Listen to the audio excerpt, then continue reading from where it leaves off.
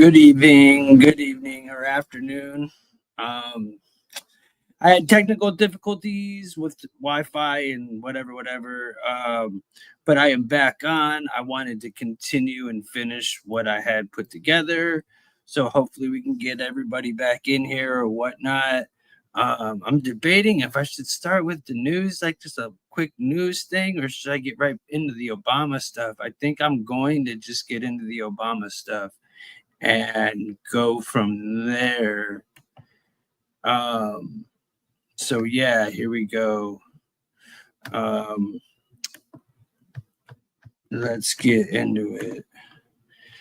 If you haven't hit the like, share, subscribe, please do. God bless everybody, and let's get into it. Kane Show, and we'll begin with a breaking news alert. Fox News Digital exclusively reporting that the Obama administration manufactured and politicized intelligence to create a narrative that the Kremlin was trying to influence the 2016 presidential election.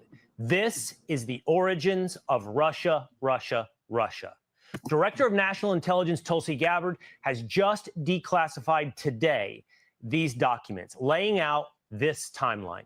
Prior to 2016 and the election, officials from across the intelligence community assessed Russia lacked the intent and capability to hack U.S. elections. After President Trump's 2016 victory, early intel assessments proved that there was no foreign manipulation. Now, officials tell Fox that intelligence was then manufactured and politicized to be used as the basis for the year-long Mueller probe. The documents state, quote, hours before the December 8th, 2016 PDB was due to be published, a senior intelligence official abruptly pulled it from the president's briefing book. It was never published.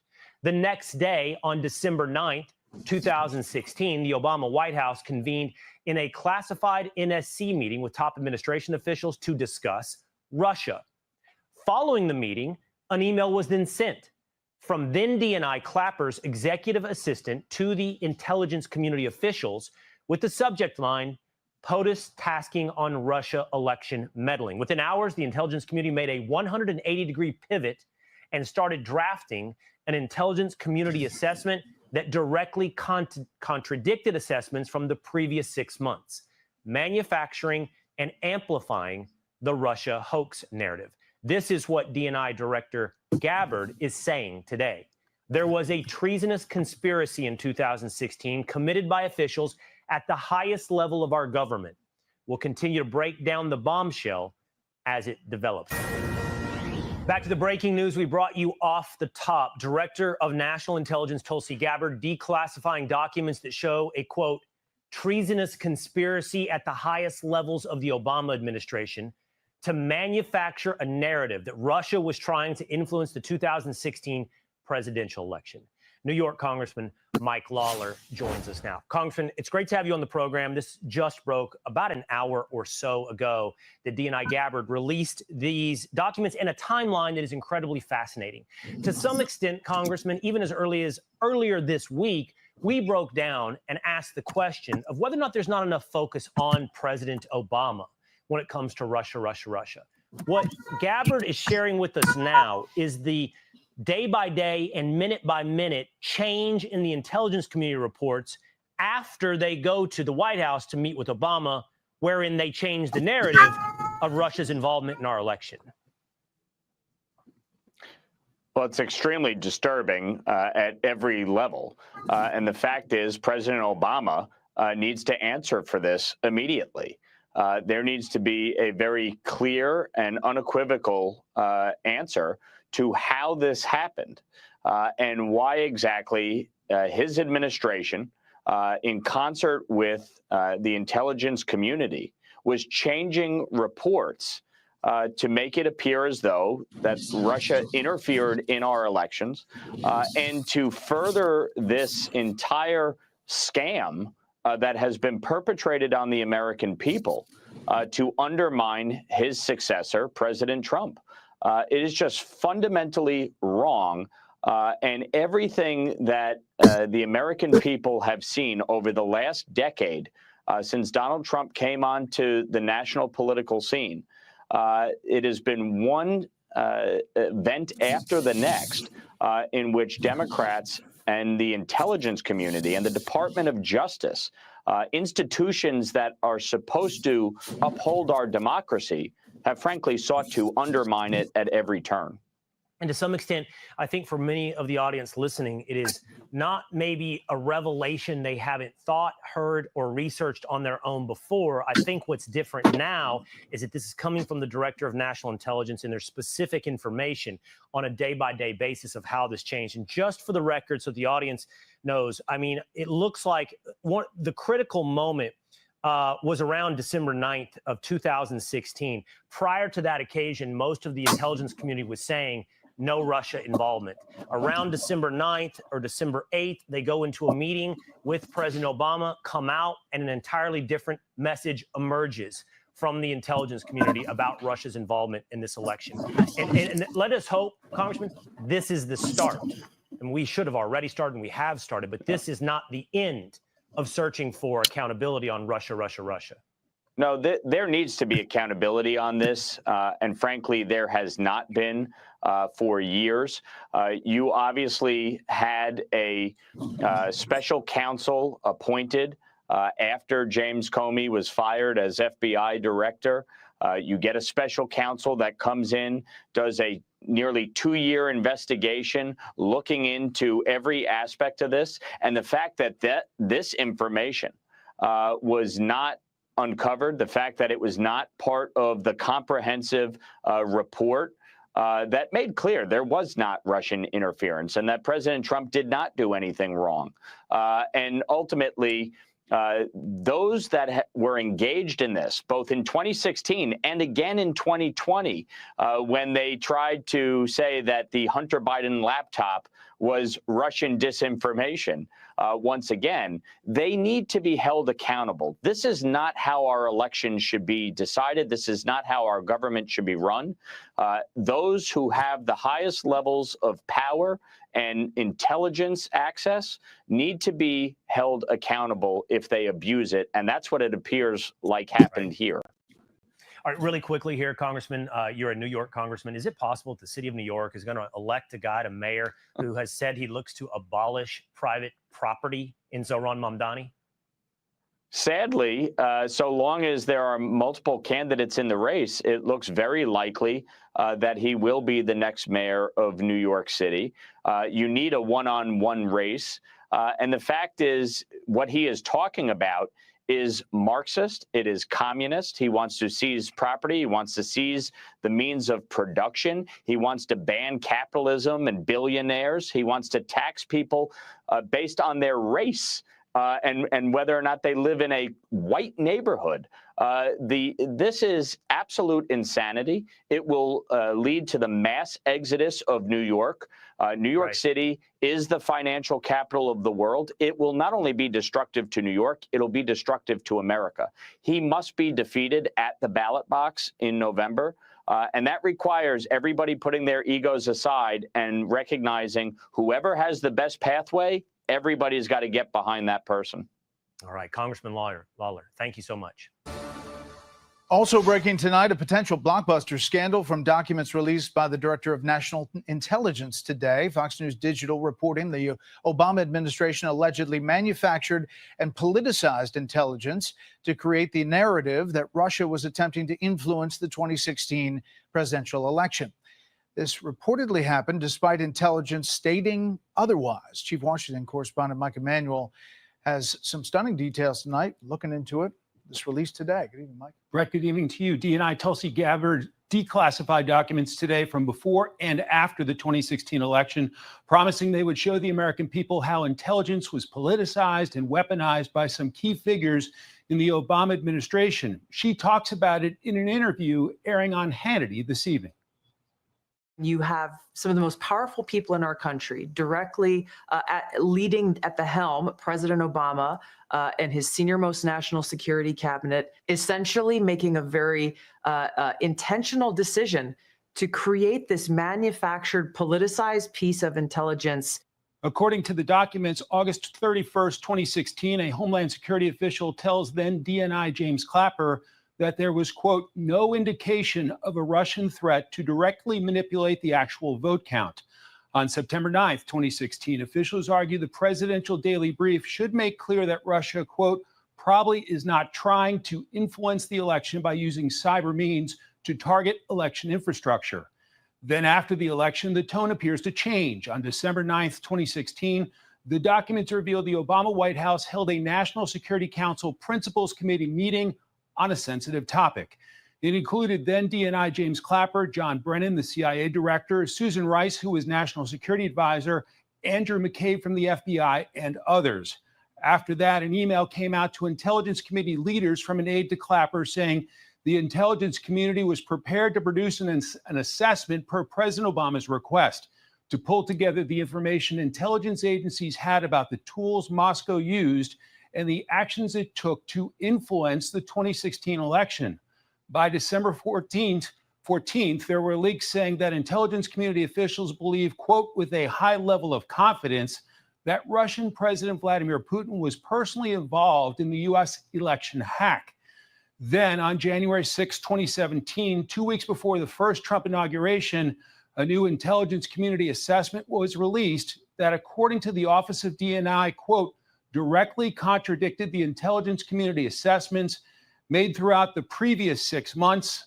Former President Obama's office declined to comment. Brett? Okay, we'll follow it. Mike, thank you.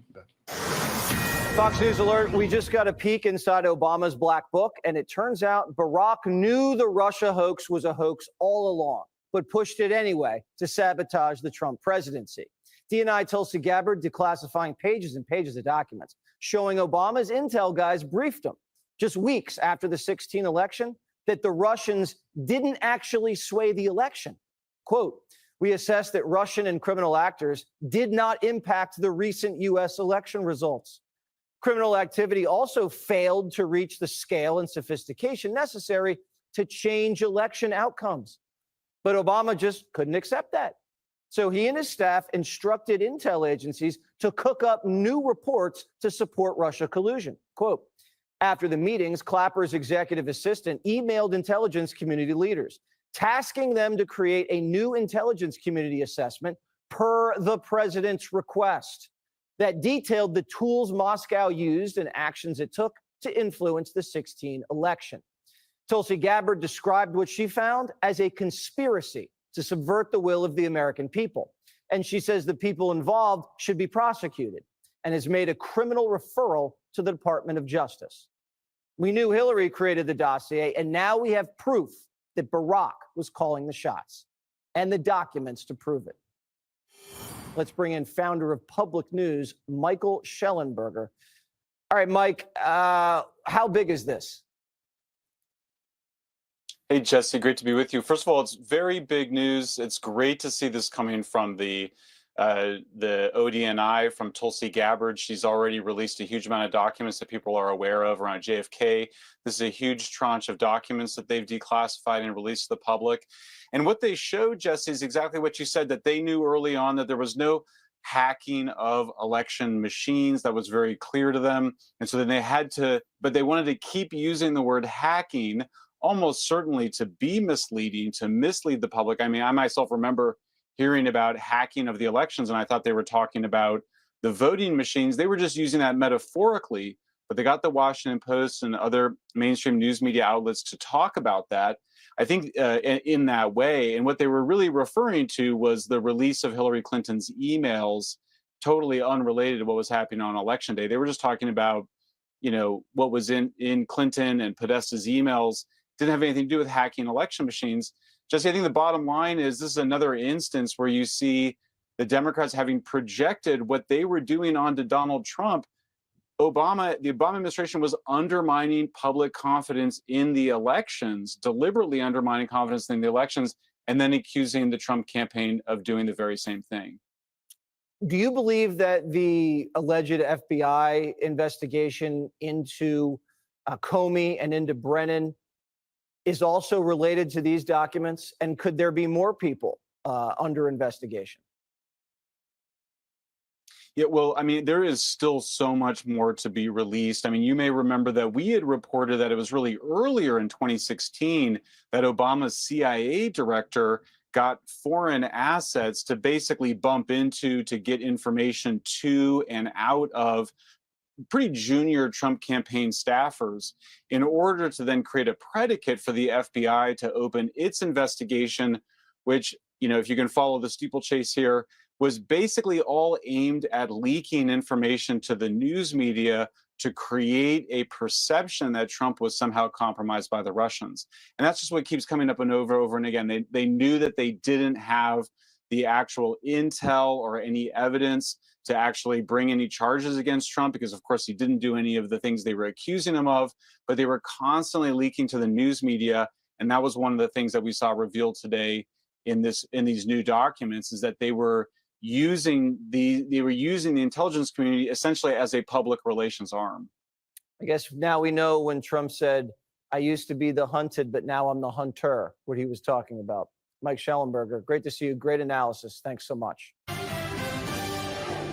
So on his very first day in office, President Trump signed an executive order announcing that the federal government would, quote, take appropriate action to correct past misconduct related to the weaponization of law enforcement and the weaponization of our intel community. No person alive today knows what it's like to have the full force of the federal government turned against you better than Donald Trump. Well, he does not want any other Americans to have to go through what he went through, because President Trump, frankly, has been bent to hell and back. And it all started at the beginning of his first term with the totally phony Russia hoax. We spent 3 years unpeeling every layer of that onion on this program with John Solomon and Greg Jarrett and Sarah Carter and others. Today, we're learning another shocking detail about the early days of that sham investigation. We have a newly declassified report prepared for President Barack Obama back in December of 2016, right after Donald Trump won, specifically stating, quote, Russian criminal activity failed to reach the scale and sophistication necessary to change election outcomes. And they were talking about one place in Chicago. Now, the deep state did not like the assessment. That was put together by career people, rank and file people. But when the politicized people around Obama got it, guess what? It changed. They never let Obama see it. Then when he asked them to prove that Russia meddled in the election, they just simply complied and they turned it on its head. And frankly, in many ways, you can say they polluted what was real intelligence and they turned it into poison. And they did it to destroy one man. Is it any wonder that there are now reportedly criminal investigations, this conspiracy investigation by Kash Patel underway, and it specifically names Comey and Brennan. All right, here to give us all the details and bring us up to speed with reaction, the Director of National Intelligence, Tulsi Gabbard. She declassified this report yesterday, has many more details. You know, I have this creation of the Russia hoax that you put out on X, that you posted on X, and I'll put it up as you're speaking here. What is amazing to me as I've gone through this cache of documents you've released is they concluded just the opposite. They concluded there was no problem. And then all of it, that was the rank and file. These were career people in the intel community. They gave honest assessments. Then all of a sudden it ends up in the hands of the leadership, the deep state as we call them. And what happened to it? Can you explain what the process and what these documents reveal? Yeah, thank you so much, Sean. This is such an important issue. And I just want to start by saying that this is an issue that is important to every single one of us as Americans. This is not a partisan issue. It has to do with the integrity and the strength of our democratic republic. And it lays out this over 100 documents that you're referencing that I released, declassified and released, spells out in great detail exactly what happens when you have some of the most powerful people in our country directly leading at the helm, President Obama and his senior-most national security cabinet, James Comey, John Brennan, James Clapper, and Susan Rice and others, essentially making a very intentional decision to create this manufactured, politicized piece of intelligence with the objective of subverting the will of the American people, who in November of 2016 delivered a historic victory to President Trump, defeating Hillary Clinton. And President Obama and his team, their goal was to essentially not accept the decision of the American people and to use this manufactured, politicized intelligence as a means to enact what would become essentially a years-long coup against President Trump. You have gone into great detail over these years of what the effects of this document and this decision have resulted in. Obviously, a years-long Mueller investigation that cost taxpayers almost $40 million, 2 congressional impeachments, endless smears and attacks against not only President Trump, but his family. He had senior members of his team who were investigated, some arrested and jailed. We had heightened and increased tensions between the United States and Russia. The list goes on and on about the consequences of President Obama and his senior cabinet members politicizing intelligence once again, and I say these words very clearly, to enact what was essentially a years-long coup, subverting the will of the American people in that election in November. Now, you referenced this President's Daily Brief document that was drafted for President Obama in early December that reaffirmed what the intelligence community professionals, as you say, had been assessing for the previous 6 months leading up to the election, which was that Russia neither had the intent nor capability to essentially hack the outcome of the U.S. election. As you said, President Obama's political appointees pulled that document before it could be published, and it has not been published until we released it today. And the very next day after they pulled that document, President Obama called a National Security Council cabinet meeting to discuss how Russia interfered with the election. Again, this is the first This week is of December. 9th, President right? Trump had already won. Correct. This is the December 9th meeting. That's exactly right. The December 9th meeting, we declassified and released what they called the summary of conclusions from that meeting. Then DNI James Clapper took the lead on what President Obama wanted done, and which was essentially create a document that tells us not if, but how Russia interfered with the election. President Obama delivered the conclusion that he wanted the intelligence community to reach and directed them to find and essentially create and manufacture the intelligence to support the conclusion that President Obama wanted to deliver to the American people. Once that document was drafted, the deep state kicked into gear and did what they usually do. They started leaking this classified information out to their friends at the Washington Post and others who are working hand in glove with the deep state to lay the groundwork for the assessment that they eventually released that served as the basis, once again, for this years-long coup with the goal of trying to subvert the American people's will and usurp President Trump from being able to deliver on the mandate that the American people gave to him when they chose to elect him as president of the United States. So you had career intel people that came to a conclusion that, in fact, Russia did not interfere, that it had no impact, and they didn't like the assessment. And they have this meeting with President Obama at the time, and they make the decision, a very conscious decision, to pervert real intelligence, turn it into phony intelligence, but also simultaneously something else was happening. And James Comey, for example, was warned about the Russian disinformation dossier that was paid for by Hillary Clinton. He was warned not to trust it, but it became the bulk of information for not one, but 4 separate FISA warrants, ruined Carter Page's life, but also backdoored an ability for them to spy on President Trump, candidate Trump, and transition team Trump. Nobody was ever held accountable for that either. Now, to me, it sounds like you have appointed powerful bureaucrats that just flat out created a narrative that was false to undermine a duly elected president. Now, if that's not a grand conspiracy, I don't know what would be. Do you see crimes here? I do, Sean, and I'm referring all of these documents that we have found and uncovered, referring them to the Department of Justice for further investigation, accountability, and action, not just investigation, but action. Accountability has to take place.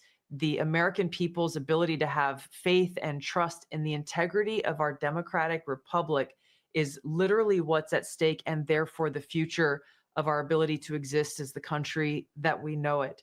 This accountability is critical to make sure that this never happens again. Exposing the truth and naming those who are responsible should drive that accountability that has to take place. I just want to mention quickly, Sean, you mentioned the Steele dossier. That plays a critical role in these documents that we released, specifically because James Clapper, James Comey, John Brennan, they all knew that the Steele dossier was discredited at this point. It's not something any intelligence professional looked to as something that could be referenced or should be referenced in any intelligence assessment whatsoever. I know that there were professionals who were told include the Steele dossier in this January Obama-directed manufactured piece of intelligence, and they protested to people like John Brennan and James Clapper. They were shocked that it would even be considered. The Steele dossier was used in this manufactured assessment that President Obama directed be created, along with many other pieces of intelligence that the intelligence community itself, for months leading up to the election, said this is not credible and should not be used at all. We've got to get to the bottom of this. I hope Okay, now to all the people that said that Trump isn't going to do anything, or Fox, or this or that, I've got this right here. Trump officially requests Epstein grand jury documents. Take a look right here at this post coming in from President Donald Trump on Truth Social, as he says, I have asked the Justice Department to release all grand jury testimony with respect to Jeffrey Epstein, subject only to court approval. With that being said, and even if the court gave its full and unwavering approval, nothing will be good enough for the troublemakers and radical left lunatics making the request. It will always be more, MAGA, with an exclamation point there. And of course, we are talking about the latest, all related here to the Jeffrey Epstein case. President Trump and his administration, as you heard, officially asking a federal court to unseal those secret documents related to the case in an effort to put a rest to the controversy that continues here to unfold. Now, the president did say Thursday that he had directed Attorney General Pam Bondi to produce any and all pertinent grand jury testimony subject to court approval. Bondi then announced that the DOJ would move Friday to ask the court to unseal the transcripts, and Deputy Attorney General Todd Blanche filed that motion Friday, urging the court to release the transcripts. All of this a week after the DOJ did announce that it would not release any more evidence about the sex trafficking investigation into Epstein, who officials say killed himself behind bars in 2019 while awaiting trial. Rich Edson breaks down all of the latest for us. This is not an auto pen, by the way, which is a big scandal. President Trump referencing a congressional Republican investigation while signing a bipartisan bill. It regulates a type of cryptocurrency called stablecoins. The House also passed a bill rescinding $9 billion in federal funding to public media and foreign aid. After the House vote, the president wrote, quote, House approves $9 billion cuts package, including atrocious NPR and public broadcasting, where billions of dollars a year were wasted. Republicans have tried doing this for 40 years and failed, but no more. This is big. Also, the Justice Department officially requested a federal judge unseal grand jury transcripts related to Jeffrey Epstein's 2019 indictment for sex trafficking.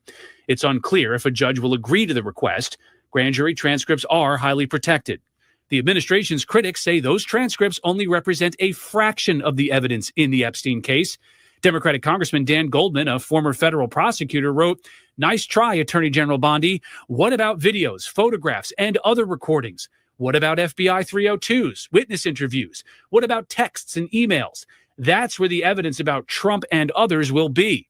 The Justice Department request follows a report in the Wall Street Journal that a, quote, bawdy letter bearing Trump's name is included in an album from dozens of Epstein's associates to celebrate his 50th birthday in 2003. The Journal reports the letter contains several lines of typewritten text framed in the outline of a naked woman drawn in heavy marker, including an imaginary exchange between Trump and Epstein. The president told the Journal Tuesday evening, quote, "This is not me. This is a fake thing. I never wrote a picture in my life. I don't draw pictures of women. It's not my language. It's not my words." And threatened to sue the Wall Street Journal, which shares ownership with Fox News. Fox News has not independently confirmed the truth of the Wall Street Journal's claims about the letter. Vice President J.D. Vance followed, posting on X, quote, "Forgive my language, but this story is complete and utter BS. The Wall Street Journal should be ashamed for publishing it." Trump and Epstein had a falling out in 2004. Epstein was first indicted in 2006. President Trump did file a lawsuit over that Wall Street Journal article. Fox News has asked the White House for comment. At the White House, Rich Edson, Fox News.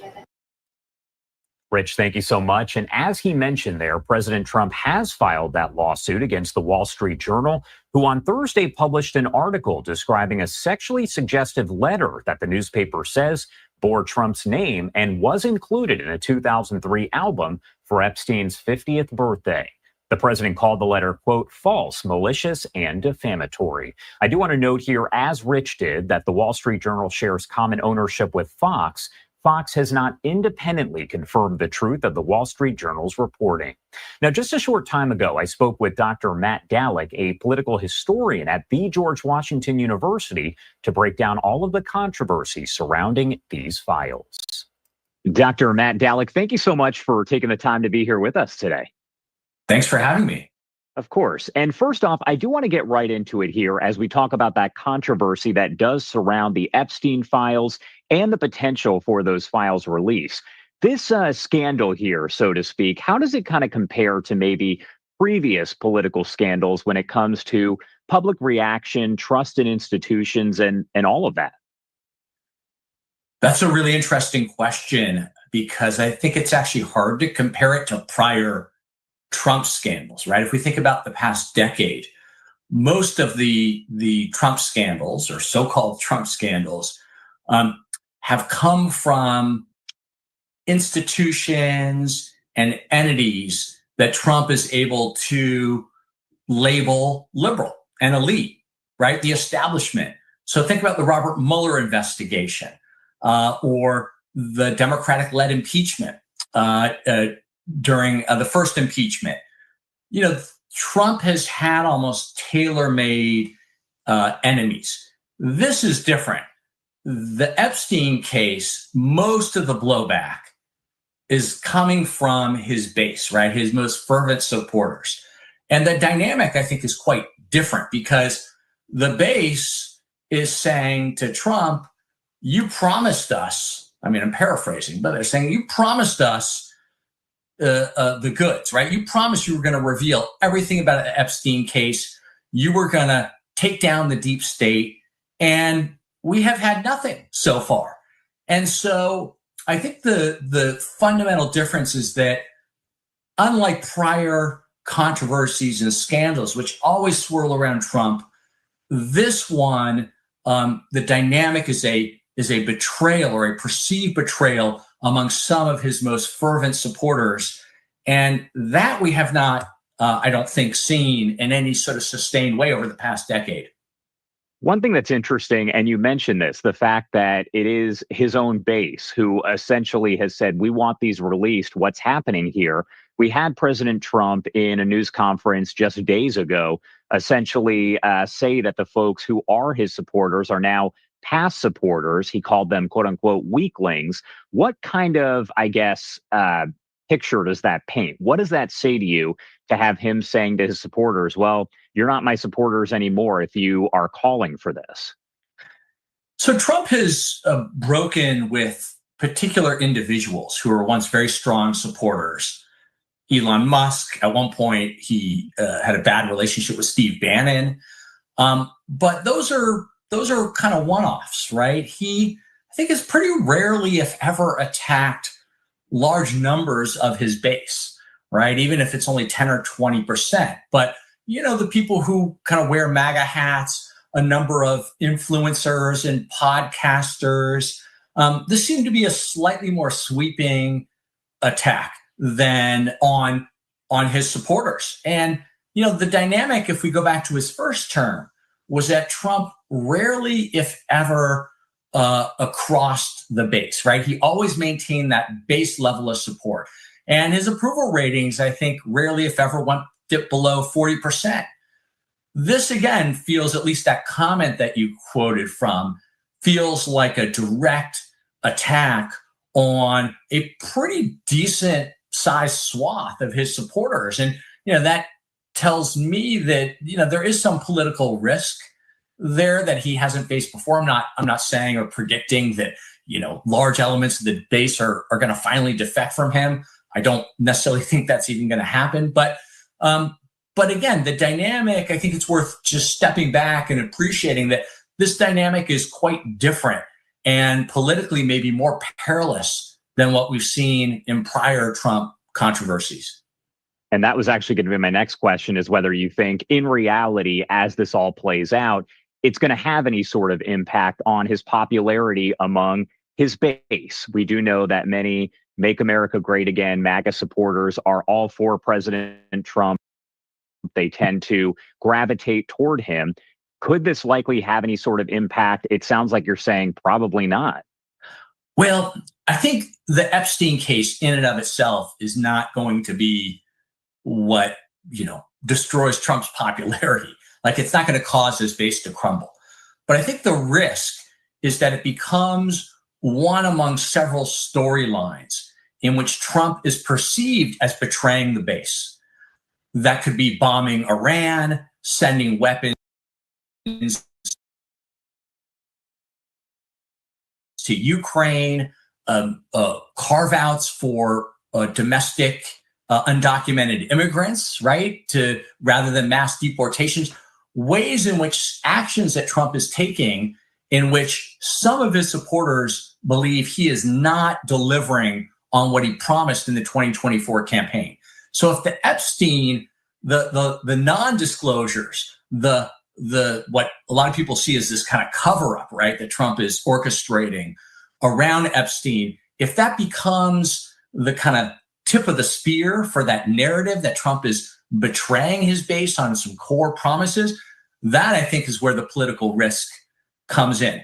Having said that, though, of course, observers have been predicting that Trump's base is about to crumble or it's going to peel off for 10 years, right? I mean, it's been a kind of long-running thread in American politics for a decade.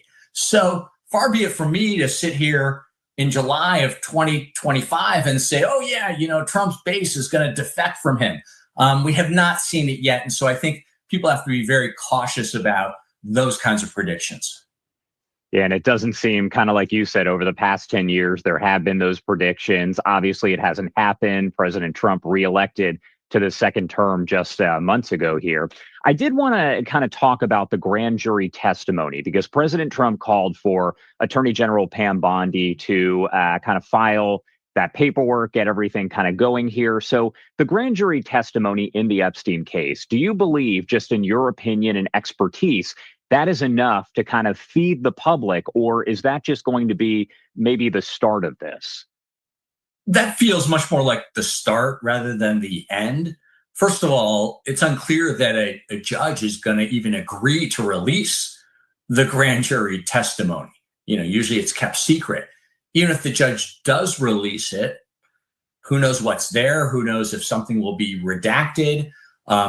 It's likely to raise other questions that will lead to louder demands for the Trump administration to do more. Pam Bondi, the attorney general, I think, has already upset and infuriated folks like Laura Loomer, right? One of Trump's biggest online champions. So whatever happens with and also the grand jury testimony, if it does get released, will probably take weeks or months before that happens. So, the idea that there is one move, I mean, if we back up, and this is, I think, an important point, Trump and Kash Patel and Dan Bongino, right, at the FBI, other aides, have been peddling this Epstein conspiracy theory for years. And they have been, they've been pushing it, they've been amplifying it, right? They've been very entrepreneurial about pushing it out into the cultural bloodstream. Well, now that they're in power, in a way, the bill is coming due, right? It's kind of on them to deliver, because they said we were going to expose this, horrific cover-up by the deep state of not just Epstein's crimes, but crimes committed by other elites, other powerful people. So it seems like, given where we are now in the summer of 2025, that the Epstein story, it's not necessarily going to be a leading story every day, of course, but it's also unlikely to just fade away entirely, because until and unless Trump produces what he promised to produce, I think these questions from his supporters are going to continue. My last question for you here. What do you think it is about the Epstein case that people are still so focused on? Why is it still so front and center at this point, years later? Yeah, that's a really interesting question. I've thought about it. I think one explanation is that the Epstein case, and really the conspiracy theory, right, that the government may have murdered Epstein, he didn't commit suicide, the government was covering up other people involved in these horrific child sex trafficking crimes. That story, I think, resonates with people, that conspiracy theory, in part because it's a tale about the corruption, the perfidy of the deep state, right? It's sort of this ultimate betrayal that the government it's similar in that sense to QAnon. And this idea that within the deep state, there are people who are enemies, who are destroying the country, who are committing these monstrous crimes. And Trump has argued for a decade, and argued quite effectively, that he is the one to dismantle that deep state. He is the one to expose it, to destroy it, and, as he says, make America great again in the process of doing so. So the Epstein case and the conspiracy theory, I think it contains, it's lurid, but it also contains a lot of the core elements in Trump's larger narrative about Americans being persecuted, being victimized by this deep state. And the Epstein case, I think, as a result, it's like a symbol of that persecution. It's a really ugly symbol of just how horrific the government can be to cover up, again, these monstrous deeds. All right, Dr. Matt Dallek, a lot of area covered there. Thank you so much for taking the time to join us. Anything else that we left out? Anything you want to make sure to mention here before I let you go? No, I think we covered a lot of ground. Thank you. Like, share, subscribe. Here is Elon Musk and what he's saying, why Trump hasn't officially opened it yet. This is now a different news source, so here we go. Bombed Iran like 2 weeks ago. Whatever else you can say about him, the man has always been extremely adept at getting the news coverage he wants, or at least about the topics he wants. That is not happening, though, right now. Right now, Donald Trump wants everybody to shut the hell up about his one-time close friend, associate, the late child sex trafficker, Jeffrey Epstein, the guy you see there on your screen hanging out with Trump. And yet everything Trump is doing is making people talk about it more. In fact, just an hour or two ago, Donald Trump fired an Epstein prosecutor. That would be Maureen Comey, the daughter of former FBI director and Trump nemesis James Comey. Now, Trump could have a lot of reasons for disliking her, but as Politico noted today, Comey, who'd worked in the U.S. Attorney's Office for nearly a decade, prosecuted both Jeffrey Epstein and his associate, Ghislaine Maxwell. Okay? So when Donald Trump's trying to bury the story right now, out of nowhere, in an unprecedented move, presidents don't fire career attorneys, he fired Jeffrey Epstein, Ghislaine Maxwell's prosecutor. This is just one in a series of things Trump has done surrounding the Epstein story that have just been really weird. And so now we are seeing a revolt among the MAGA faithful, people who cheered when Trump staffed the Department of Justice and FBI with loyalists who vowed to release the Epstein files to the public. And they were devastated last week when Trump's administration closed the case and told everybody, turns out nothing to see here. None of it made sense because the administration had been hyping this release over and over. Attorney General Pam Bondi was telling anyone who would listen that she had tapes to review, she had a client list to review, that they gave out a binder that was phase one. And it even got weirder because when they announced the case was closed, they also released that raw video from Epstein's prison block the night he killed himself.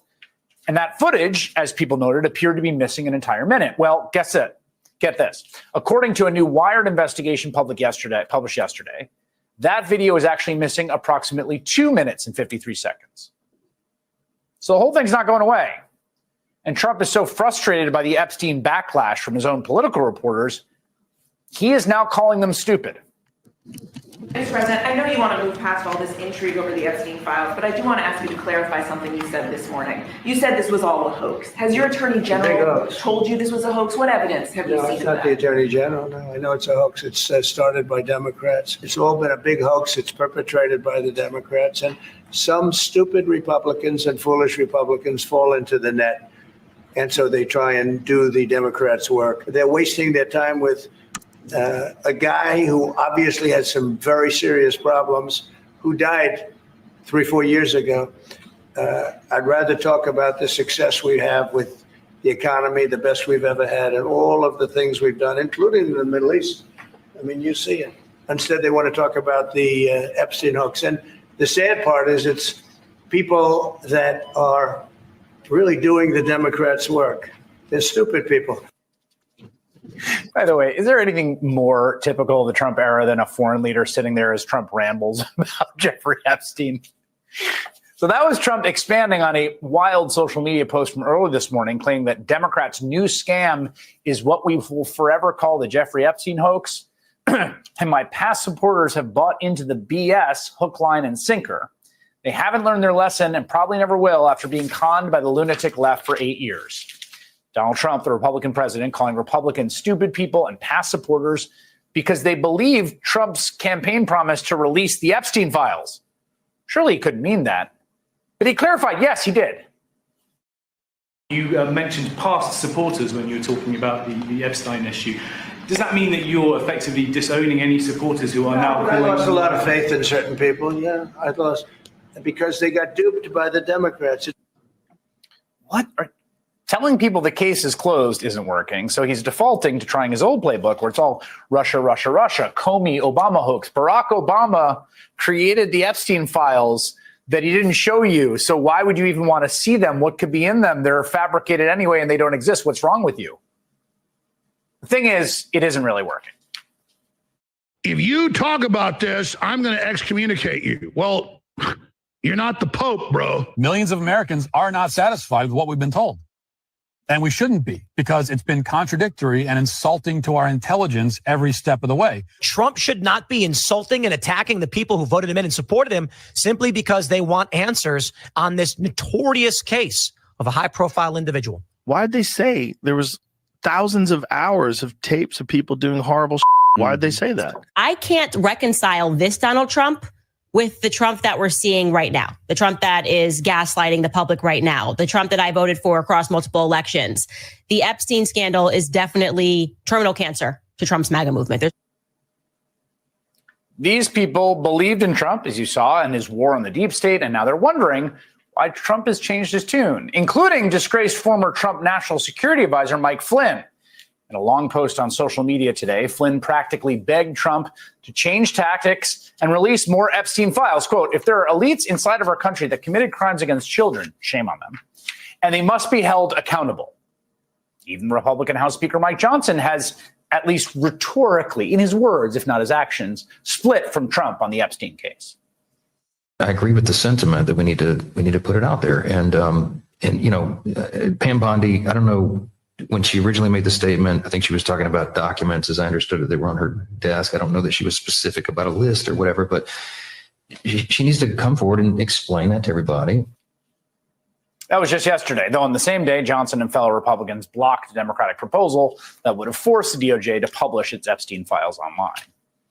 But again, Trump can't stop talking about Epstein and posting about Epstein, even as he wishes everybody else would.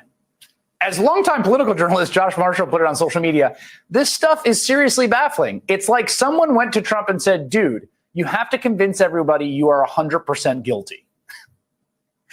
Again, Trump has always been able to move on from a bad news cycle before, often by creating some new bad news cycle, right? But now he really is losing control of his supporters. The only person on the right who seems really happy about it is Trump's former mega donor and co-president, world's richest man, Elon Musk. All summer, Musk has openly warred with Trump, including teasing the creation of a new third party, saying in a now deleted post that Trump was in the Epstein files.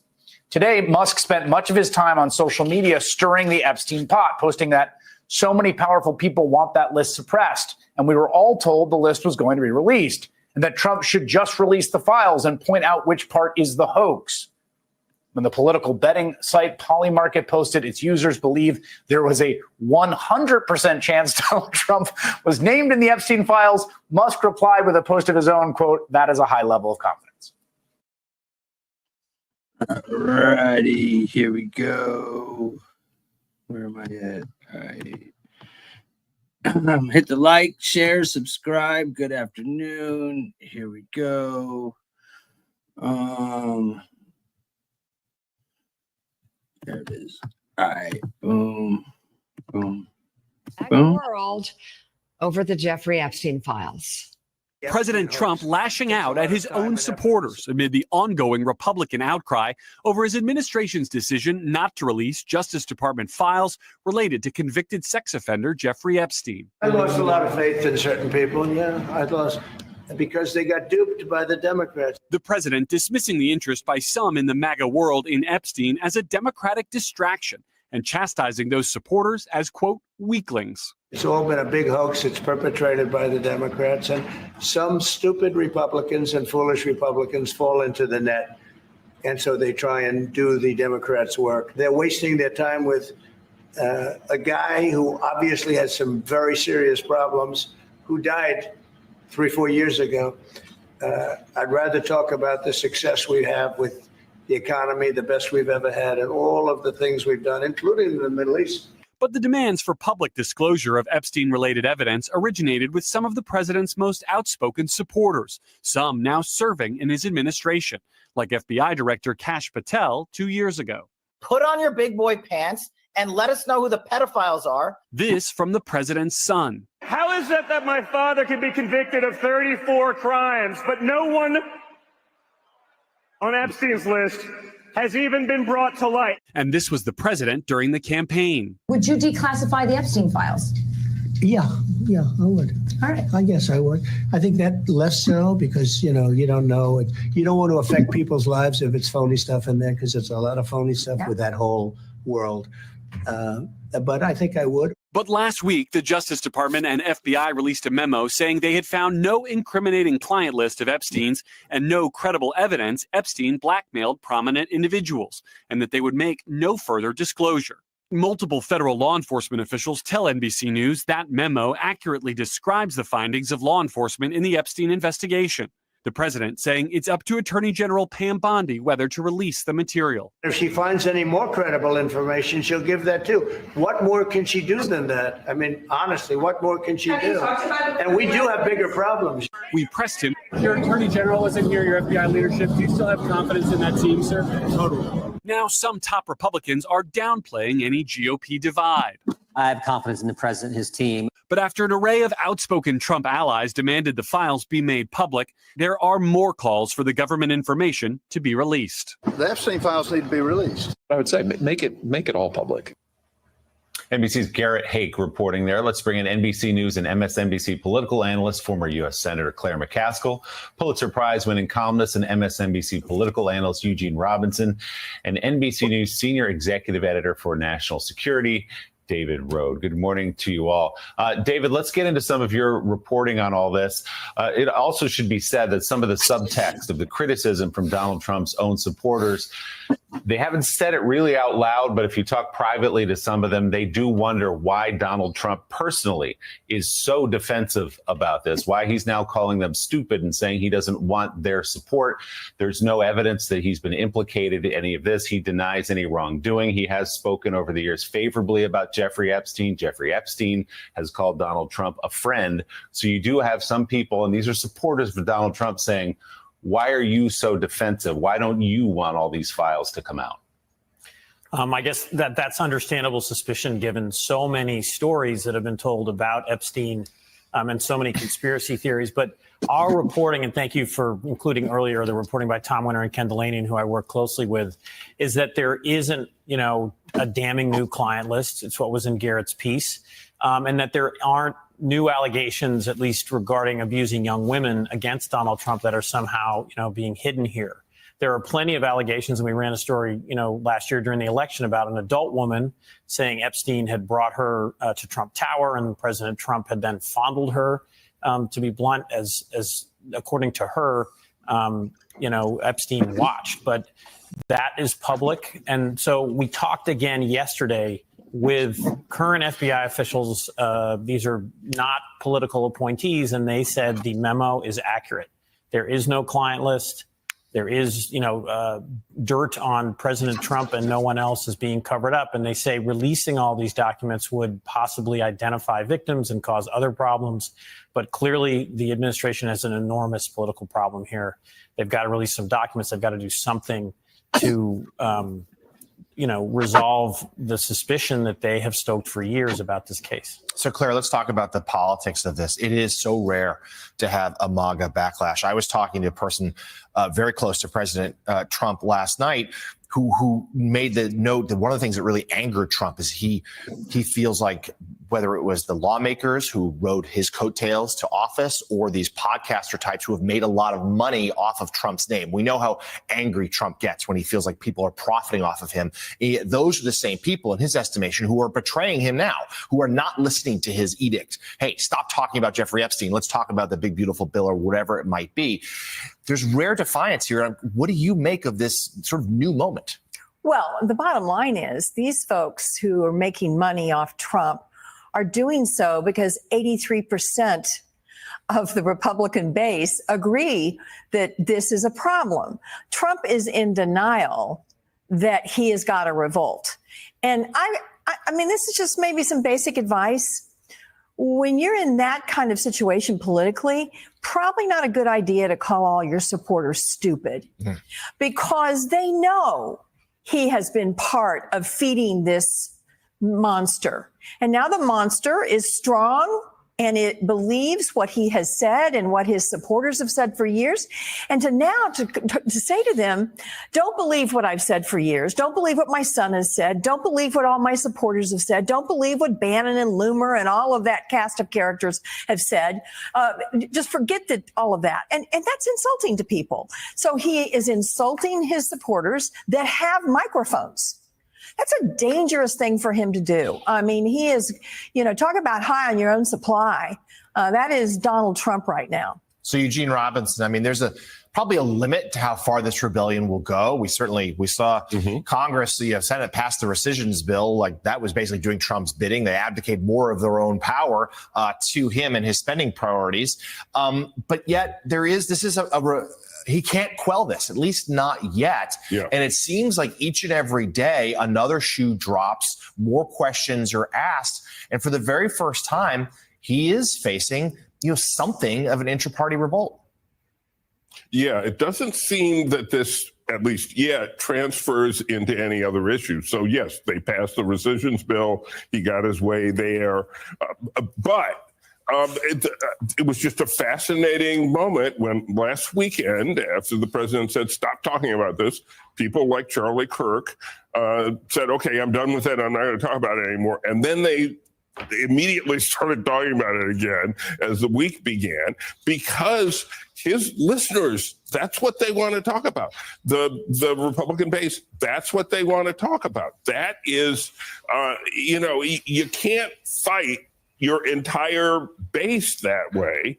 If the base is that convinced, 83% convinced that you're hiding something and that you're not being honest. So what is Trump going to do now? Is he going to say that, my FBI director, Kash Patel, he's crazy.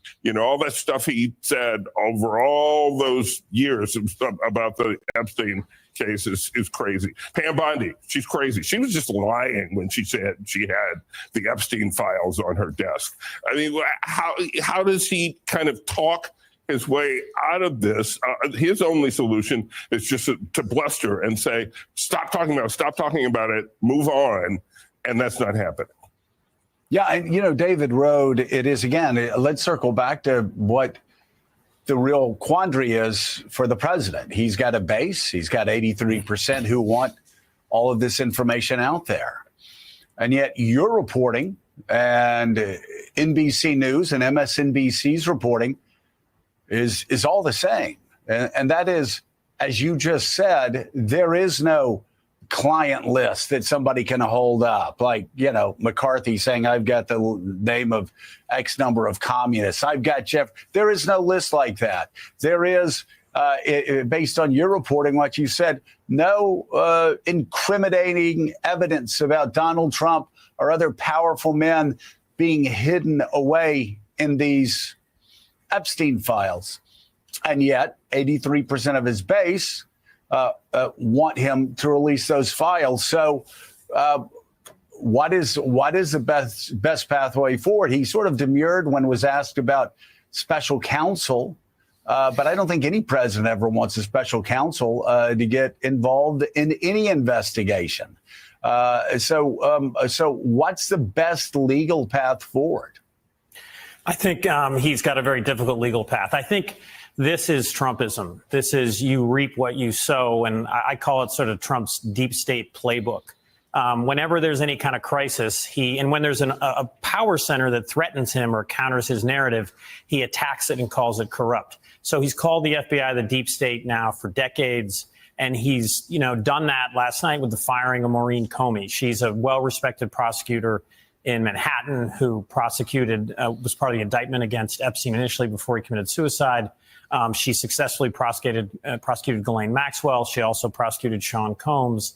But this helps him play into a conspiracy theory that somehow Jim Comey was involved in all this. And what you said earlier was correct.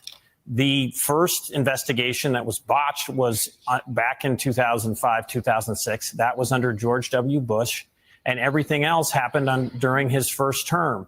So the deep state play is to just constantly blame nameless, faceless government officials. It's ingenious. It's insidious because it makes people not trust the FBI. It makes them not trust the mainstream media. And now he, for once, has this, this blowing back up in his face. I think he'll get through it. They legally could maybe release some documents and maybe that would quell it. But I don't see a special counsel helping him. That would just drag this out further. NBC's David Rode, thank you as always for your analysis and insights. And still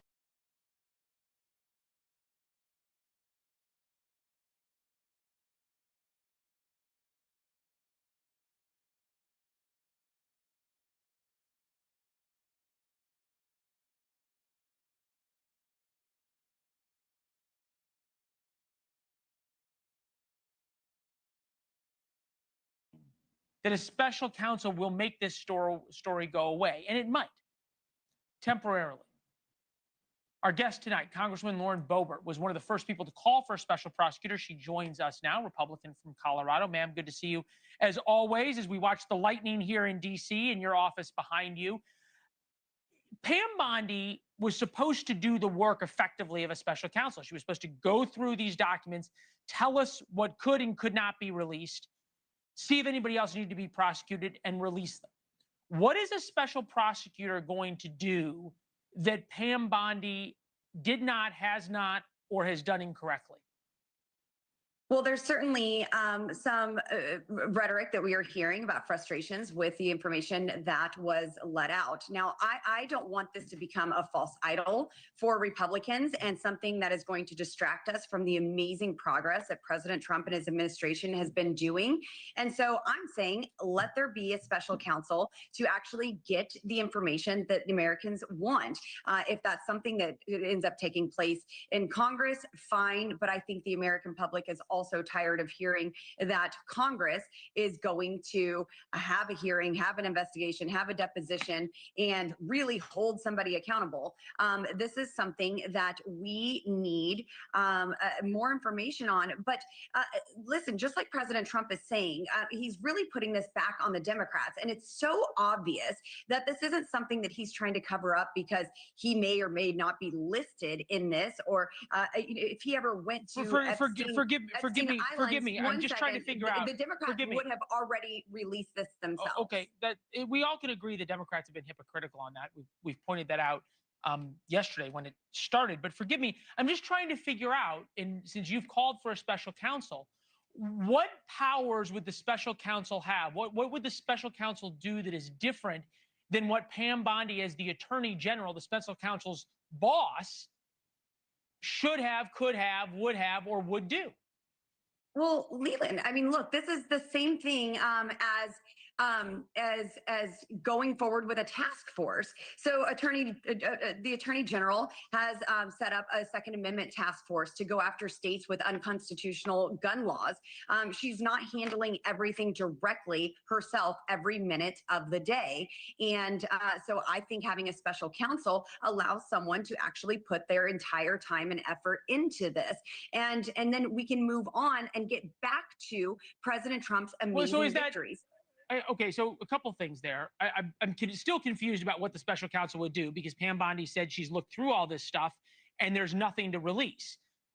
So either she did a poor job, she was lying when she said she had the client list, or something else is afoot. But I think you said sort of the point, right? Which is the point is to move on. The point is to sort of kick the football kick the can down the road. Move on. I'm saying have someone who's actually dedicated to finding an answer and what answers do you want? Information to the public. Whatever is not out there that is not satisfactory to folks. People want information on this. This is a big deal. Right. And like you mentioned, President Trump, this wasn't his main thing that he ran on. I would much rather have a secure border than a list from Why do you think a dead pedophile at this time. Why do you think people are so ignored? angry? Absolutely not. I know you've gotten calls from your constituents. We've heard from a lot of MAGA world. Why do you think this issue? You think about MAGA members pushing for more facts. Everybody from Alex Jones, Michael Flynn, Benny Johnson, Tucker Carlson, Laura Loomer, Megyn Kelly, Charlie Kirk, Senator Mike Lee. You could go on and on with let me just ask. I understand that. But why do you think they're frustrated? Because we do value transparency, and this is something that we thought that we could just open up phase one of a binder and get answers, and there hasn't been a phase two. But I do trust President Trump. I trust the process. I trust Dan Bongino. He has always been someone that I can count on and rely on, and I think moving forward with a special counsel allows us to get back to the amazing work that President Trump is doing. His jobs reports are great.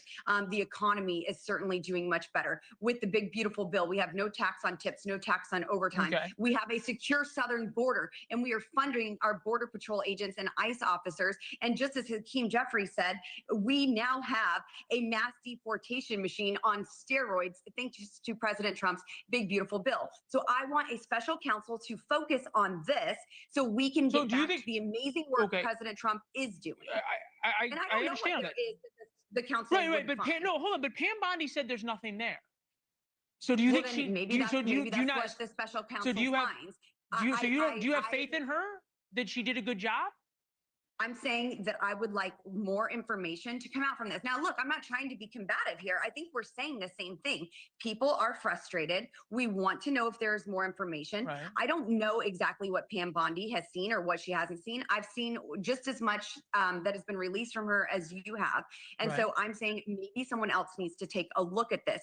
But also, we can walk and chew gum at the same time. We can also celebrate our secure border. We can celebrate that we are putting America first, that we are putting American energy dominance ahead as a priority. Madam Congresswoman, I appreciate this. You're listing this laundry list of Trump's wins, of which they've been significant. Shouldn't we be? reported. I mean, Coca-Cola just said that they're changing their ingredients because of the MAGA agenda under President Trump. I hear you. We We've should be reported all talking of about those. his victories. We've reported all of these. We've reported Great. all of these. I'm still And trying you've to also figure talked out about the Epstein list, which is fine. We're all talking about many of these same Right, things. but I'm still all trying at to once, figure and out. that's fine. I'm still trying to saying, figure out. Let's have a special counsel and figure But out what would you what we're like the missing, special? if What would you? anything. So why do you think MAGA, if Pam Bondi has done her job and has been completely above board and she's right that there's nothing here, I just think hear me it's out. clear that folks are not satisfied. Right, so with why the would they job be on this one satisfied? issue that has been done? Why would they be satisfied with a special counsel who comes back with the very same thing, a special counsel who works for Pam Bondi? Well, then maybe we need to do is Tim Burchett has asked our chairman of the Oversight Committee and bring in Ghislaine Maxwell and ask her why she's in jail. And maybe there's something there that she has to say. There are more ways to get information, but to put our entire focus, our nation's focus on this one thing and not talk about how President Trump is truly improving the lives of Americans each and every day, that he did not have to come back and do this job again, yet here he is, 80 years old. And why do you think he's so? Why do you think the Epstein files went from something that was so benign in the conversation to now a Democratic hoax that Trump wants nothing to do with? How did that arc happen totally within the Republican Party?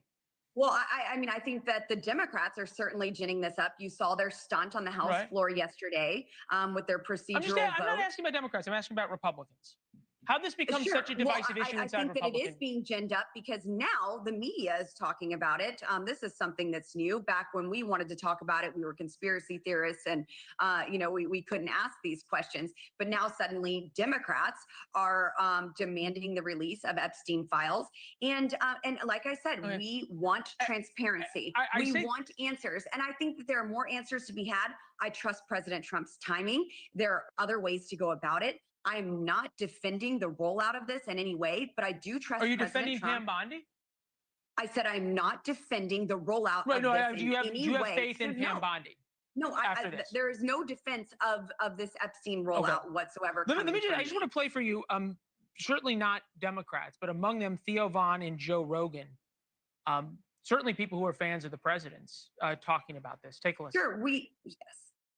I voted for none of this. He's doing the exact opposite of everything I voted for. You just really start to feel very disillusioned pretty quickly. And I don't mean disillusioned in people. I don't mean disillusioned in like the human beings, but this disillusioned in our leaders. Yeah, they can lie about all kinds of things. And this is today with the internet. You know, like, look, where's the Epstein files? Oh, can't find them. Don't exist. Like, they can get away with man. Oh, yeah. You think they're all wrong? No, listen, here's the thing. I think you think that I'm arguing with you and saying that you're wrong and questioning this, and I'm not. I said there needs to be a special counsel and we need more information. But what I'm still trying to figure out is, and we can agree to disagree, but what a special counsel would do and what powers a special counsel would have that Pam Bondi does not and did not have. But we'll move on. I just say Pam Bondi needs to focus all of her attention on this and drop the special counsel? Well, she said she did. No, I'm just asking you. She said she did. She said she looked into it. She didn't say I don't have enough time. She didn't say I need more power. You're trying to find a sticking point for us to fight about. I'm just asking want more information. Okay. I'm saying President Trump is doing what more information do you want? I'm not defending the Leland. Okay. You are talking over me much more than normal, and I don't think that we need to be combative here. I'm not disagreeing or arguing with you. I am saying there was no defense from me on the rollout. I understand that my friends in the MAGA movement and the America First movement are frustrated. And I'm saying there are other ways that we can attempt to get more information. I trust President Trump. There are also amazing victories that are taking place in this administration. He has done more in just over 100 days than we could ever imagine. And we cannot lose sight of these amazing victories. And we can also that's the fourth time you pursue said that, more ma'am. transparency. Yeah, and I'm going to keep saying it. Absolutely. President Trump deserves to have these victories celebrated each and every day. I understand. I understand that feeling. We're going to push for more information as well. Thank you very much. It's good to have you. Thanks so much, Leland. Thank you for watching. Subscribe below and download our News Nation app right now on your phone. And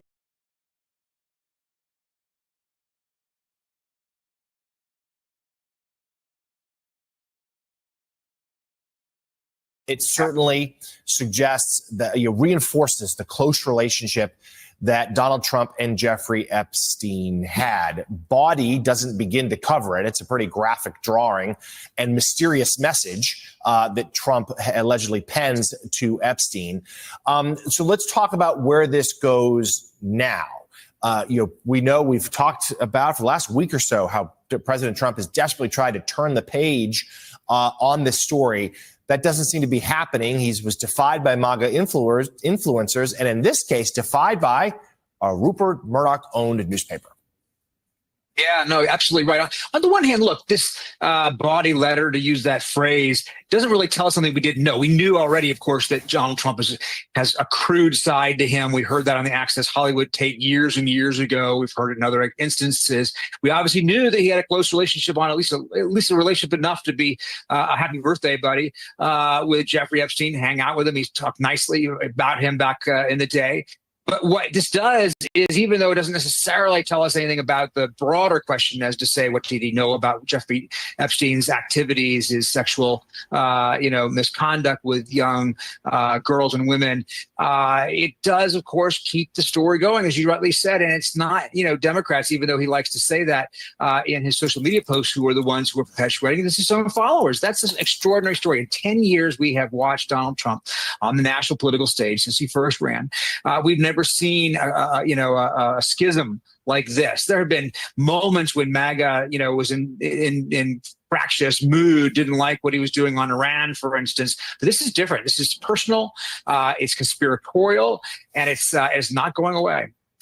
So, Simone, is definitely not going away. There's also rumblings that there could be other revelations in the days and weeks ahead. So what do you make of this moment? We covered earlier in the show, it does allow some on the right to fall back on familiar territory, right? Where they now get to lash out against the Wall Street Journal. Oh, it's the mainstream media conspiring against our favorite president again. But that doesn't make the questions about Trump and Epstein go away either. And what do you think? Is this a story that, in a handful of days, we'll have turned the page and be talking about something else? Or is it something that could really consume this administration for a while? Well, first, let's say this is a self-inflicted, as we call in politics, an unforced error, because we're only talking about this particular issue. The Epstein files have only been elevated in the way that they have because of Donald Trump and the MAGA movement. It goes directly to the heart of what has rallied them for 10 years, that there are these elites that are corrupt, that are colluding together. There are these pedophilia rings, all these things that seem very far-fetched, but this is something that goes to, again, the heart of what people who are QAnon MAGA believe. So that is why this is such an issue. And Donald Trump and people like Pam Bondi and Kash Patel and lots of people that currently work for the president that he hired, they elevated these conspiracy theories. I also want to note, though, Epstein's crimes were real. And his victims are really real. So the conspiracy has all this conversation around it. And for the way that the White House has decided to wade into or not wade into the story, I really think we're going to see a split screen going forward over the next 6 months to, I think, 12 months. You have on one side of the ledger, the White House and Republicans who are telling their voters not to believe the things that we have told you for years, that this is no longer a big deal. This is a hoax, and it's consuming the White House. So I think it's an issue because it's consuming the White House. I don't think we would have seen this reporting from the Wall Street Journal if the president was not so adamant that that this whole Epstein file thing was made up, right? That it was a hoax. I would like to remind people that this started when he was the president, because Epstein was put in jail and died while Donald Trump was the president. This was not a Biden-Obama era thing. So that's one side of the split screen. Then the other side of the split screen, you have Democrats who are very concerned about the policies coming out of this administration, right? But see the Epstein files conspiracy, if you will, as an opportunity to hammer home this message about the fact that, yeah, Donald Trump has tried to convince you that he's one of them, but it seems from his bills that he's passing to what he's talking about from the White House and the Epstein files that he only cares about his very rich and powerful friends. So that is a split screen in the conversation I think we're going to see going forward. But if the White House would just, be a little bit more forthcoming and just keep it 100, we likely would not have seen this reporting from the Wall Street Journal. Every effort that Trump has made in the last 10 days to quell this story has backfired, and it's only given it more oxygen. So, Dave, let's turn to some of the legal stuff now. Trump put out a couple of through social posts yesterday, attacking the Wall Street Journal, threatening to sue the Wall Street Journal. We'll come back to that in a moment. But he also says he's authorizing his Attorney General, Pam Bondi, to put out some of the grand jury material. For my couple questions for you. First, can he do that?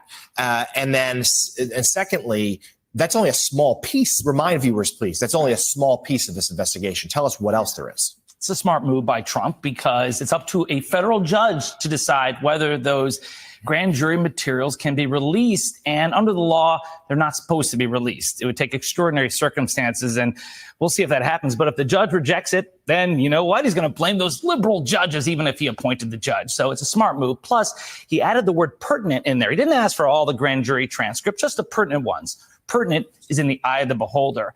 Plus, the MAGA base is not calling for the redacted grand jury transcripts. That only tells you so much. What they want is the full file. They want the stuff that would include a birthday card like this. So they're not going to be satisfied by this. This is a piecemeal effort.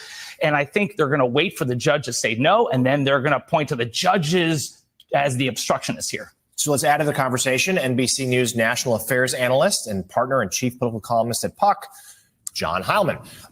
John, this is certainly a seismic story with major development last night from the Wall Street Journal. We noted earlier, some on the MAGA right now turning to attack the newspaper. But as we've been outlining here all morning long, there's still so many unanswered questions here about this case and Trump's role in it.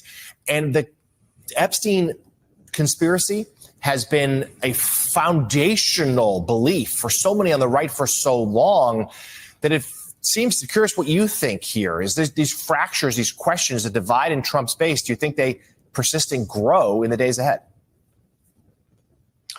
Impossible to make firm predictions about that, John, because, the way the world is. But I do think that I think the Wall Street Journal story, though, if true, and what the note that Trump allegedly wrote here is weird and creepy and not that out of sync with what we've known about Trump's past relationship, what's been public about his past relationship with Jeffrey Epstein, which of course is part of the story and why there is people speculate about why Trump has done what he's done over these last 2 weeks, which, as you point out, is every time he has tried to douse this fire that's consuming his administration and his base. It's just like been pouring gasoline, gallon after gallon of gasoline on it. So that I think there will be this moment where some of the people who've been criticizing Trump, we've seen this already from his base, in the MAGA media influencer world, will rally around Trump and against the Wall Street Journal as the mainstream media. But I think that the move to try to, again, blunt what his core supporters want here by throwing them not exactly a red herring, I guess, throwing them a bone, a fig leaf in a way, in this call for the grand jury release is not going to get him anywhere.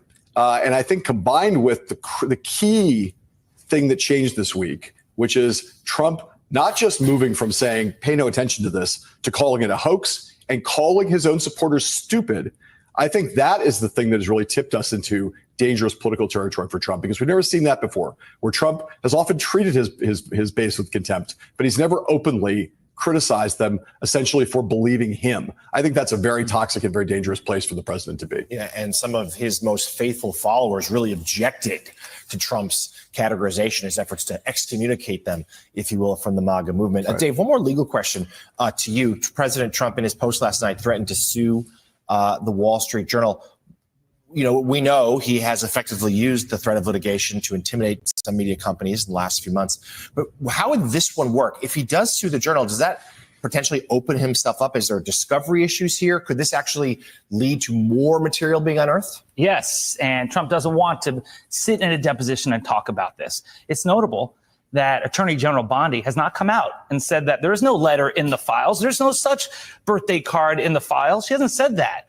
So I guess Trump is saying that it may exist in the files, but it is a concoction, a fabricated note written by someone else. That doesn't really make sense. So I think what he's trying to do is get ahead of this by saying, I'm going to sue. And just like a bee, after it stings, it dies. Yeah, I think it's a risky move if he were to follow through for sure. So, Peter.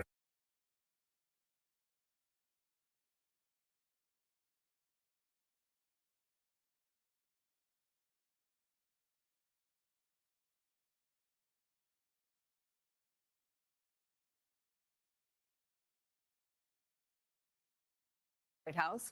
Ashley Parker is staff writer at The Atlantic. Tim Miller is host of the Bulwark podcast, and Democratic strategist and former executive director of the New York State Democratic Party, Basil Smikle, is with me in studio. All three of those MSNBC political analysts. Ashley, what do you make of the way Trump is handling all this, telling people forget it while talking about it when he's asked a totally kind of unrelated question, suggesting opening potentially an FBI investigation? Is he a big part of the problem for him? Well, in talking to people in the White House and around the president, there's two things you have to understand. The first is, and this comes through, frankly, in his public statement and certainly his Truth Social posts, it's that he feels incredibly frustrated and betrayed by his supporters who won't let this issue drop, despite him telling them quite clearly, it's time to move on. I want to focus on my various achievements. We don't want to talk about this anymore. And he has this view of, look at everything I went through for you. You know, I've fought on your behalf in some cases with some of these MAGA influencers who won't drop it. I made you. I'm responsible for your success.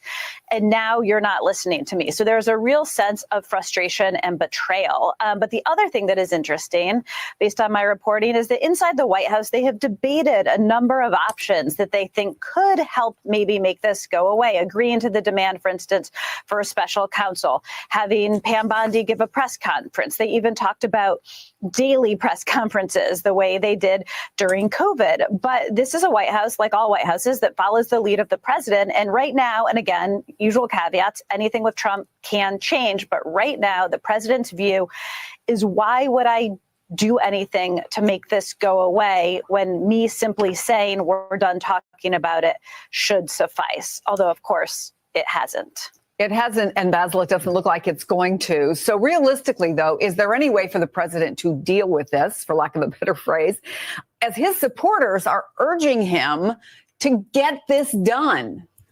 If he, frankly, deals with it, does he just give it more oxygen? Well, he does give it more oxygen, and he will find a way to deal with it in the sense that, based on earlier reporting, he'll find a way to change the conversation. There is a lot of it that will not go away. And for those deep conspiracy theorists within MAGA, you know, it's never going to go away. But the reality is that Donald Trump has full control over the Republican Party. He has full control over his MAGA supporters. And he will find a way to change the conversation, point the finger at Democrats. I don't know if that's going to fully work, but he has the bully pulpit. And that's why it's important on the other side for Democrats to be mindful of that, right? Do what they're doing. There's oversight because it's DOJ, so the folks in Congress have an oversight responsibility. There's a way you can prod and troll the president on this, but Democrats are not going to get MAGA supporters to vote for them. But there are independents who should be reminded that he made promises, he's broken them, he's got a shady history. How can he govern for you? So, Tim, we keep hearing from conservative commentators who have been trying to get through to the president, trying to school him, in a sense, on MAGA world. Let me play a little bit of what we've heard just in the last 24 hours. It's the administration and their handling of this, which is why everyone's talking about it. It didn't have to be handled this way. It's been abysmal. The reason the base cares about this, again, is because we believe Epstein was an agent of the people that tried to kill Trump, that tried to take the election from Trump, and try to destroy Trump's first term. Mr. President, the emphasis on Epstein is truly the best intentions of your most loyal followers. It's truly because we care about you. I am trying to get you to take the political gun out of your mouth. You already blown both your feet off. And now you got it shoved in your mouth. I'm like, will you please take that out of your mouth? You're like, shut up. Don't talk about it. You have put the gun in your mouth and ours collectively. Stop it. Stop it. Okay, Tim, they are trying to get him to change course. Why isn't he listening? I love the Charlie Kirk version the best. It's so gentle. We care about you, trying to nudge him to the right direction. Here's why it's not working is I think that Donald Trump probably has information that those people don't have about what may or may not be in whatever the government has that could possibly be released. And we use files as shorthand for this kind of sprawling amounts of different documents that are in the various Epstein investigations. And my assumption is that and there's good reason to have this assumption because Donald Trump and Jeffrey Epstein were friends and they ran in the same social circles, that there are people that are implicated at some level, maybe not in the sex crimes, but at some level in the friendship with Jeffrey Epstein and association with him, that he doesn't want to expose to trouble. I mean, like that is the Occam's razor answer to this. That it's not that there is nothing there. We know for a fact there are FBI documents that are redacted that could be unredacted. And so one presumes that it's either about Donald Trump himself or people in his circles and that he has sympathy for people that have had Me Too accusations against them, no matter how credible they are, because he's had so many against himself and so many against his friends. And so his considerations are different from Charlie Kirk's and Alex Jones's and whoever else you played there who have audiences that want accountability for this. And I think that's probably what the disconnect is here. So, Vaughn, obviously actually touched on this, but what are the president's realistic options at this point? I think it's a good question. Either you have an attorney general that continues to push this aside and you have Dan Bongino and Kash Patel go quiet and stop fighting internally, or you can turn to potentially a special counsel to investigate. I think it's worth just listening to the president directly, though, when he was asked very specifically about that. Take a listen. Your attorney general wasn't here, your FBI leadership. Do you still have confidence in that team, sir? Total. Mr. President, sir, will you get a special counsel to investigate the investigation? I have nothing to do with it. I think two parts to this here, Chris. Number one is that if he were to turn to a special counsel, the president has a history of this. He tried to do that during his first term when he tapped through his attorney general, John Durham, to put forward a 3.5-year investigation to look into the supposed deep state between the FBI and U.S. intelligence communities that started the Russia probe that led to the Mueller investigation. Ultimately, they got just one plea agreement, one guilty plea from a low-level FBI staffer who lied to a court and changed an email. But by and large, they didn't reveal some big deep state. And he did use a special counsel that used DOJ resources for 3.5 years to do a deep dive into that. And the second part of this is that, look, the president largely is back here at the White House because of the, figuratively speaking, he went to gas stations around the country refueling his campaign on the fervor that was the Epstein files, that was on the idea of a deep state and the ability of a would-be second-term Trump White House to take down the cabal that effectively was hiding celebrities and U.S. politicians who had overseen this supposed pedophilia ring and other corruption efforts. And this, for Donald Trump, is part of his own bidding. He went around the country at campaign rallies playing the QAnon theme song at the end of his rallies as folks stuck their fingers up in the air. So folks truly believed in his base that he was going to come back into power and go and root out all of these wild claims. And now he's back in power and he's facing the reality that led him back here to the White House. And it's not just, obviously, Tim, the president, although he is target one. Pam Bondi has taken a lot of hits here. And today she's in California to, we're told, announce plans to reopen Alcatraz as a federal prison. I wonder, is that another option they're hoping will work? Don't look there at Epstein. Look over here to try to change the narrative. Absolutely. And that's a strategy that's worked for Donald Trump quite well over the last 10 years, changing the narrative, doing a new outrageous thing.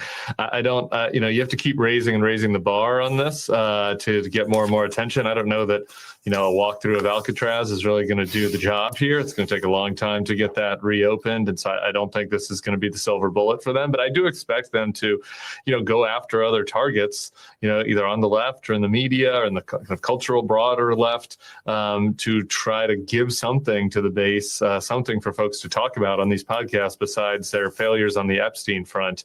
I don't know that Alcatraz is it. If you're Bondi, on the other hand, Bondi's only job is appealing to Trump. So Bondi is going to take a lot of heat, in the MAGA media world.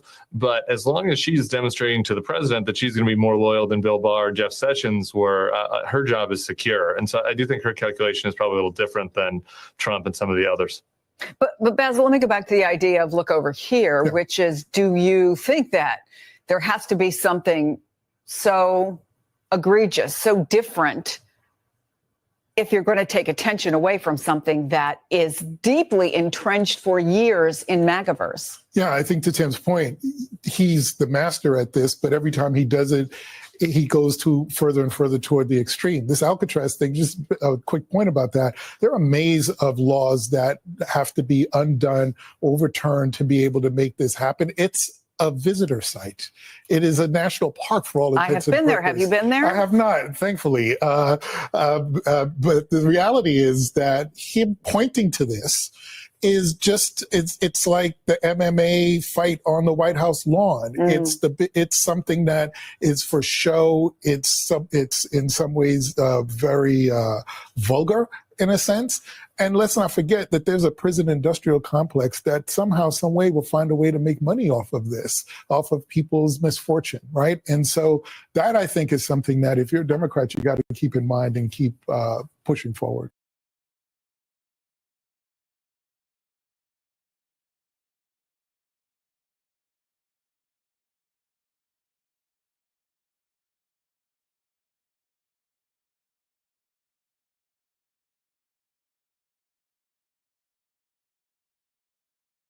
For President Donald Trump over the Jeffrey Epstein files and the calls for accountability from the Department of Justice. In a move seen as trying to win over the MAGA base, the DOJ filed a motion yesterday to unseal grand jury transcripts related to Jeffrey Epstein. There is no word yet from the federal judge whether he will agree to the request, but even so, the move would fall short of what some MAGA loyalists are calling for, which is the release of all documents and evidence related to the Epstein case. For embattled Attorney General Pam Bondi, this may be seen as a chance to try to get some relief from the MAGA calls for her ousting. According to new reporting from NBC News, Donald Trump has grown weary of having to defend Bondi's handling of the Epstein files and wants her to take responsibility for cleaning up the mess. That's according to 4 people familiar with White House deliberations.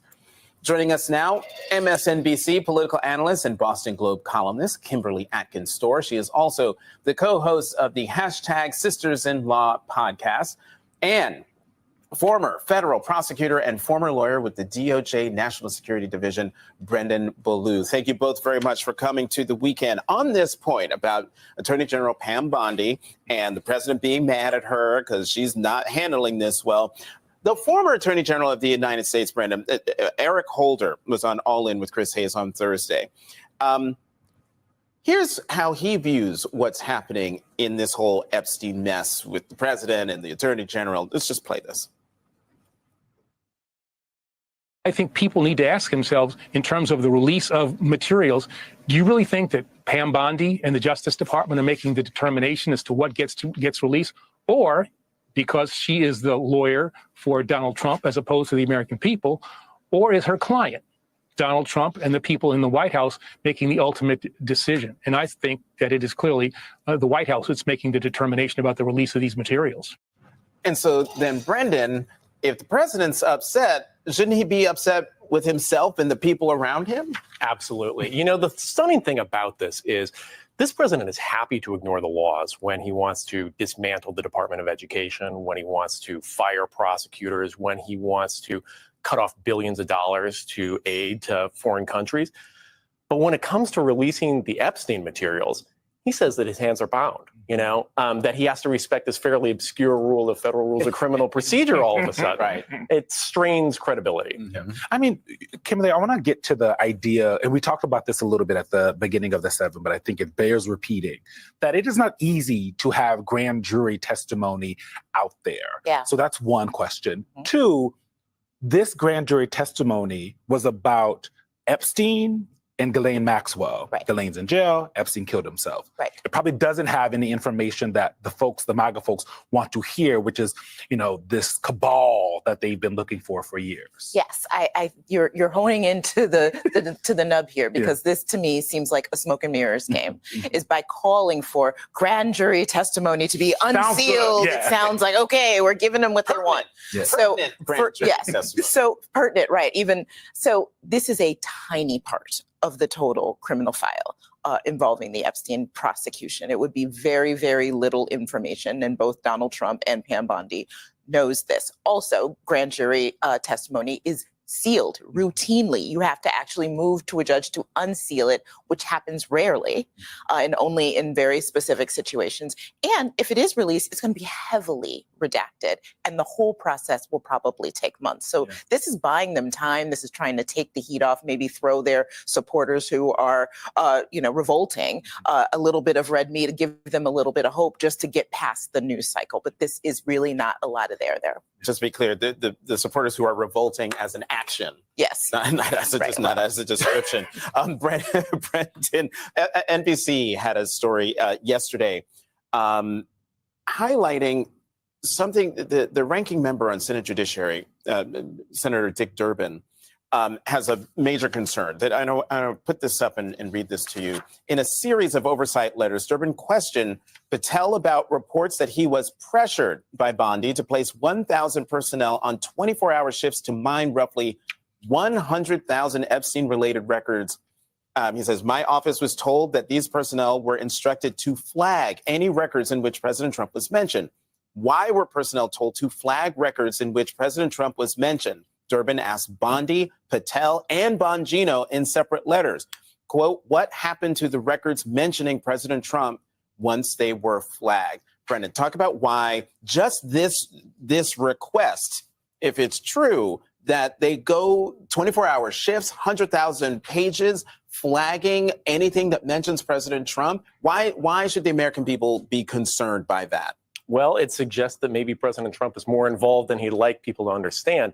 You know, you're talking about the motion to reveal this information. One, that motion says, well, the government's going to redact any personally identifiable information. Presumably that would include references to President Trump. Second, this motion was 3.5 pages long, double-spaced. This is a document. Been there. It's like a college essay. This is a document designed to lose in court. They would like nothing more than to have a judge deny this request. And why? Well, because then they can throw their hands up and say, oh, well, we tried. It's this judge that's getting in the way and stopping this. Judges. And now there's a new enemy. Absolutely Now you right. have a new enemy. That's right. I want to play some sound from some MAGA personalities who are calling for a special counsel in the Epstein case. Well, I would say special counsel is what seems to be what the American people are calling for. I think moving forward, we need a special counsel.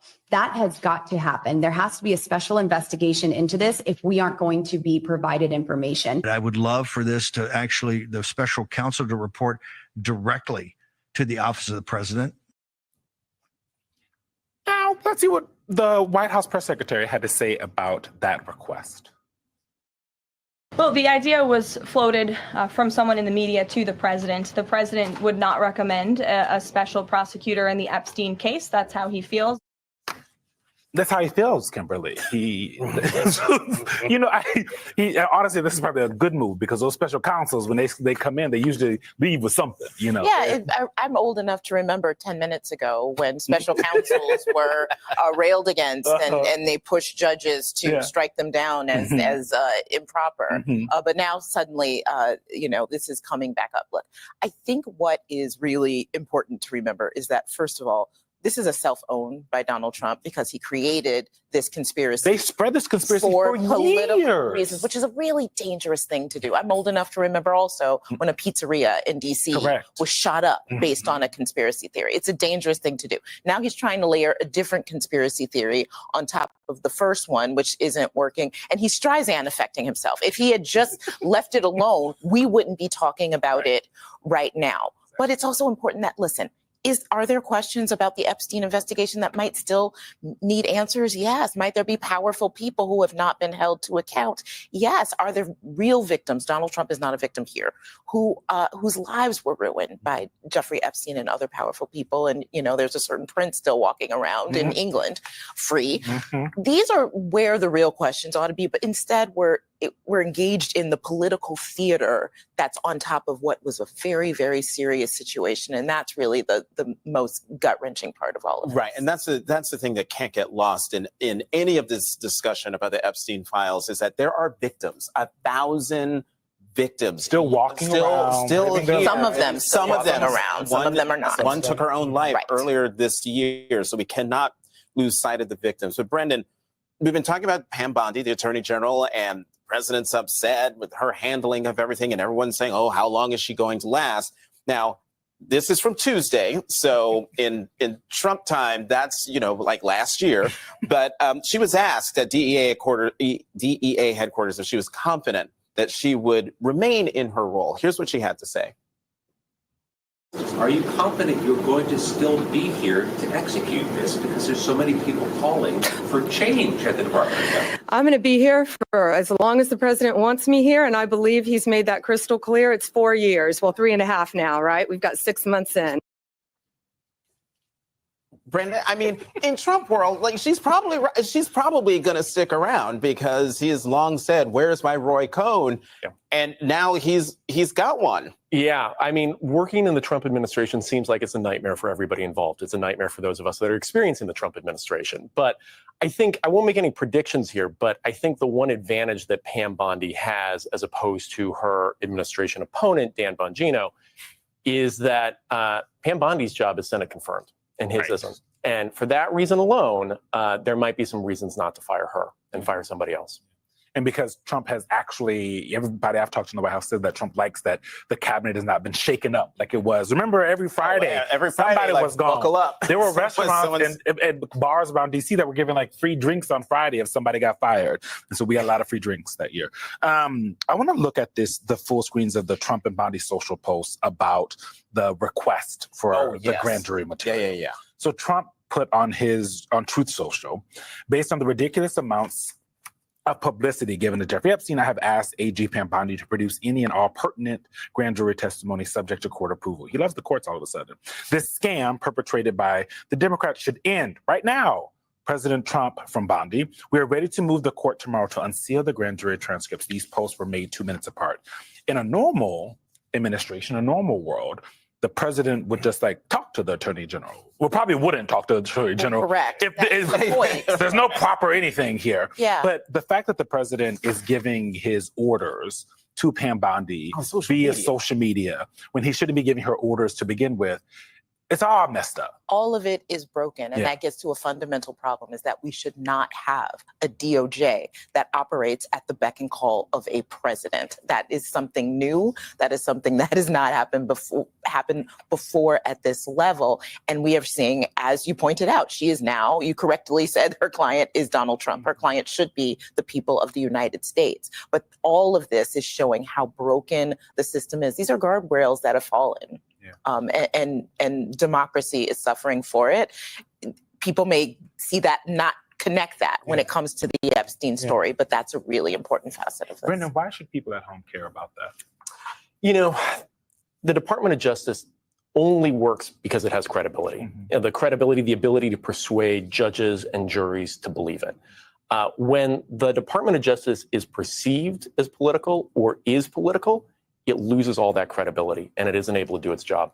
Kimberly and Brendan will be back with us later. Thanks for tuning in. Hit the like, share, subscribe.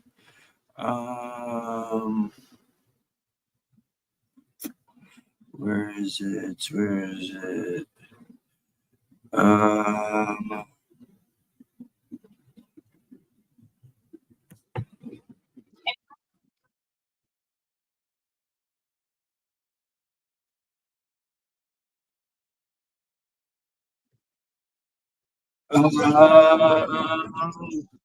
Something. Oh, here it is. Sorry, guys. I got lost in the sauce here for a minute. Sorry. This post coming in from President Donald Trump on Truth Social, as he says, I have asked the Justice Department to release all grand jury testimony with respect to Jeffrey Epstein, subject only to court approval. With that being said, and even if the court gave its full and unwavering approval, nothing will be good enough for the troublemakers and radical left lunatics making the request. It will always be more MAGA with an exclamation point there. And of course, we are talking about the latest, all related here to the Jeffrey Epstein case. President Trump and his administration, as you heard, officially asking a federal court to unseal those secret documents related to the case in an effort to put a rest to the controversy that continues here to unfold. Now, the president did say Thursday that he had directed Attorney General Pam Bondi to produce any and all pertinent grand jury testimony subject to court approval. Bondi then announced that the DOJ would move Friday to ask the court to unseal the transcripts, and Deputy Attorney General Todd Blanche filed that motion Friday, urging the court to release the transcripts. All of this a week after the DOJ did announce that it would not release any more evidence about the sex trafficking investigation into Epstein, who officials say killed himself behind bars in 2019 while awaiting trial. Rich Edson breaks down all of the latest for us. This is not an auto pen, by the way, which is a big scandal. President Trump referencing a congressional Republican investigation while signing a bipartisan bill. It regulates a type of cryptocurrency called stablecoins.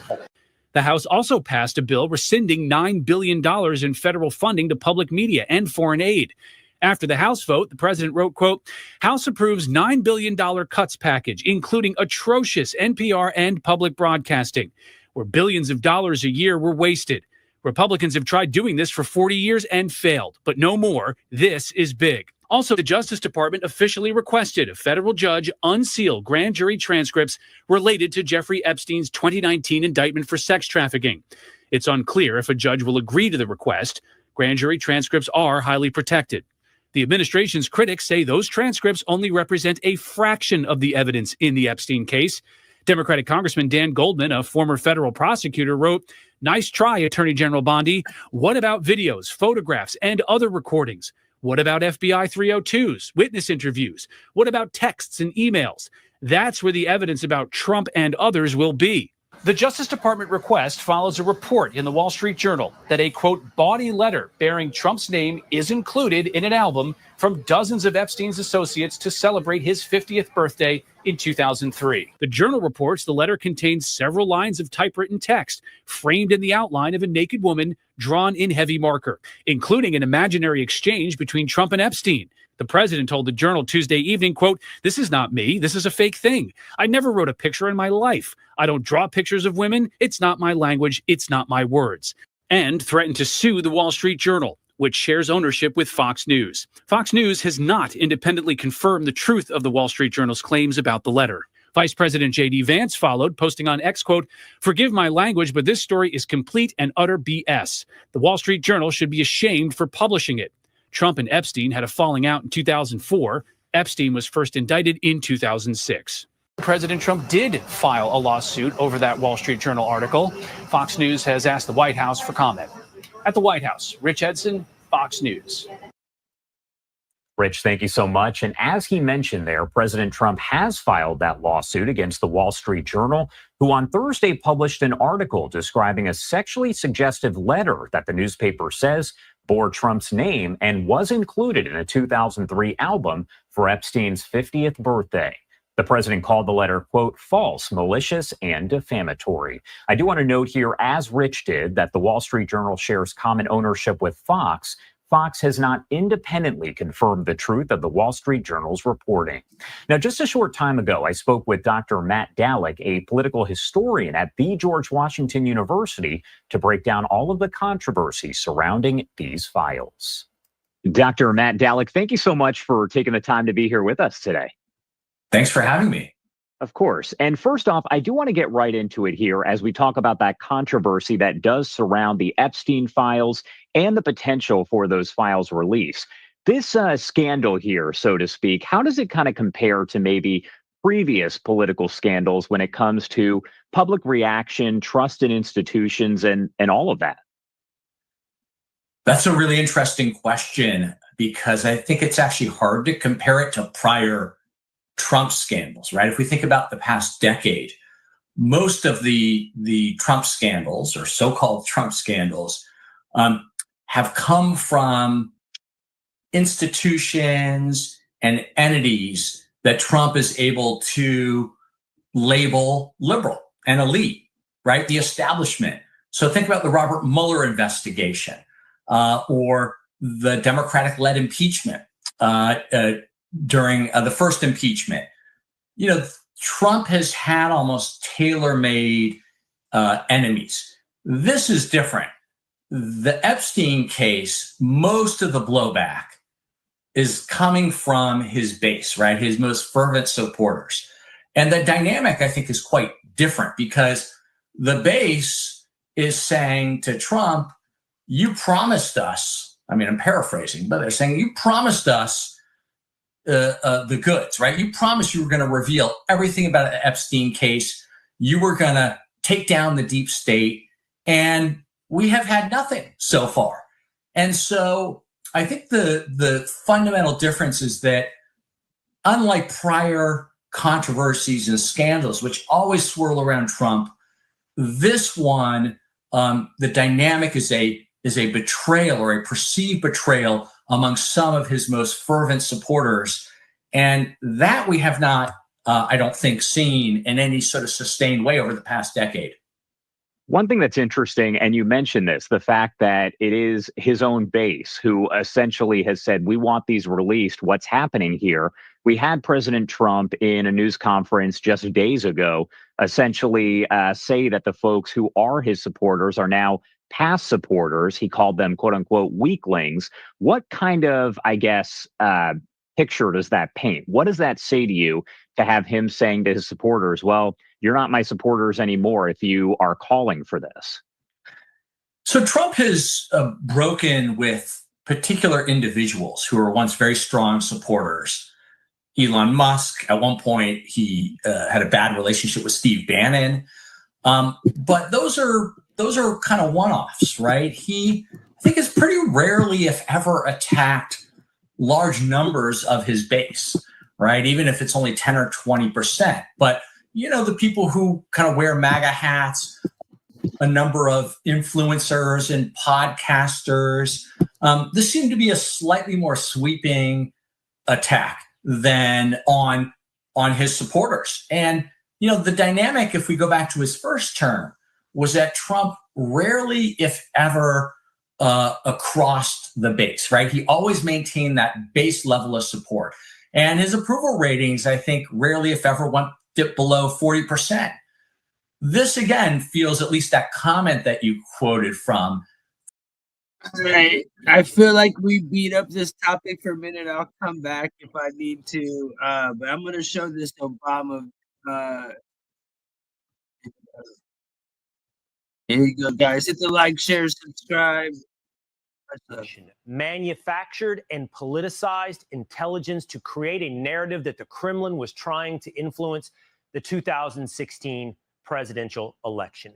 This is the origins of Russia, Russia, Russia. Director of National Intelligence Tulsi Gabbard has just declassified today these documents, laying out this timeline. Prior to 2016 and the election, officials from across the intelligence community assessed Russia lacked the intent and capability to hack U.S. elections. After President Trump's 2016 victory, early intel assessments proved that there was no foreign manipulation.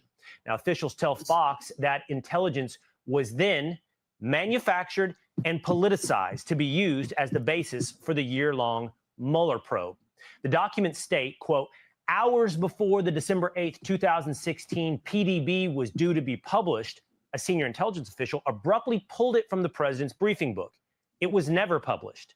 The next day, on December 9th, 2016, the Obama White House convened in a classified NSC meeting with top administration officials to discuss Russia. Following the meeting, an email was then sent from then DNI Clapper's executive assistant to the intelligence community officials with the subject line, POTUS tasking on Russia election meddling. Within hours, the intelligence community made a 180-degree pivot and started drafting an intelligence community assessment that directly contradicted assessments from the previous 6 months, manufacturing and amplifying the Russia hoax narrative. This is what DNI Director Gabbard is saying today. There was a treasonous conspiracy in 2016 committed by officials at the highest level of our government. We'll continue to break down the bombshell as it develops. Back to the breaking news we brought you off the top. Director of National Intelligence Tulsi Gabbard declassifying documents that show a, quote, treasonous conspiracy at the highest levels of the Obama administration to manufacture a narrative that Russia was trying to influence the 2016 presidential election. New York Congressman Mike Lawler joins us now. Congressman, it's great to have you on the program. This just broke about an hour or so ago that DNI Gabbard released these documents in a timeline that is incredibly fascinating. To some extent, Congressman, even as early as earlier this week, we broke down and asked the question of whether or not there's not enough focus on President Obama when it comes to Russia, Russia, Russia. What Gabbard is sharing with us now is the day-by-day and minute-by-minute change in the intelligence community reports after they go to the White House to meet with Obama, wherein they change the narrative of Russia's involvement in our election. Well, it's extremely disturbing at every level. And the fact is, President Obama needs to answer for this immediately. There needs to be a very clear and unequivocal answer to how this happened and why exactly his administration, in concert with the intelligence community, was changing reports to make it appear as though that Russia interfered in our elections and to further this entire scam that has been perpetrated on the American people to undermine his successor, President Trump. It is just fundamentally wrong. And everything that the American people have seen over the last decade, since Donald Trump came onto the national political scene, it has been one event after the next in which Democrats and the intelligence community and the Department of Justice, institutions that are supposed to uphold our democracy, have frankly sought to undermine it at every turn. And to some extent, I think for many of the audience listening, it is not maybe a revelation they haven't thought, heard, or researched on their own before. I think what's different now is that this is coming from the Director of National Intelligence, and there's specific information on a day-by-day basis of how this changed. And just for the record, so the audience knows, I mean, it looks like the critical moment was around December 9th of 2016. Prior to that occasion, most of the intelligence community was saying no Russia involvement. Around December 9th or December 8th, they go into a meeting with President Obama, come out, and an entirely different message emerges from the intelligence community about Russia's involvement in this election. And let us hope, Congressman, this is the start. And we should have already started, and we have started, but this is not the end of searching for accountability on Russia, Russia, Russia. No, there needs to be accountability on this. And frankly, there has not been for years. You obviously had a special counsel appointed after James Comey was fired as FBI director. You get a special counsel that comes in, does a nearly 2-year investigation looking into every aspect of this. And the fact that this information was not uncovered, the fact that it was not part of the comprehensive report that made clear there was not Russian interference and that President Trump did not do anything wrong. And ultimately, those that were engaged in this, both in 2016 and again in 2020, when they tried to say that the Hunter Biden laptop was Russian disinformation, once again, they need to be held accountable. This is not how our elections should be decided. This is not how our government should be run. Those who have the highest levels of power and intelligence access need to be held accountable if they abuse it. And that's what it appears like happened here. All right, really quickly here, Congressman, you're a New York congressman. Is it possible that the city of New York is going to elect a guy to mayor who has said he looks to abolish private property in Zohran Mamdani? Sadly, so long as there are multiple candidates in the race, it looks very likely that he will be the next mayor of New York City. You need a one-on-one race. And the fact is, what he is talking about is Marxist. It is communist. He wants to seize property. He wants to seize the means of production. He wants to ban capitalism and billionaires. He wants to tax people based on their race and whether or not they live in a white neighborhood. This is absolute insanity. It will lead to the mass exodus of New York. New York City is the financial capital of the world. It will not only be destructive to New York, it'll be destructive to America. He must be defeated at the ballot box in November. And that requires everybody putting their egos aside and recognizing whoever has the best pathway, everybody's got to get behind that person. All right, Congressman Lawler, thank you so much. Also breaking tonight, a potential blockbuster scandal from documents released by the Director of National Intelligence today. Fox News Digital reporting the Obama administration allegedly manufactured and politicized intelligence to create the narrative that Russia was attempting to influence the 2016 presidential election. This reportedly happened despite intelligence stating otherwise. Chief Washington correspondent Mike Emanuel has some stunning details tonight, looking into it. This released today. Good evening, Mike. Brett, good evening to you. DNI Tulsi Gabbard declassified documents today from before and after the 2016 election, promising they would show the American people how intelligence was politicized and weaponized by some key figures in the Obama administration. She talks about it in an interview airing on Hannity this evening. You have some of the most powerful people in our country directly leading at the helm, President Obama and his senior-most national security cabinet, essentially making a very intentional decision to create this manufactured, politicized piece of intelligence. According to the documents, August 31st, 2016, a Homeland Security official tells then DNI James Clapper that there was, quote, no indication of a Russian threat to directly manipulate the actual vote count. On September 9th, 2016, officials argue the presidential daily brief should make clear that Russia, quote, probably is not trying to influence the election by using cyber means to target election infrastructure.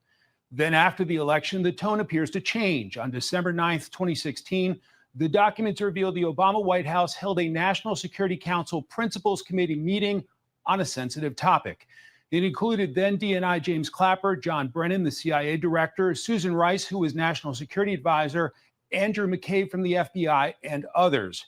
After that, an email came out to Intelligence Committee leaders from an aide to Clapper saying the intelligence community was prepared to produce an assessment per President Obama's request to pull together the information intelligence agencies had about the tools Moscow used and the actions it took to influence the 2016 election. By December 14th, there were leaks saying that intelligence community officials believe, quote, with a high level of confidence, that Russian President Vladimir Putin was personally involved in the U.S. election hack. Then on January 6, 2017, 2 weeks before the first Trump inauguration, a new intelligence community assessment was released that, according to the Office of DNI, quote, directly contradicted the intelligence community assessments made throughout the previous 6 months. Former President Obama's office declined to comment. Brett? Okay, we'll follow it. Mike, thank you.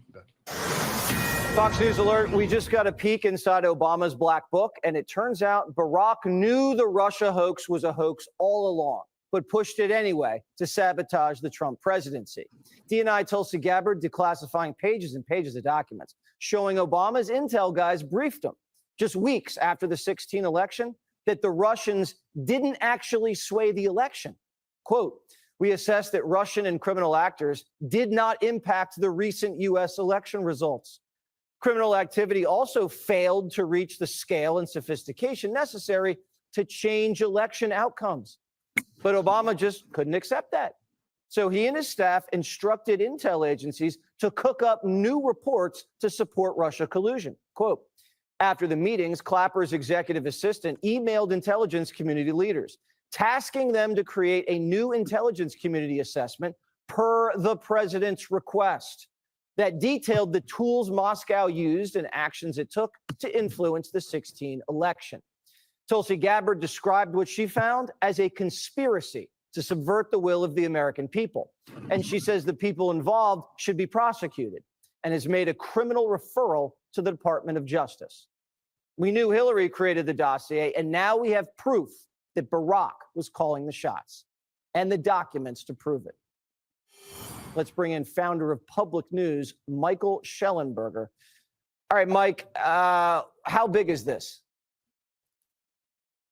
Hey, Jesse, great to be with you. First of all, it's very big news. It's great to see this coming from the ODNI, from Tulsi Gabbard. She's already released a huge amount of documents that people are aware of around JFK. This is a huge tranche of documents that they've declassified and released to the public.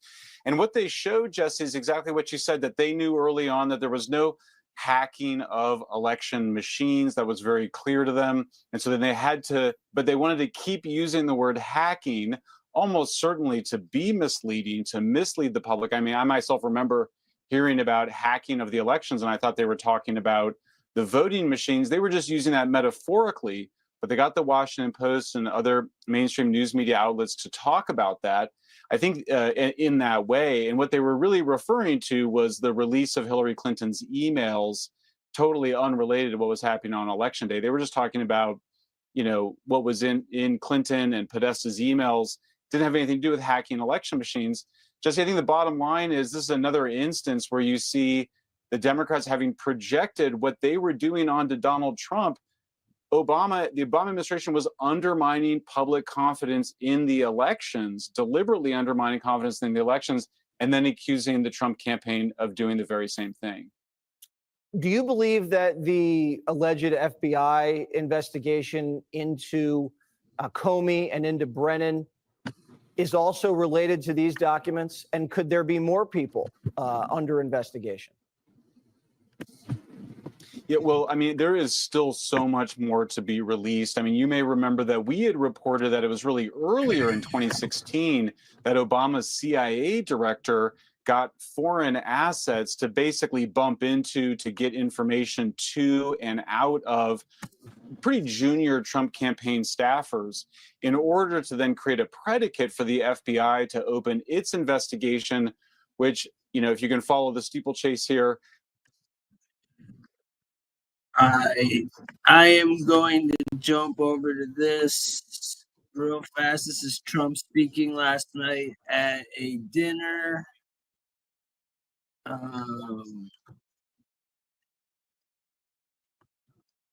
To this Friday night dinner there. Let's watch.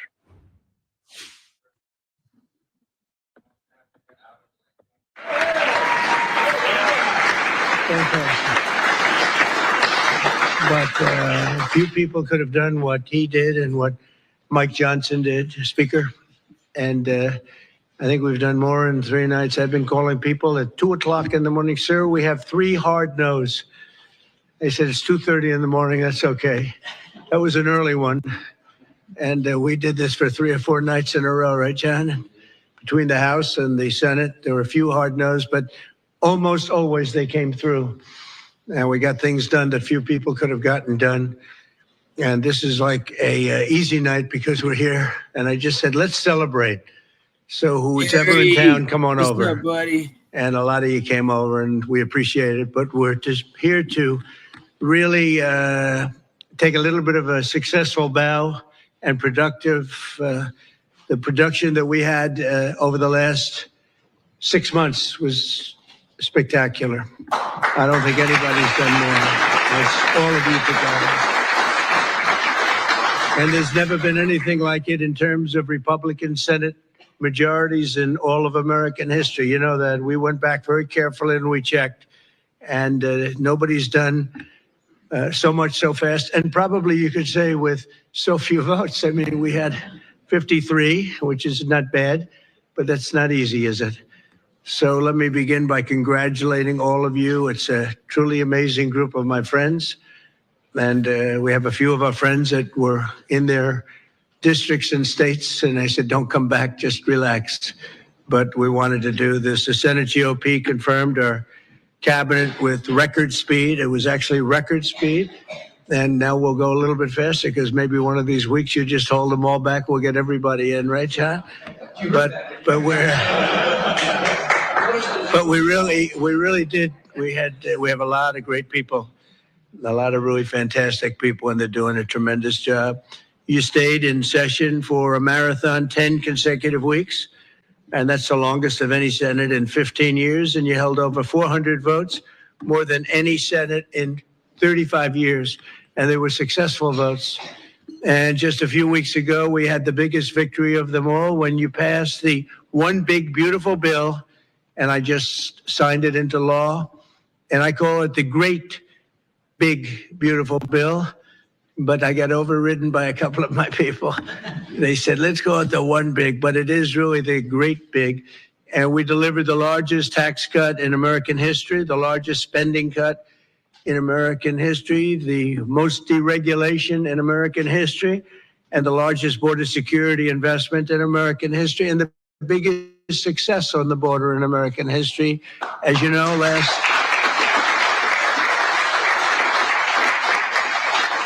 last month we went from millions of people coming in. We had zero illegals coming into our country, and we're trying to get our country straightened out, and you can't do that if they're going to come in by the tens of thousands. We had zero. Now, I'm not even sure I can believe zero, but it was a very liberal group, as you know, that keeps that tabulation, and they gave us a zero, so I think we'll take it, but it certainly wasn't very many. And the one big beautiful bill delivered on more Republican promises than any single piece of legislation that's ever been voted on before. And I want to thank Senate Majority Leader John Thune. Again, John, it's, what you did is amazing, record-setting, and you're a good man, too. You're a very good man. You really is. Majority Whip John Barrasso. John, thank you. What a man. What a guy.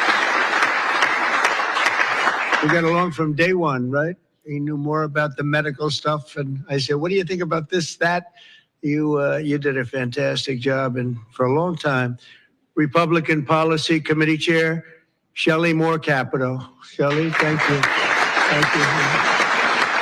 Thank you, Shelley. Senate Finance Committee Chairman, Mike Crapo. Mike. Good job. You know your stuff. I was asking him some very tough questions on taxes. You always had the answer, some of which I didn't like, but that was okay. But you always had it. You know your business. Thank you, Mike. Great job. Senate Budget Committee Chairman, a gentleman named Lindsey Graham, just took about a big lead in the polls. You're leading big. That's pretty good. Lindsey Graham. And all of you, I mean, just everyone in this room is special. You're all friends, and you've just been incredible people. Because again, getting all of these votes with, where you can't lose two. And we had a couple, you can't lose two. And we actually had it where we were down much closer than this. And we said, we're a heart attack away from losing the Senate. We were just hoping everybody's going to stay good and healthy, right, John? But we had some pretty close moments. But I don't think anybody's ever come close to doing this with a pretty tight majority, to put it nicely. So now we have 3. And I think we have a chance in the midterms. I don't understand why they say that when you win the presidency, you always almost automatically lose the midterms, because nobody's had a more successful period of time than we have. So based on that, we should do great. And we'll see. But nobody's done more than we have as a group. It's not me. It's all of us together. And I'd like to thank Vice President J.D. Vance, who's here someplace. J.D., thank you. And he's been so terrific, JD, and we appreciate it. And you helped us a lot during those late evenings over the last 3 nights. And you really have been tremendous. And Secretary of State Marco Rubio, this man is traveling all over the place. He's always traveling. He's going to different countries. He loves it. He's a natural. He's a natural. There's never going to be anybody better than the job you're doing right now. We appreciate it. We have some big things coming up, too. And Marco, we have some big things coming up, right? Some big things and some very positive things. And thank you very much. Doing a fantastic job. Who would have thought? We fought like, he was so tough. Ted, he was tough on that debate stand, right? And you were very tough on the debate stand, too. You guys were brutal. Who would think they're my friends? And now they're my friends. Well, they said it about Lincoln. He brought in all his enemies. Well, I don't know. They were sort of enemies, but they were very talented people. I want to tell you that. Director Russ Vogt is here, and thank you very much. Yes, where are you? Thank you. Great job. And all of the wonderful spouses, the most important people here are the spouses. Because without the spouses,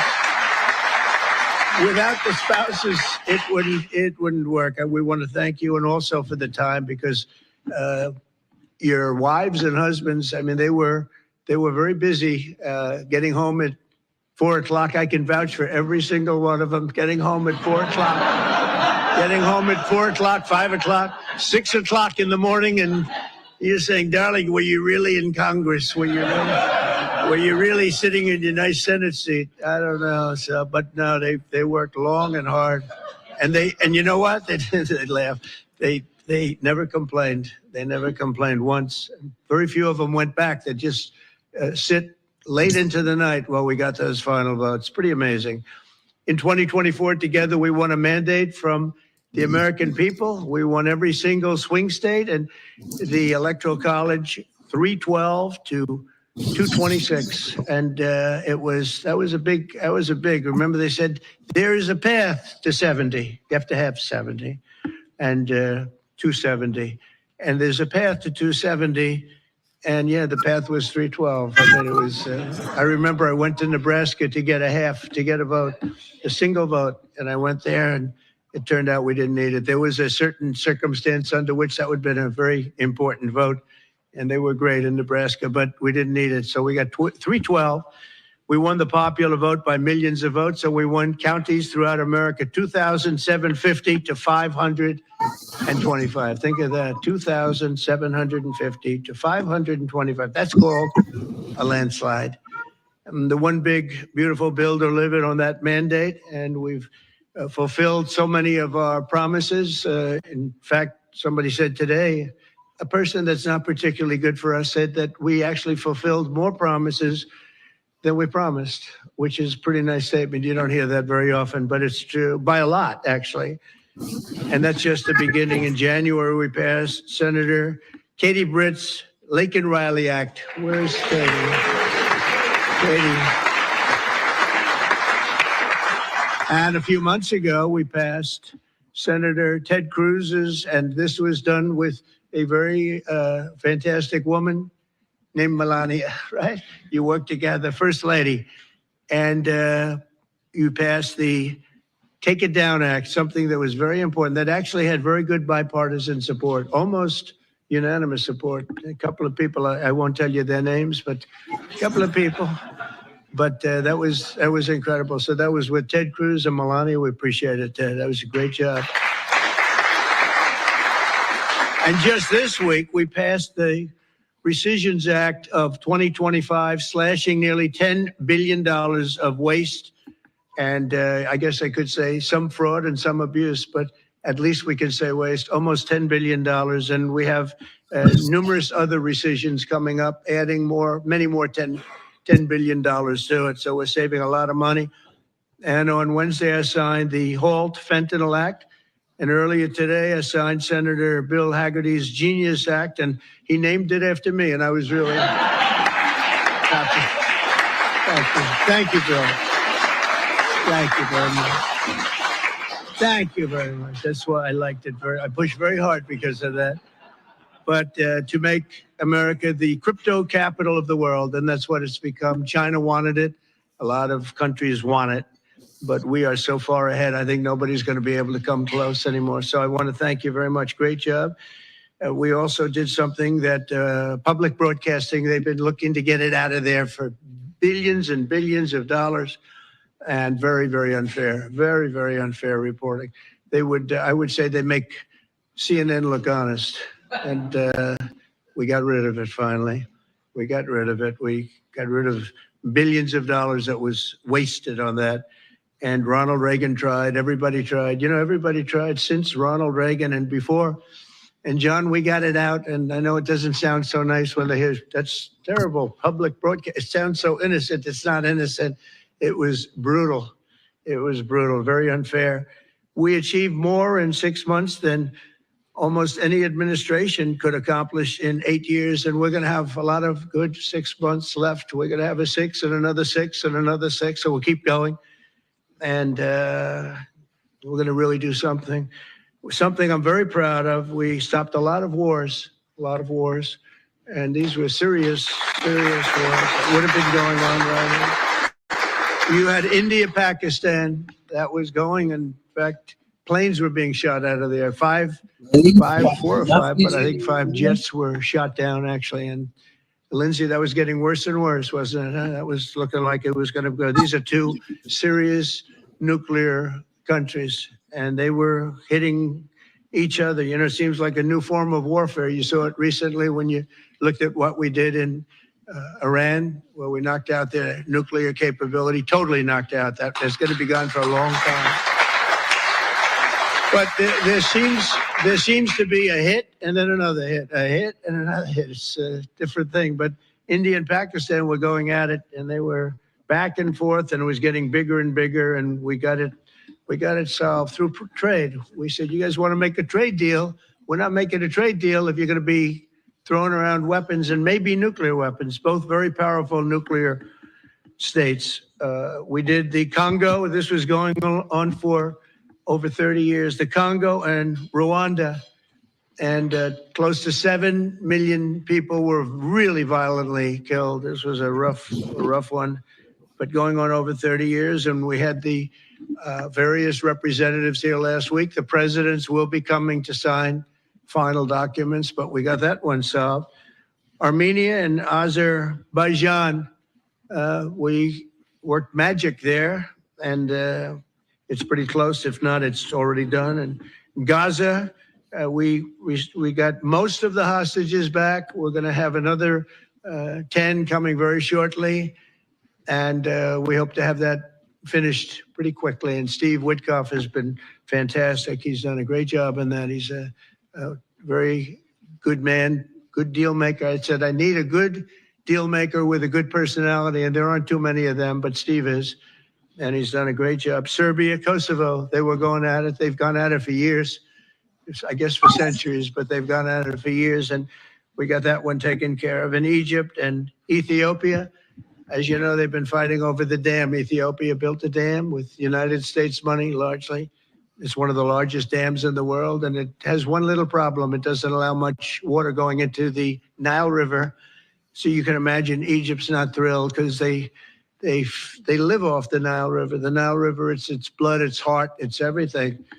And we think we have that one pretty well taken care of. But that was a pretty bad thing. I was watching this as it was going up. I get pictures and satellites and everything, and I'm looking at this massive dam, and I'm saying, is that going to be blocking the water to the Nile? And anyway, that should have never sort of happened the way it happened. But financed by the United States of America, the whole thing is a little crazy, but we got that solved. I think that's going to be solved pretty long term. Over the next year and a half, we'll have an incredible record to share with the American people. As long as we continue to keep our promises to the voters, Americans will continue to stand by our side. And in 2026, the Republican majority, I think, is going to be stronger in both the House and the Senate. And I really think it's going to be potentially much stronger. Look, nobody has done what you people have done, I think, ever, I can say, just about ever in the Senate. And we did it all in 6 months. It's, I think Sunday night is actually 6 months. So I really congratulate the people in this room. It's incredible. And, you know, I did a good job, but I couldn't have done it without you. I couldn't have done it without great leadership. And it's really terrific. And I appreciate it very much. And I guess we have a very, very simple phrase that we've gone by: make America great again. You know, it's as simple as it can be. And I remember our opponent, Biden, saying, we will stop America great again. I said, no, you want to make America great again, Joe. He said, we will stop MAGA. We will stop MAGA. I said, no, MAGA is a good thing. It's make America great again. But the election we had was unbelievable. The result was, pretty, they say one of the great elections in 129 years they're talking about. And I said, well, I don't know where the 129 years goes, but we'll take it. But I just want to thank you, because without your help, we could not have done what we've done or even come close. So great job to John and everybody. We appreciate it very much. And we're going to have a good meal tonight. I said, give us the A meal, not the B or the C. And it's really a celebration of great political people, great political minds, and wonderful men and women. Thank you all very much. It's a great honor. Thank you. It's good to see everybody in the chat. I'm going to show one more just because I have a little more to go. And then I'm going to get on and talk to everybody. So try to stick around. By the way, if you got anything new, send it my way. But I've been keeping up with everything as is. Thank you very much. Yeah, we worked hard. It's a very important act, the Genius Act. They named it after me, and I want to thank you. This is a hell of an act. I did something very unusual. I said, this has been something, a lot of people thought it was impossible, some of the things that have been done. And of course, the great big, I added the word great, the great big beautiful bill, that was something that nobody thought possible. They thought it would be in anywhere from 7 to maybe 3, I'll go the opposite direction, but 3 to 7 different bills. And we said, let's just put it in one, because this way there's something for everyone. And there really is, there's a lot of things for everyone. And when we get the word out how great that is for every single person in this country, virtually, and all they have is a soundbite, death. You know what their soundbite is? Death. Aren't they nice, death? They are the most incompetent people. They've lost their confidence. They've lost everything, if you think about it. But Jasmine Crockett is on her way. She's on her way. She's the new star of the Democrat Party, Jasmine Crockett. They're in big trouble. But I have to tell you, that was great, and this was great. And I am so tired of making phone calls at 2, 3, 4 o'clock in the morning, getting calls from our great speaker. Sir, we have 12 hard no's. I say, Mike, it's 2 o'clock in the morning. We have 12 hard no's. The good news is I call up. Hello, Jim. How are you? Sir, you have my vote. Boom. Sir, you have my vote. They just want a little love. Unfortunately, it's always the same. It's always the same 12 people. It's 5 senators and it's 12 congressmen. And I actually said to John Thune and I said to Mike, I said, listen, I want to have a party, but not to those people that I have to speak to endlessly every time. And they're wonderful because they always seem to come through, other than a couple. Rand Paul Jr., from the Congress and Rand Paul from, other than a few people. But I said, I want to have them over. We're going to have a party for everybody in Congress, everyone in Congress except 12. We're going to have, and Mike is, Tom, I'll tell you what, Tom is definitely coming. The whole group, where are those 12 people? They're the only people I don't see. We could do it today. We don't have to vote. And I would say of the 53 senators, 48, we're going to have 48 in here. You won't even have to come to that one. But these are the greatest people because they always vote yes, and we don't have to go crazy. You trust us, we trust you. And it's been a very special group of people. We really do. I mean, 96% phenomenal and 4% extremely difficult. Do you agree with that? But they get there, most of them, not all of them. Those are the ones we really don't like. But I want to thank you all for being here. This is really a big day. This afternoon, we take a giant step to cement American dominance of global finance and crypto technology as we sign the landmark Genius Act into law. So congratulations to everybody. This is a big deal. You've come a long way since the Biden administration, when they had no idea what you were all talking about. And half of you were under arrest for no reason whatsoever. True, for no reason. And we want to have it, not China. China wasn't actually happy. They were watching this. They like it. And we've got this. We've got AI. We've got a lot of great ones happening. And this is a very big thing. And I want to thank the bill's author, Senator Bill Haggerty, a very good friend of mine. Thank you, Bill. Thank you, Bill.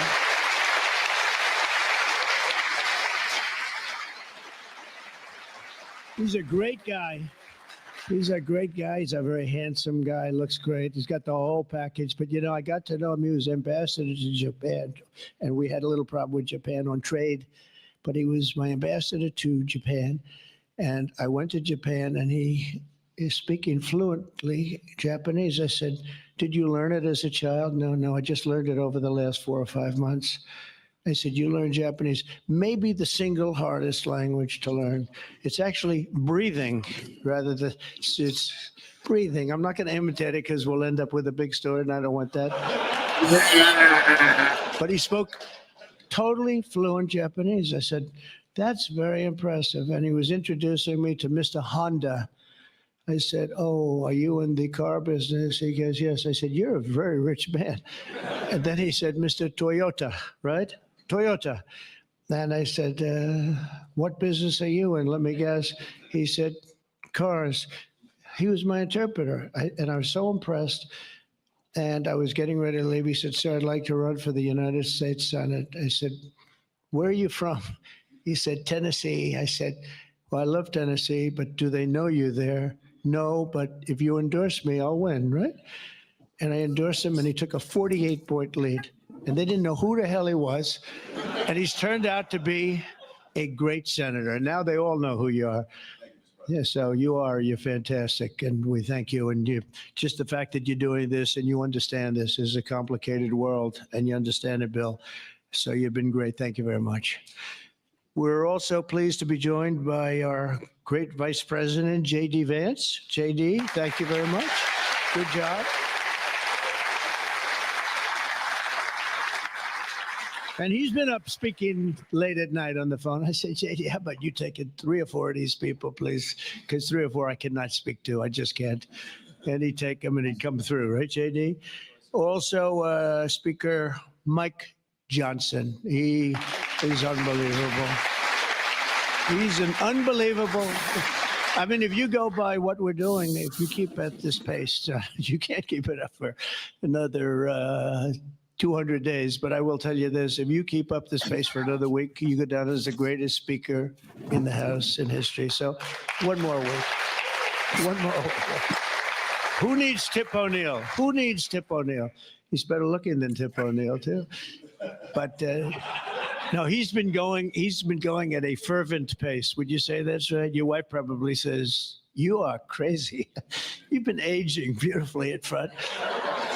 He's an amazing speaker, a great leader, and everybody likes him and respects him. And that's why we're with a very small majority, like 3, We had a time when we were one.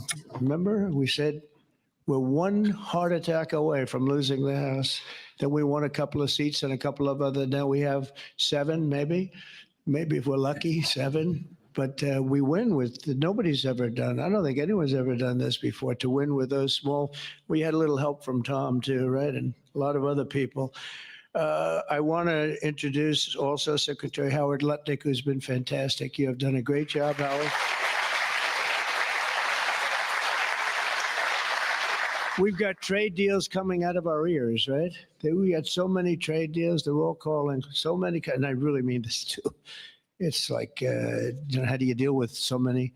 But, I always say when we send out the paper, that was a deal. They don't want the fake news doesn't want to hear that. When I send out the paper that you're paying 35 or 40% tariff, that's a deal. Then they'll call and see if they can make a little bit different kind of a deal, like opening up their country to trade. In some cases, they've never been opened, but we're doing well, and we have a couple of big ones to announce pretty soon, right? Could almost do it today. Maybe we'll say it. Maybe later on we'll do it. Senator Bernie Moreno, a great victory. Bernie had great victory. A great victory. That was one of the truly tough races. A lot of people weren't sure anybody could win that seat, and you won it in easy fashion, right? We won it together when you think of it, but you won it in easy fashion. You did a great job. Great guy. House Majority Whip. This is a great leader, Tom Emmer, a great politician and leader. Really good. And I like his wife even better. His wife is, she's the boss, but you are married to a fantastic woman, huh? And he knows that, and he likes hearing it, because some people don't, they say, sir, could you please stop saying that my wife is better than me, sir? Those are guys that don't usually end up with a good marriage, He's got a great marriage. So thank you, Tom. You really are a fantastic leader and representative. And Representatives Troy Downing, French Hill. Where's French Hill? Where is French? You have been so great. Thank you, French. I spoke to him a little late. He was walking down the hall. I said, French. He said, I'm there, sir. You are great, great, great guy. Everyone respects you, French. You know that. Bill Heisinger. Bill, thank you very much. Thank you very much. Good job. Dan Bongino. I thought he was going to become the next governor of Pennsylvania, but he likes Congress better, I guess, huh? So, but I think you're terrific. And, I would have always been behind you. That I can tell you. Tim Moore. Tim, thank you, Tim. John Rose. John? Hi, John. Thanks. Good job. Brian Stile. Brian Stile. Still young. Still nice and young. That's good. G.T. Thompson. G.T. Thank you. Andy Barr, good friend of all of ours. Thank you, Andy. Monica De La Cruz. Monica, she's here someplace. Thank you, Monica. Thank you, Monica. Mike Haradopoulos. Mike, thank you, Mike. Look good. Mike Lawler, Mr. Salt. Well, it should guarantee your district. I mean, you worked hard for New York, right? And you're on television, I'm on television, so this should be good for a couple of points. But without you and your couple of friends from New York, that wouldn't have happened. That was not easy, right? Congratulations. Great job. Anna Paulina Luna. Anna, who is so great. I don't, even if she's here or not here, I want to tell you that she has been so great and worked so hard to make sure we got it approved. Ralph Norman. Ralph? Ralph? What happened to Ralph? Nick Begich. Nick, thank you, Nick. Good job. Good job. Good votes. I just saw a great poll on you, huh? Very good. Congratulations, Nick. Andy Ogles. Andy, who's a terrific friend. Beth Van Dyne. Beth, thank you, Beth. Great job. Thank you. Thank you very much for the great support. Roger Williams, a great baseball player who also had to take a bullet, unfortunately, but he is a great guy. He was involved in that whole catastrophe, but he's fantastic and has been from day one, along with a lot of other people that I won't call out because I have no idea where the hell you are. I think I saw Jason here somewhere. Where's Jason? Oh, it's lucky I called him. Ooh, it's lucky. They didn't put your name because I invited you at the last moment, right? He was over there doing some business in the White House. But you've been incredible in your position. Nobody knows more about taxes and finance than you do, so we appreciate it, right? Is that true, Howard? It's true. Thanks, Jason. Great job. And you'll help out with that other matter. You make him so strong and powerful, right? Along with Deputy Secretary of Treasury, Michael Faulkner. Where's Michael? Good, Michael. How are you? Good. You'll help out over there, okay? And Ambassador Ken Howry. Ambassador? Thank you, Ken. Great job, Ken. All right. I'm just going to chop it up with you guys. What's up, everybody?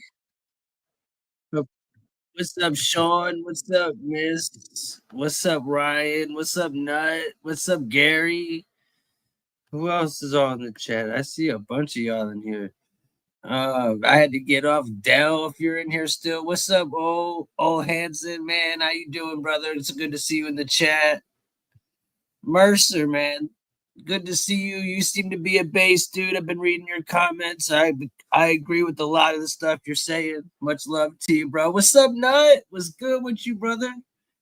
What you puffing on, brother? How about that? I don't even know what it's called. And then some marker. Oh, yeah, it's like Northern Lights by something and something. Skunk. I got some like permanent marker. By like lemon cherry gelato or something. Ryan, what's up, bro? How you doing, man? Thanks for the help. You've been killing it. Am I worried about Hunter? Nah, bro. I'm not worried about Hunter. POTUS still bringing up laptop from hell and uranium about the reconstructed tool. Bro, that laptop is just, I think he's just making a point that nobody ever did anything about that. And they're trying to go at him for every other damn thing, but they still haven't handled their own business. Yeah, you stay safe too, man. Go Samurai. How you doing, brother? Hit the like and subscribe on your way in. What's it like where everybody's at? Where you guys from? What's it like where you guys are at weather-wise? It's like 81 degrees and raining here. Is there a strain called highlighter? Yes, there is. I believe so. Yes. I've been eating gummies through the last like 45, this last stream. I was just going to end it a little bit ago, but I wanted to talk to you. I seen everybody popping in. I'm like, dude, I want to talk to everybody. I want to say what's up. Let's see how everybody's doing. San Fran, very imperfect. 80 here. Damn. Nice, brother. Nice. 80 sitting in the park. Can't complain. Can't complain, my dude, at all. 81 in D-Town. Okay. It's hot as fuck where you're at, miss. I got you. I want some Joe's Crab Shack. Bro, I want some crabs. Nah, wait. Damn, don't clip that shit, y'all. Don't clip it, please. Enjoy the coverage of Trump and what's not happening for justice. Thanks, bro. You know, earlier my stream got stopped real fast, and we were having a hell of a stream, and I wish it didn't, but it is what it is. I have a lot more information. I stopped because there's only a certain amount of time of streaming I get. You know what I'm saying? And I didn't want to, so I was like, I'll save it for the next one.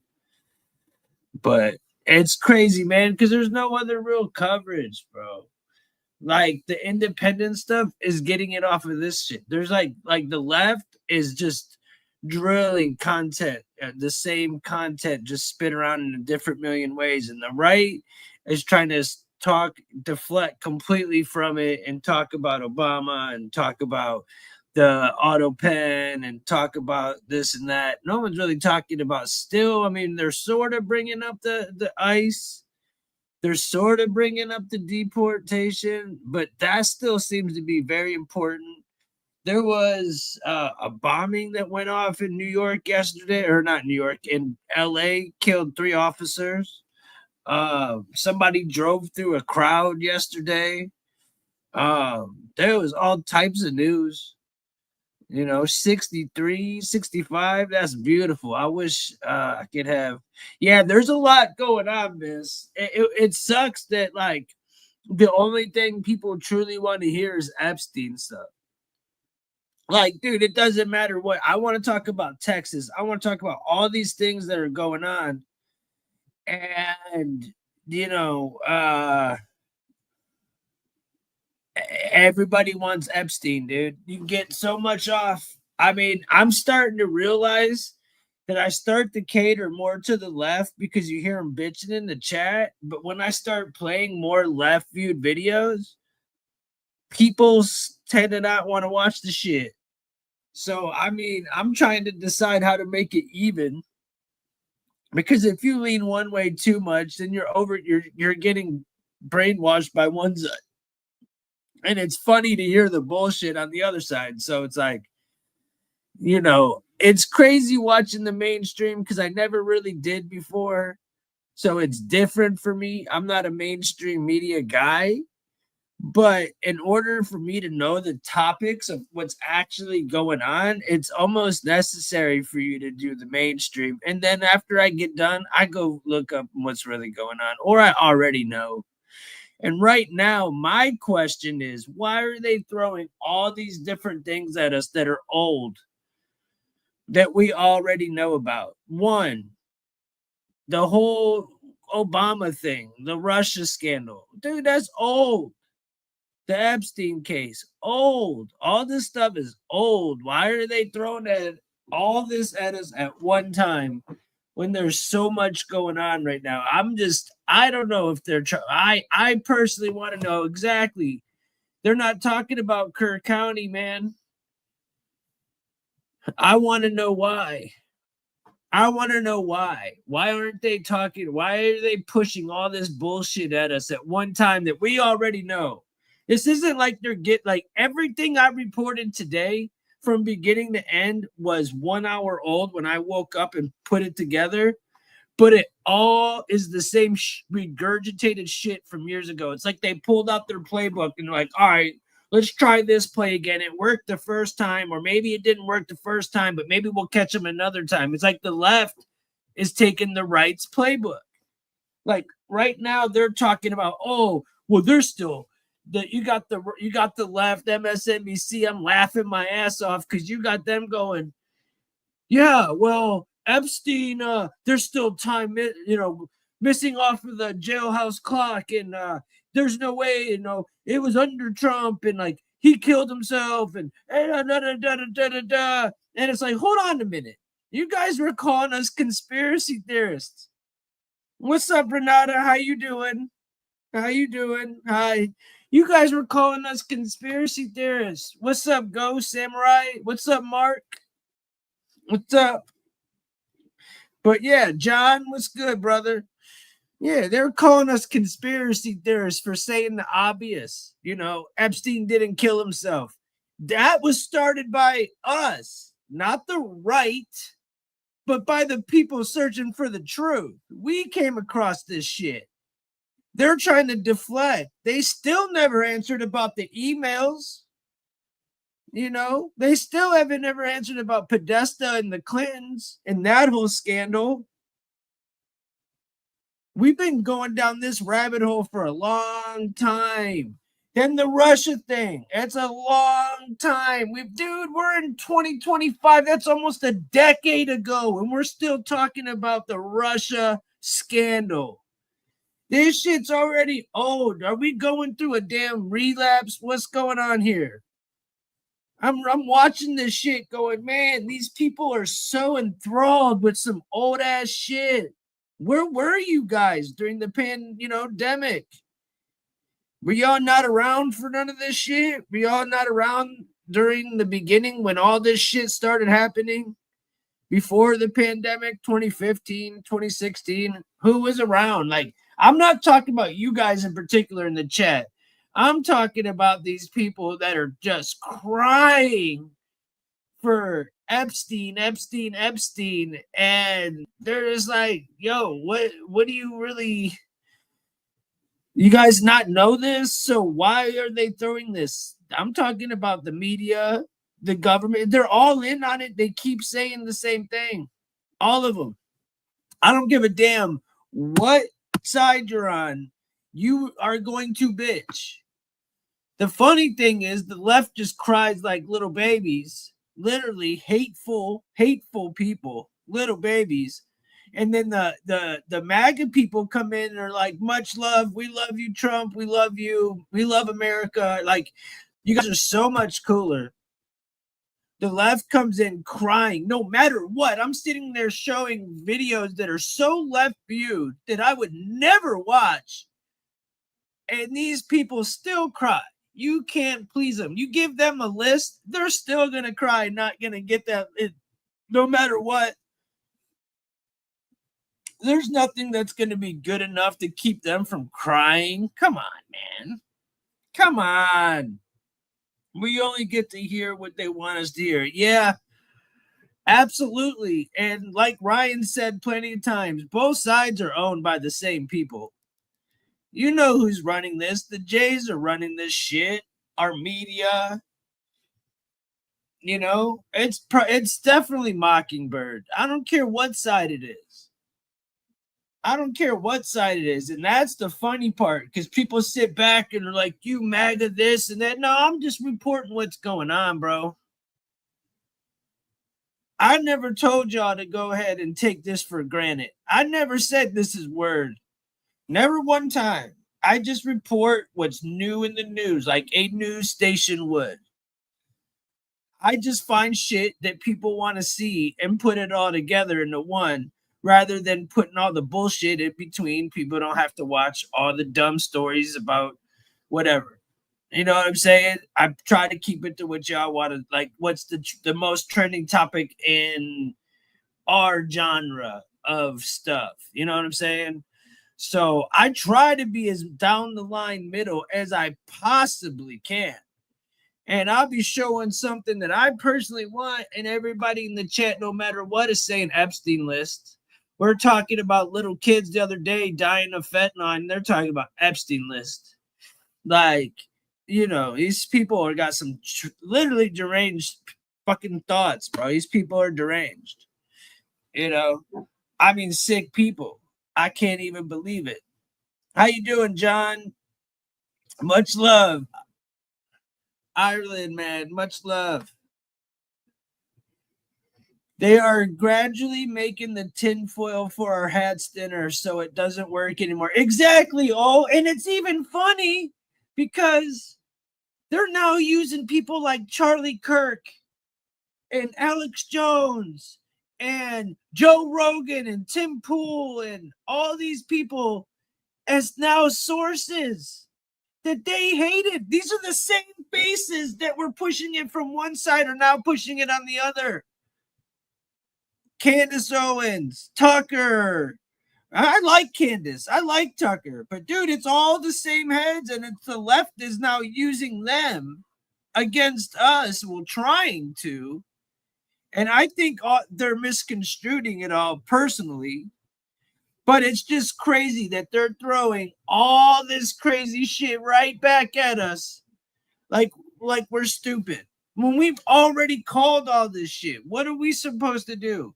As people that really know the truth and what's going on, what are we supposed to do? You know? What can you possibly say to these people? I don't think you can say anything to these psycho-ass people. Oh, yeah, Candace is fine. I'd smash her too, bro. All day. I did a whole segment of a show just dedicated to smashing Candace Owens. I did, bro. And look, I don't like Ben Shapiro, but his sister can get it.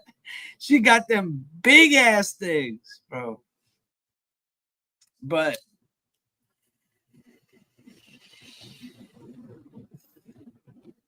yeah, even Ben Shapiro was on it. Everybody's like going together on this shit. I don't know if this is a psyop against Trump or I don't know what's going on.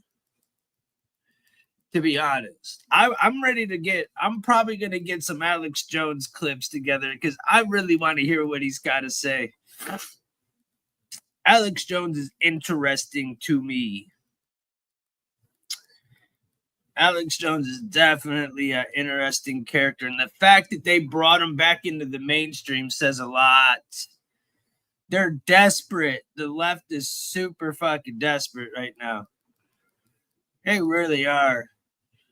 They really are. And what's going on with Texas before I end this too? I'm not going to go for too much longer. Has anybody heard anything? Is there still like mass rescue going on? How many people have been passed? I'm sure there's tons of kids still missing because they never really brought up the boys yet. They just brought up the girls' camp.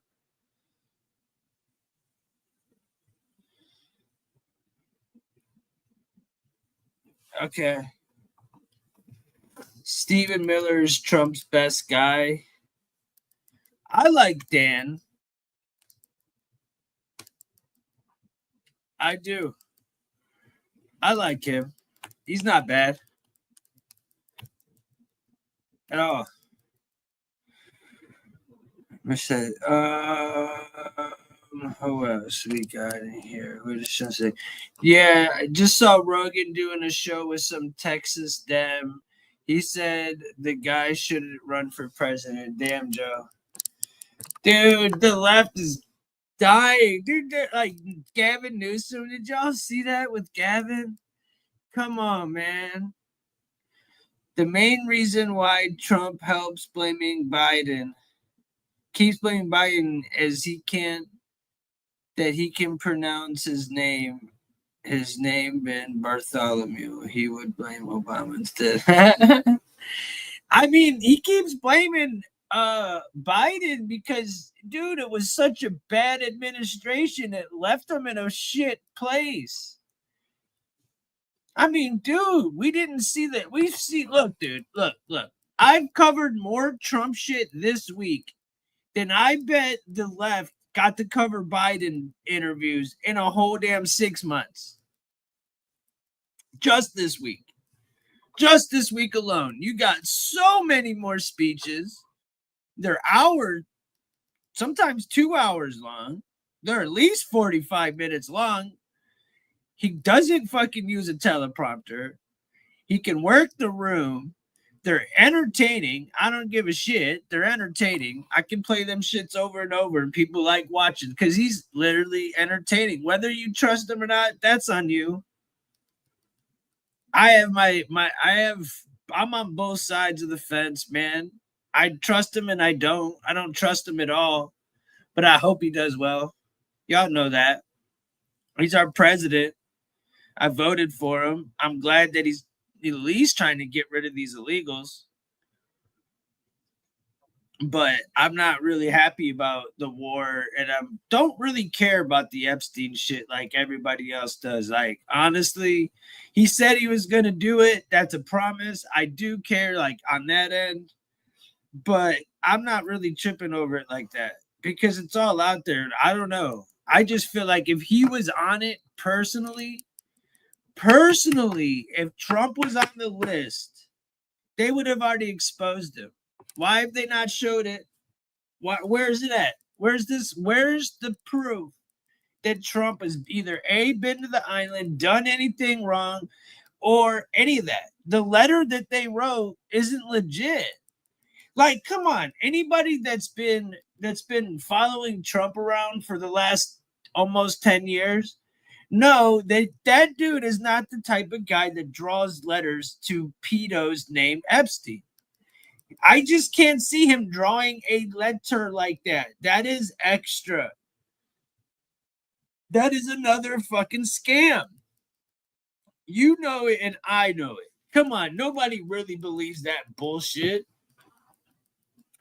I'll just take it that every celebrity who was on it feel like I don't enjoy movies anymore, won't support the theater. Yeah. I mean, we already know a lot of actors and old liberal politicians. And like Elon Musk said, you know, the list getting released, there's a lot of elites on there that don't want it released. So who's really behind keeping this shit from getting released? That's the question. And why is it such a huge topic this week? If I'm not mistaken, Israel just bombed Syria.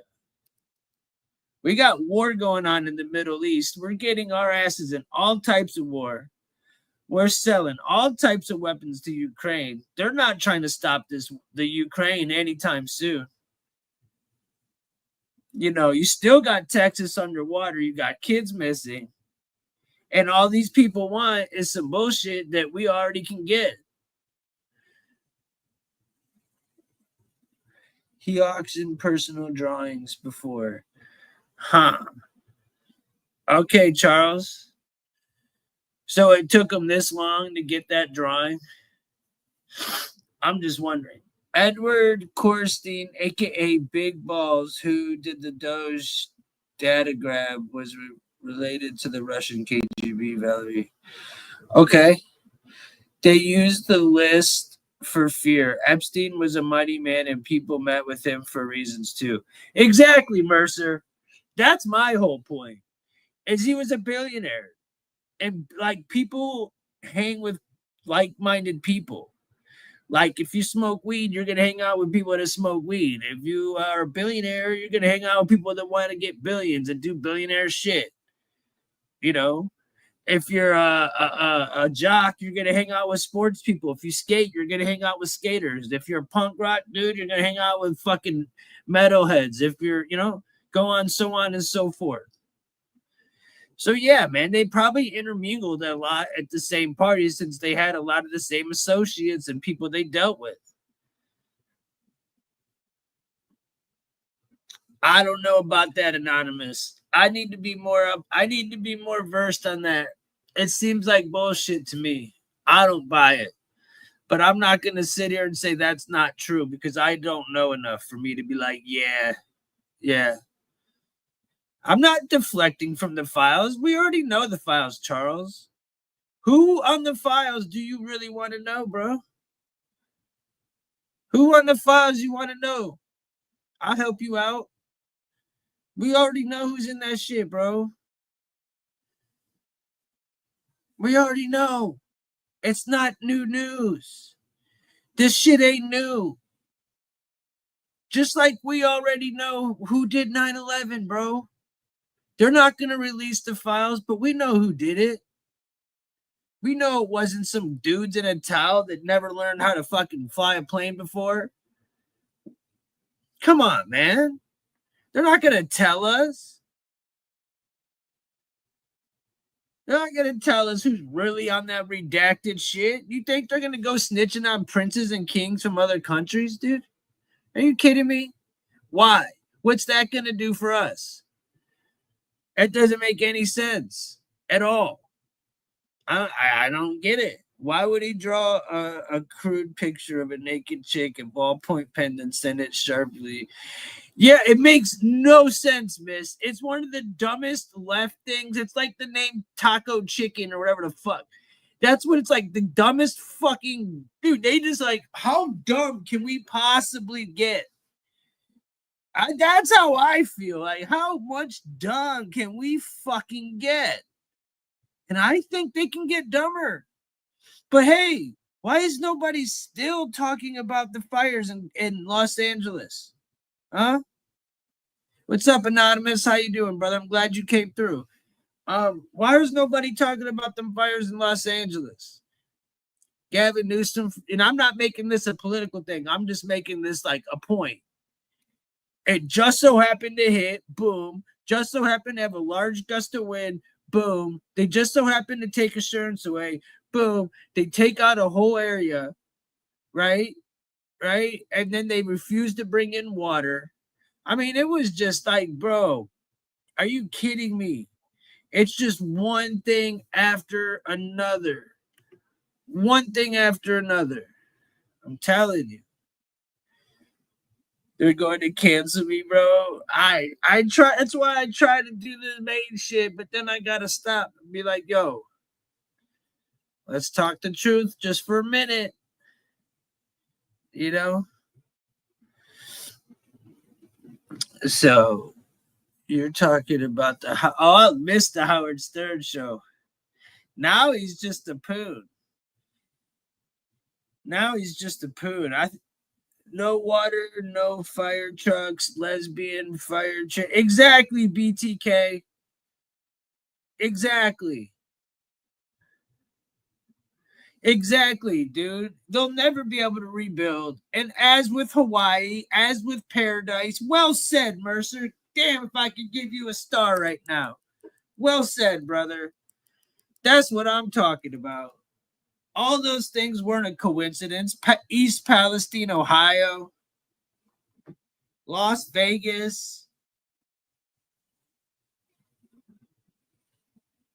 Come on, man. So many. Shit. You want to really get down to basis? Flint doesn't even have drinking water still. I swear to God, Obama was talking about that shit back when he was president. They still don't got drinking water. Their shit is still bad, bro. I bet them people are going to be the Simpsons in like 10 years. Just bathing in that nasty ass water. Then what happens to all that good moonshine? Yeah, bro, that Flint water is no good, bro. Put that shit in a jar and shake it up. It might explode, bro. It creates crazy people. Bro, it's crazy, right? And Sean Willis gets it, bro. The three-eyed fish. Remember when Obama sat there with that cup of water like, oh, yeah, this is good. Drink it like he's drinking it from the tap. He goes, bro, that shit was some fucking good water. You ain't drinking no fucking Flint water, Michigan from 2014. You got me effed up, dude.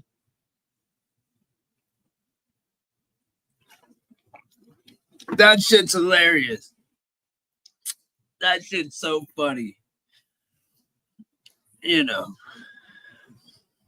I'm just wondering. And then all the people into this say, oh, you're deflecting the. Why the hell did nobody bring up this Epstein shit during the whole entire 4 years of Biden's shit? There was nothing going on. Why? Why did nobody bring it up then? I did plenty of shows. It wasn't flooded with that shit. Oh, yeah, they were jibbitied up. And that's why they're all brainwashed right now, huh? The jibbity got them all fucked up in the head. I got you. You know, come and get this fucking burger and get your jibbity. Hey, put that thing over your face and sit 6 feet away from your girlfriend for fucking 6 months to a year. Fucking, yeah. Go get a booster chair, you know, so you can sit high up. I wish I could say the words, but y'all know what I'm thinking. Stay inside. Stay away from your peoples. Bro, I'll never forget that. That was the worst time ever in American history. And they want to talk about the Epstein files. That's literally, like we already know it. Like, think about all the truthers that went down this rabbit hole. How long ago? Miss, Billy, Sean, how long have we been already know? When was the 2011? It's been about 15 years, 14 years. The Epstein shit's been like in our face. Did they sell Obamacare as Affordable Care Act? Yeah. Remember when they put out the big giant bill and they didn't let nobody read it until after it was signed. Remember, it was like this thick. She said 2007. I mean, I remember being in on Katrina. I remember Blind 11, being enthralled with Blind 11. I remember when Obama came into office, becoming into like, oh shit, here's the possible Antichrist, you know. Here's the possible, you know, I watched the Alex Jones Obama deception that he was going to do exactly what he did. Was he the first, you know what, president? Big Michael? I think so, man. I think he's really a black man. Likes the penile, you know? I think Michael probably has a bigger hog than half this chat. I mean, Michelle, my bad. Michelle. I didn't mean to say Michael. Mushroom tops. Oh, yeah, she's got mushroom tips too. She's got a mushroom tip. Remember her flesh hammer? Remember her on Ellen, dude? Remember her on Ellen with her hog just sitting like going right down her leg, just bouncing around when she's dancing, dude. Like, come on, bro. That shit wasn't no conspiracy, dude. I seen that shit a million different times. Like, no, that was a hog in that bitch, bro. He called her Mike multiple times. He's like, hey, me and my Michael, I mean Michelle. Bro, Evelyn said, screw the tape. Just come on out. You don't even need to tape it up. You'll be all right. Ellen didn't know what she was working with, bro. Didn't know that Michael had a hog, bro. Obama's getting hurt. So then that goes to question. We want to talk some conspiracy. What about the kids? What is this kid's name? Where the hell did they come from? Where the hell did they come from, dude? Did you know that they did their schooling, like their what's it called when you go when you're at school and you go work for free or whatever the fuck? I've been blazing. Come on, y'all. What's it called? Either way, that's they went and did their shit with Harvey Weinstein, dude. Their kids spent their time in college with Harvey Weinstein. Internship. Yeah, their internship was with Harvey Weinstein, dude. Look it up.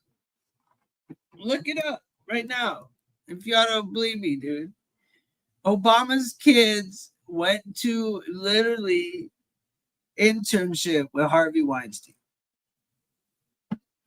That's not weird to you guys? That's not weird that they've had plenty of interviews together talking about how they're great friends and he's a great guy and all this crazy stuff, but people are talking about some pictures? I mean, that's crazy. I mean, remember the chef at Obama's that just started floating in the water? They found floating in the water behind his house.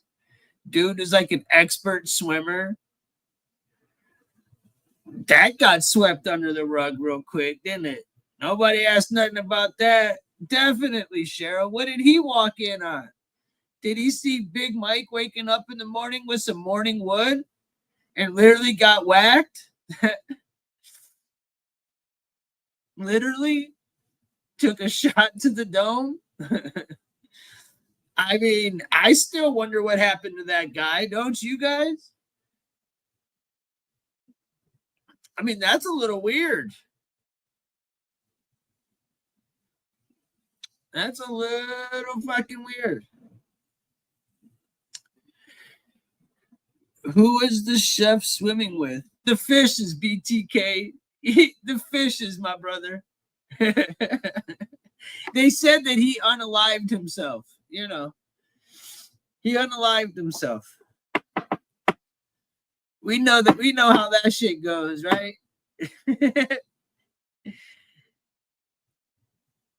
Yeah, is that what it was? He wrote a book and they didn't like it. It was, it's always something with them, dude. And like, I've heard that they're like supposedly getting divorced for no reason even. Yeah, bro, what happened? We never got no answers. They just swept that shit under the rug, man. Like, they swept that cocaine that was found in the White House. Remember that shit? Bro, that was like, yo, imagine if there was some cocaine found in the White House with Trump president. Imagine. Dude, I would go live and my chat would be like, fuck Trump. He's a cokehead. Da-da-da-da-da. Fuck him. Nobody, did you know that wasn't the first time they found coke in the White House with Biden president? Did you know that was the third time they found coke, and they found marijuana twice? 5 times. Yeah, just like Hunter's laptop, dude. That got swept under the rug. Unfortunately, I went on the damn hey, Don Jr. might be anonymous. That's his choice. But you don't see him on the dark net taking pictures of crack rocks on a damn with his cock sitting next to a remote control, bro, with kids in the room and his fucking his dead brother's wife. That's some crazy stuff. I had to see those pictures. Hit 1 in the chat if you went and saw them damn laptop pictures. Bro, he really liked taking a picture of his dick next to a damn, either a scale with crack or a damn remote control with crack. Like, dude, it had to be with something and cracking his dick next to it. It was like the craziest damn shit I had ever seen. Everybody's seen it. He's standing in the mirror taking a picture naked with a prostitute and a kid. Who's the kid? Oh, his nephew or his niece. I mean, what? You're kidding me, right? That all got swept under the rug, and then homie's a felon, and he gets caught with a strap, a gun, a pew pew. Thanks, BTK. Much love to you, brother. He gets strapped with the pew pew and gets and you got Biden going, hey, we're not gonna make no charges at all. I will not pardon him. Liar. You pardoned him. Yeah, I don't care what Hunter does too, but the fact is he brought cocaine into the White House. That's a crime, Anonymous. What the fuck you mean? You think it's okay for him to be sitting up in the White House blowing coke? Is that acceptable? So you're saying right now Barron Davis or Barron Trump should be sitting in the fucking White House snorting coke, and you'd be cool with that, right? That's what you're saying to me, right? I mean, come on. I don't know that. Okay, the cocaine was found in the West Wing. Nobody that's civilian is allowed in that area. Whose was it then? 5 times? It's not an assumption. It happened under his presidency. Just ironic that he has a cokehead son. What, you think that's just, there's no proof? That sounds like you retards talking about the Trump being in Epstein Island. Aide said Hunter ran Joe at the end. Joe called Hunter the smartest person in the world, while Hunter's over in the Ukraine. Okay? He's over in the Ukraine making deals. Okay? He's over in China making deals, and he's not even a politician. Proof? What do you mean proof? Proof of what? of Hunter making the deals over in Ukraine? You don't know about that? The electric deals that he has no clue of what he's even doing? Remember Obama calling saying, hey, we're going to get you fired if you don't do it. Give us the money right now. You don't remember that shit, right? Hit one in the chat if you remember that shit. I know you do. I know people that actually know their shit do.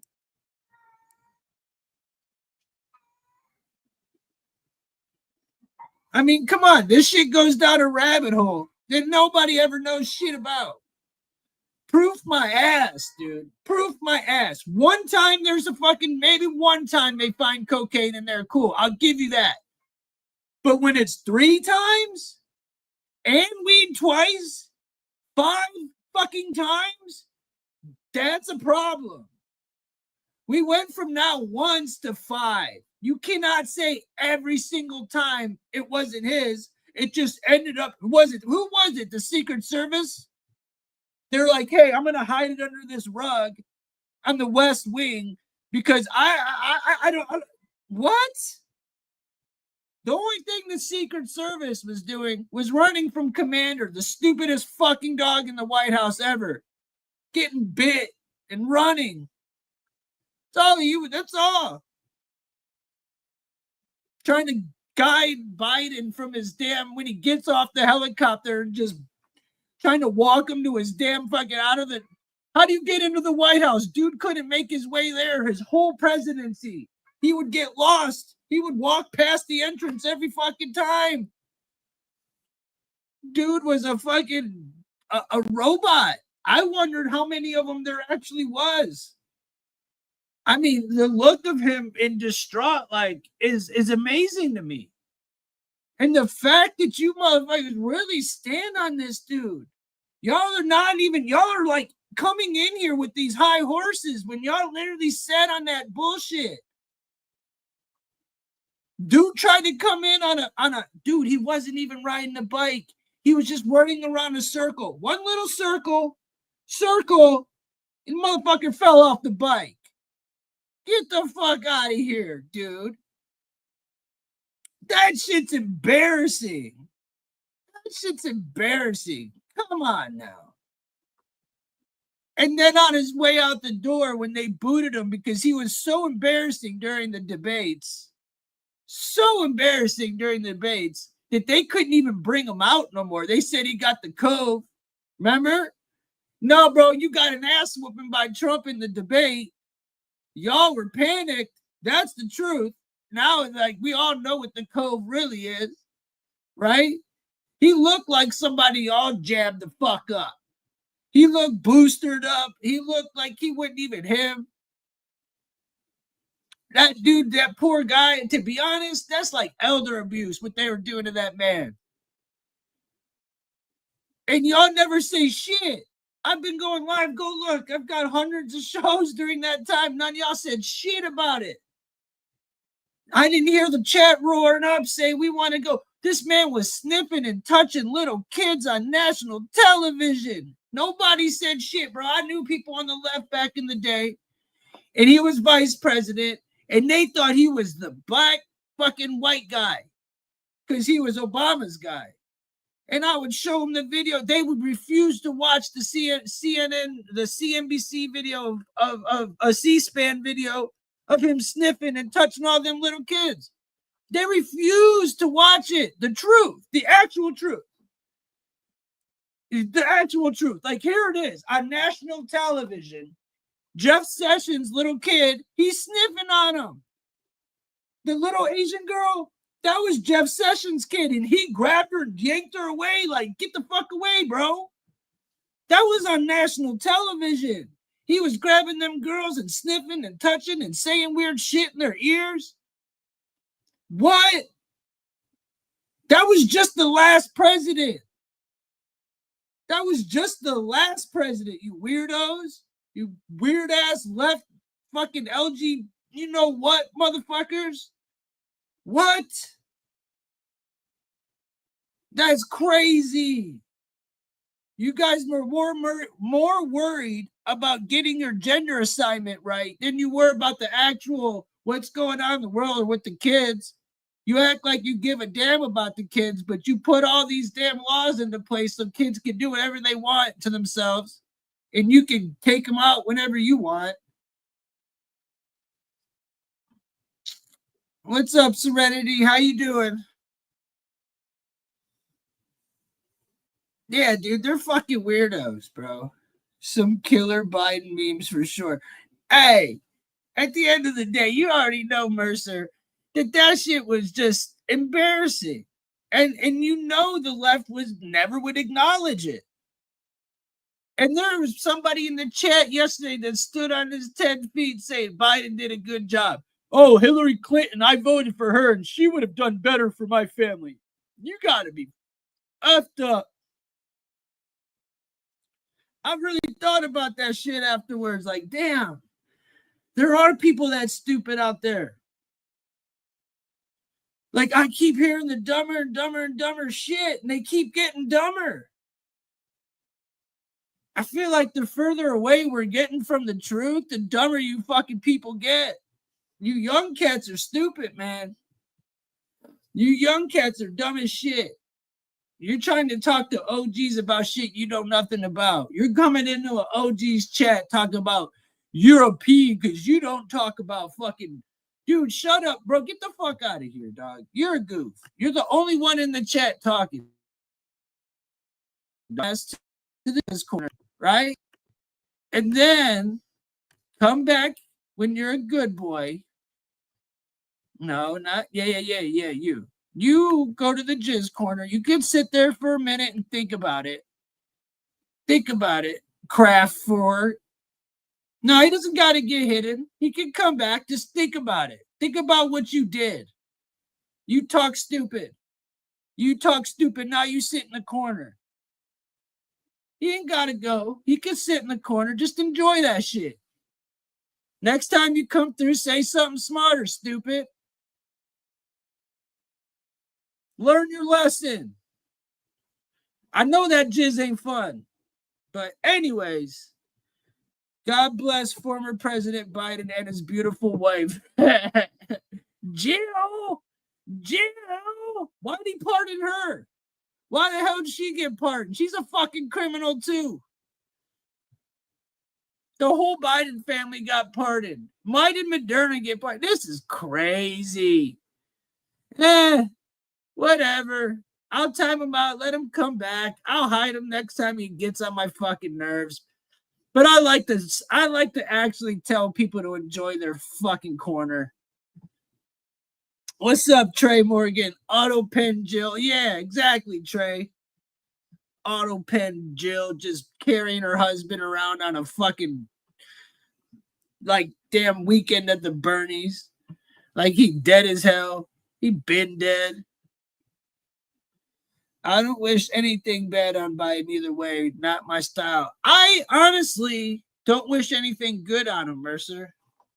I don't wish bad on anybody, right? I mean, nah. Like, I'm not going to lie. If I woke up tonight and like I said tonight, because I'm probably taking now. Now it's getting late now. So when I wake up in the morning, if I found out Hillary got Clinton, right? They unalived her. Do you think I would give a fuck? Hell no. Hell no. I wouldn't give a damn. If I woke up tomorrow and they told me Biden was, I would not be shocked because I think he's been dead for the last 2 years, just walking as a dead man, if he wasn't already dead. There was so many different Bidens. There was so many different Bidens. Who remembers all the different Bidens? Remember that shit, dude? There was like 3 or 4 of them. Because you could tell by the forehead. The one was real big. The other one looked kind of younger. There was, or mask. It could have been masks. But who was behind the fucking curtain? Like, who was playing Biden, though, bro? Because it wasn't, it wasn't like it was Biden, because the dude could barely fucking walk. The ears were different on one. See, y'all remember? This is what I'm saying. I'll be telling you guys this shit. We all know what's up. The black eyes, yes, we all know what's up. And that's why we're sitting here talking about this stuff and they all forget. And they're not going to remember none of this shit. Like, we go bring this stuff up to them. They're not going to remember it. They're going to deny it. Like, all right, man. Well, we've been there. You can see the mask around their neck. One of them, I think they did that with Hillary too. Remember when she passed out and they had to drag her in the van while she was running for president? And she did that weird, like, we had a little Caesar thing during their interview. I think they started busting around to fake her too. I do. Remember a nap between two naps, a middle nap? Bro, that's what I was thinking, a nap and then wake up and play poker, but it's already late. It's like, it's time to play poker, I guess. I don't got time for naps. I went to bed playing poker, and I'm going to play it again. It is the best country on the planet. I don't give a damn. They are screwed because I never forget anything. It's a curse and it's a blessing. Exactly, Mercer. I don't forget either, brother. It's a blessing, man. It can be a curse, but it's a blessing. Because when they say shit like, oh, blind 11, and they try to tell you all the shit that didn't happen because it's all scrubbed off the net, I remember. Charles, bro. What's up, dude? How you doing, brother? Good to see you, man. Much love. R.I.P. Texas. Yeah, James. What's up, Gear Jammer? How you doing, brother? What do you mean choose to replace in 2028? Who are they going to choose? Probably J.D. Vance. I would imagine. I mean, dude, anybody that thinks Trump's going to go in 2028 is crazy. Nobody wants Trump in 2028. Like, MAGA doesn't want Trump in 2028. I don't. Who the hell wants Trump? Then we got another damn Biden in the house. Old, senile man. We about to get the last good 4 years of Trump's life before he becomes a Biden. You know? I'd imagine. I don't know how much longer he's going to be able to maintain where he's at right now. And I guarantee you, traveling around like he does and doing all these press conferences, that's probably taking years off his life. I would think. Because that shit's got to be draining, man. Remember all those rallies he did? He was doing like sometimes 3 or 4 rallies a day. That was crazy, dude. Well, it was like 100 degrees outside going from city to city. I want to be the one for Trump. He aged like 20 years in the last 10. Yeah, Trey. That's what I'm saying. All the presidents do. They got him on a tour. They don't really do anything besides have to be at places. They're like the spokesperson for our country. They're not really doing shit. They're not really doing shit. But yeah, what's up, Trey? If I didn't already say what's up to you, bro. What's up, Trey? If you guys haven't hit the like and sub, do it. Do it. Yeah, I'd say he would be too old then. Yeah, I think so too. So then it would be what? J.D. Vance, and I don't know who would run with them, to be honest. I don't pay attention enough. I'm just now getting it back into politics because once Trump got in, I totally took a break for a while because I was just completely drained from all the damn,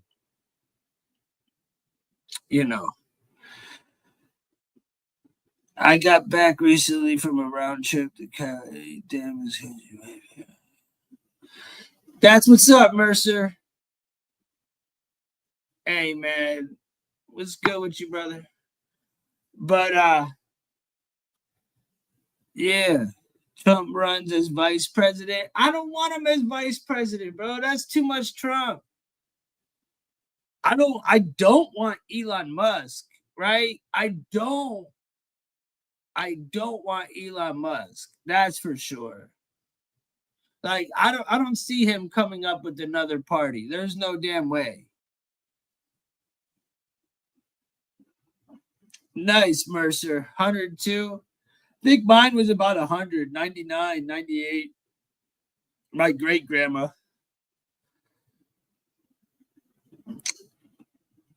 My grandma actually just passed away at 94, like 3 days ago. My actual grandma.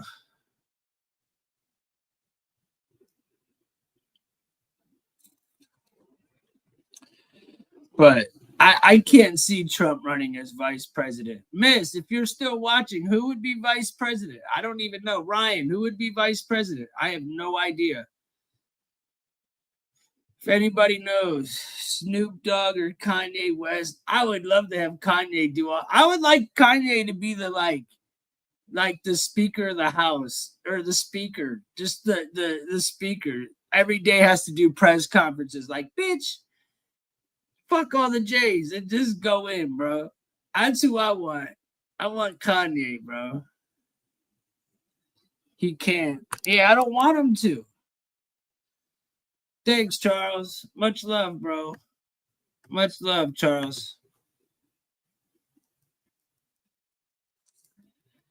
I wouldn't want to be POTUS for any amount. Yeah, no, me neither, Mercer. You got to have some sort of craziness to yourself to want to be a president. You know, it takes a certain type of person to want to be president, honestly. Stephen Miller's running the show. Love Kanye. I love Kanye too, bro. I ain't gonna lie. I love Kanye, bro. I don't want to go to Mars. I don't believe in space, really, bro.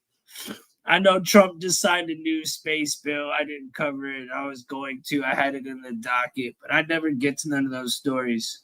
People used to like to watch that type of shit. Now all people want is Epstein. Epstein. That's it.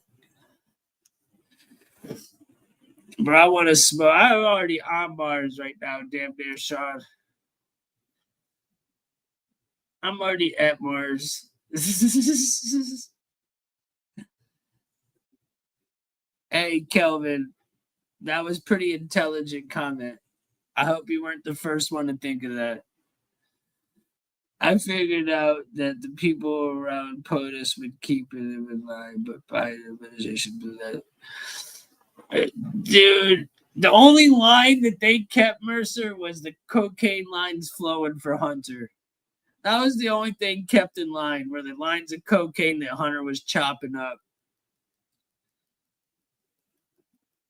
Musk is hella weird, though. Musk is hella weird. He might be cool, but he hella weird, bro. I'm not a big fan of Musk. I don't know. There's something weird about that guy. You know?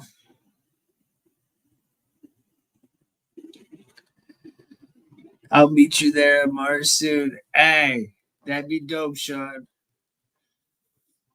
I'm already there. I'm on my way up right now, to be honest. Yeah. Yeah, I thought I liked Musk, but he's gotten shady now. Yeah, he's gotten weird. He's always been weird. I never liked Musk from the beginning. I never liked him. Even his black MAGA hat was stupid, bro. You know what, bro? Hey, Nick, you're going to the corner too. Just think about the things you say, right? Like, am I talking about that? Pardon Diddy, bro. Are you fucking stupid? No, you got a minute to think about it. Go to the corner. Think about it. Think about the stupid shit you said. Shame on yourself. Everybody boo this man. Now come back with some better shit, Nick. Because that shit was whack, bro. Come up with a better comment. Dumbass. I can't even say half the shit I want to say because this ain't YouTube friendly. But bro, bring your ass on back. You don't gotta go, but you better better come back with something better to say though. Charlie Sheen and Elon Musk I like Charlie Sheen, bro. Charles, y'all miss me putting motherfuckers in the corner, bro. Y'all don't know what it's like to get put in the corner. Y'all forgot about that shit, huh? Don't forget. Damn, you flaming some dabs? Yeah, I got some dabs. I ain't even hit none yet today. I'm just smoking on some gas, though. But I do got some good dabs. I got some jet fuel and I got some apple fritter raza.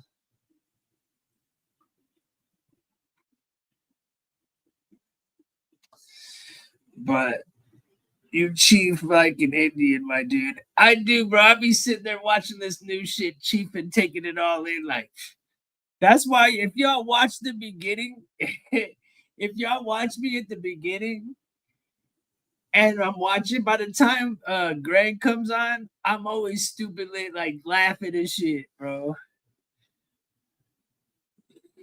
Remember the first time you got timed out? Who's that? Just sending messages, my guy. Hey, bro, I be putting motherfuckers in the corner. Sometimes people get caught in the line of fire. And yo, Dougie. Oh, hell yeah. That's what's good. Much love to you, Dougie.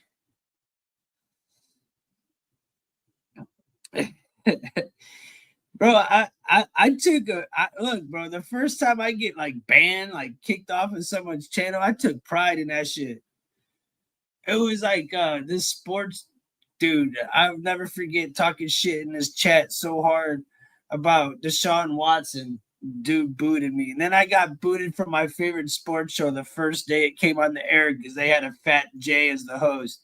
And I kept saying he wants everything bagels and he was just a fat J and da-da-da-da-da. And they kicked me off, they blocked me, but I knew people that knew people on the show, so they got me back in. I woke up like 3 days later, I woke up on one and just started calling him a fat J again. I couldn't stop myself because the chat was getting so mad that I was laughing because it was pissing them off. So I was trolling the chat real hard. Trolling the fucking everybody. They were all reading it because they all had the phone. It was funny. I'd say I'm still not allowed back. I have to go in on an alt if I want to comment. It is what it is. They gonna land at your crib. They see the stinky conics. But hey, damn right. At least they know I come in peace, bro. At least they know I come in peace. What's up, alienated? Better get some, alienated. Get some trees, bro. Get some trees. What's up, brother? I'm about to have a nice little smoke session after this on you do some trolling. Oh yeah, bro. I do some trolling, Alex. Look, bro, I'm a troll, bro. That's why I don't understand. That's why I don't understand why y'all be talking so crazy in the chat. Because I'm like, y'all aren't even good trolls. Y'all aren't even good. I like to do some trolling, bro. Yeah. Go watch one of my videos. I went trolling on Discord. Go watch me on Discord, just going from room to room trolling, bro. It's pretty funny. It's definitely not PC. That's all I can say. It's like a month ago. Put a link to your new server. Oh, yeah. A link to my new server. I can do that.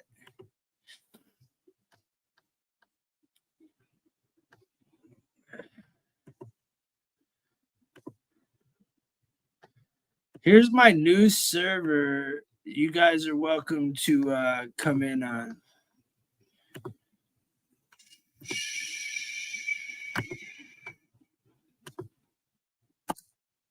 There you guys go. What's up, Marilyn? How you doing? I'm just talking to my people. Do you want something important, Marilyn? Give me something to talk about. I'm just talking to my people, bro. I've said plenty of important shit. I'm not really trying to what do you want schooled on, Marilyn? Say something worth me reading. How about that? You know what, Marilyn? Go to the Jizz Corner. I don't even want to look at your damn. Go make a sandwich, bitch. Jizz Corner for you. Go think about what you said, bitch. Come back with a sandwich and something nice to say.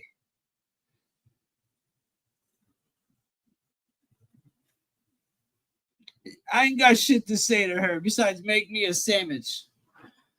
Fuck it. I don't give a damn. The more controversial, the better. Hey, nah. No, she just better come back with a good damn sandwich. I swear to God, if there's mayo on that shit and no Lay's, bro, we got issues anyway. She gonna get 5 minutes. She gonna get 5 minutes in that bitch. Scold her and shit. I need a mod in there that just scolds you while you're in there. What kind of sandwich, bro? I want a salami sandwich, right? On some Italian bread with some provolone cheese and some good mustard, with some Lay's chips and a Coca-Cola, bro. Yeah. Bitch, bring me my sandwich and shit. Don't fuck it up. I swear to you not. I'm jealous, AM. I'm jealous. Alex said he could get the link to work. He couldn't get it to work? Huh. I don't know. Try it again. If not, then I'll have to figure it out for my next stream or so. Here, let me try it on this. Let me try it on this one. Let me try it on here. Maybe it'll be easier over here. I'm in a two different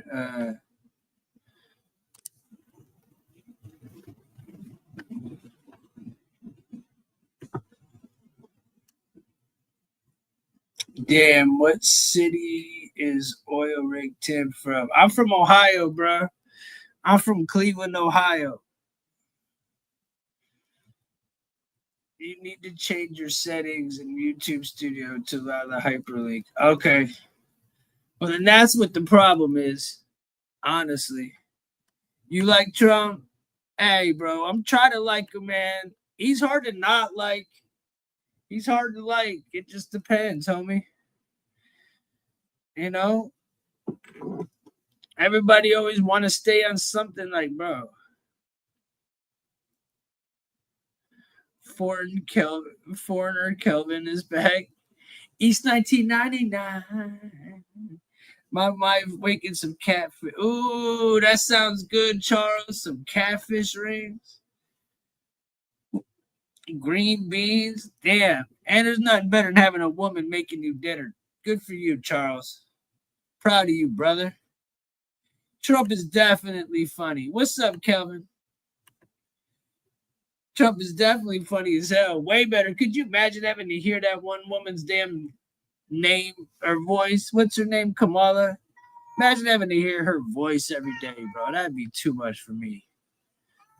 I've been playing around with the idea of marijuana growing as lawn grass. That's a good idea. Alex, you're on to something. Hey, there you go. Bro, I want some food too, man. I just ate a sandwich in the middle all night.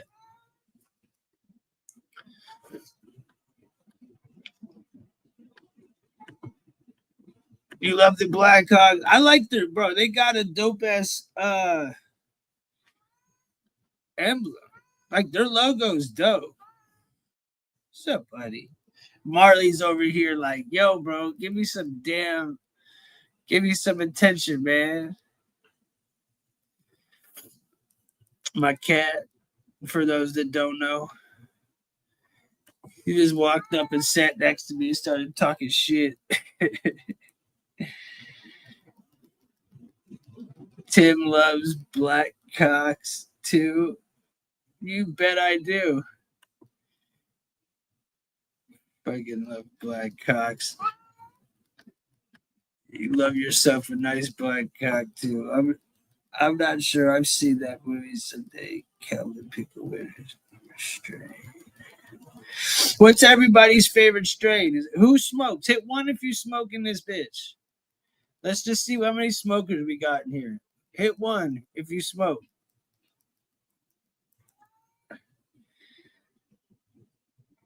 What's a sheep herd? Oh, shepherd's pie. That shit's fire, bro. Yeah, I want to say, if you smoke, what are you smoking on? What's your favorite strain? Help me up in the chat, bro. What you smoking on? What's your favorite strain? I knew all you motherfuckers was smokers. Look at this shit. Yeah. There we go. Some rainbow sherbet. Nice. I'm with you. I'm actually with you right now. Yo, nut. We got Kanye, man. We got the whole smoke. Everybody be smoking in this bitch. These are all my people. I love y'all. Any sativa? I'm smoking. What's the sativa? It's called Polar Pop. Is what I be smoking in the morning. When y'all see me sit there in the morning, I usually be hitting that Polar Pop Humboldt Fuel. Hey, nut. I seen that gas you put in the Discord, dude. That shit was fire looking. What the hell was that, dude? That was some straight funk. That was the frostiest fat nuts I had seen in a grip, dude. I didn't know Michigan could produce that shit. I thought y'all didn't know how. E85 is my E85. What is that? Which one?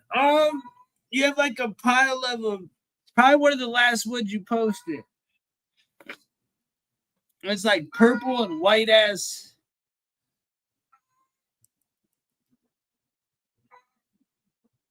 Two puffs is all I can take with that grape. I've been smoking since. Nice. I got some grape pie by Motor Breath that's super funky as hell.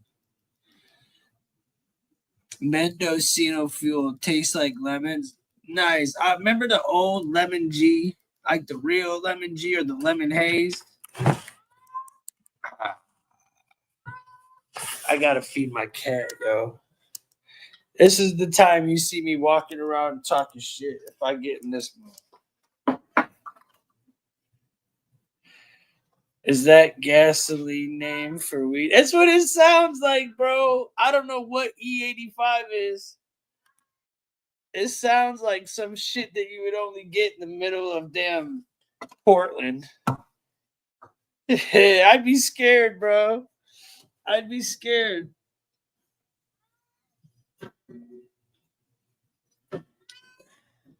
Hold on. Sorry, guys. I gotta give my cat some damn food. He's been bitching at me. There you go, bro. Sorry. Humboldt County, yeah. That's that corn kush. Legal versus weed ain't much bullshit. Hey, if you gotta smoke legal weed because that's how you gotta do it, I'm not hating. But yeah, there's a big difference. I'm not hating, but yeah, there's a big difference, dude.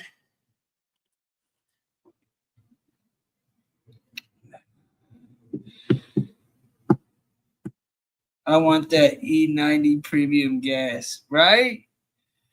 Cross between Wedding Cake and Project 4516. Damn.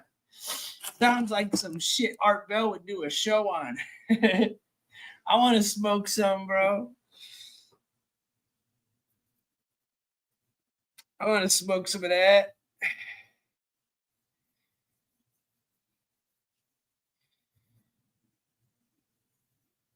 It's synthetic gasoline made out of corn. Okay.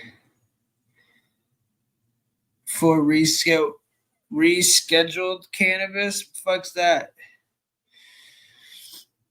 I don't miss going on a mission to get it every time. Yeah. No, I'm with you. I'm with you. I don't miss any of that shit. By the way, Billy, this damn desk is dope. I was gonna do my stream edit this morning, but my ceiling goes in a slant, and you could see the doorway in the back. So I have to figure a different way to set it up. Or else I was ready to go with that shit. I felt all like professional shit behind this big desk. It's pretty dope. Thank you, bro. It was a little exciting though back in the day. So yeah, no, I mean that used to be part of the thrill, was going out to get it. That's exactly what I'm gonna do, man. That's exactly what I'm gonna do, Billy. But yeah, no, part of it was fun to go get it. But nowadays, with all the weird stuff that people be doing, I'm glad I don't gotta deal with nobody, like, for real. Around here, people are allowed to grow their own, so hell, unless you go to the dispensary, I haven't really bought much in a long time. Oil, you got to get the oil. Man, it's still, yeah, bro. We're living in two different worlds, bro. Remember sitting there on the Discord one day, me going through all them strains with you? Like, which one do I get? Which one do I get? And you can't, it's still illegal for you. And I'm sitting here showing you a whole store full like 309 different strains and shit, bro. Remember that shit? Bro, I ended up getting like 5 or 10 different kinds. I went stupid then. I used all 45 days I had in one day, basically. I had 4 days left. That's a lot of days. Yeah, I mean, people were worried about that, but I don't know if people are doing that, but you still got to be careful, Mercer. Like, I would hate to be a kid now, man. I talk to people that like to party and stuff, and they have to have, like, testing kits. You know, if you don't, you could take something and end up unalive. That shit's crazy. When we were kids, you wouldn't even think about having to get a testing kit, besides like X pills or something. But you wouldn't think about having to get a testing kit to like smoke, especially. Your states suck. Fucking helicopters were looking for outdoor weed just a few days ago here in Kentucky. Damn, bro. I like Kentucky, but I don't, that sucks.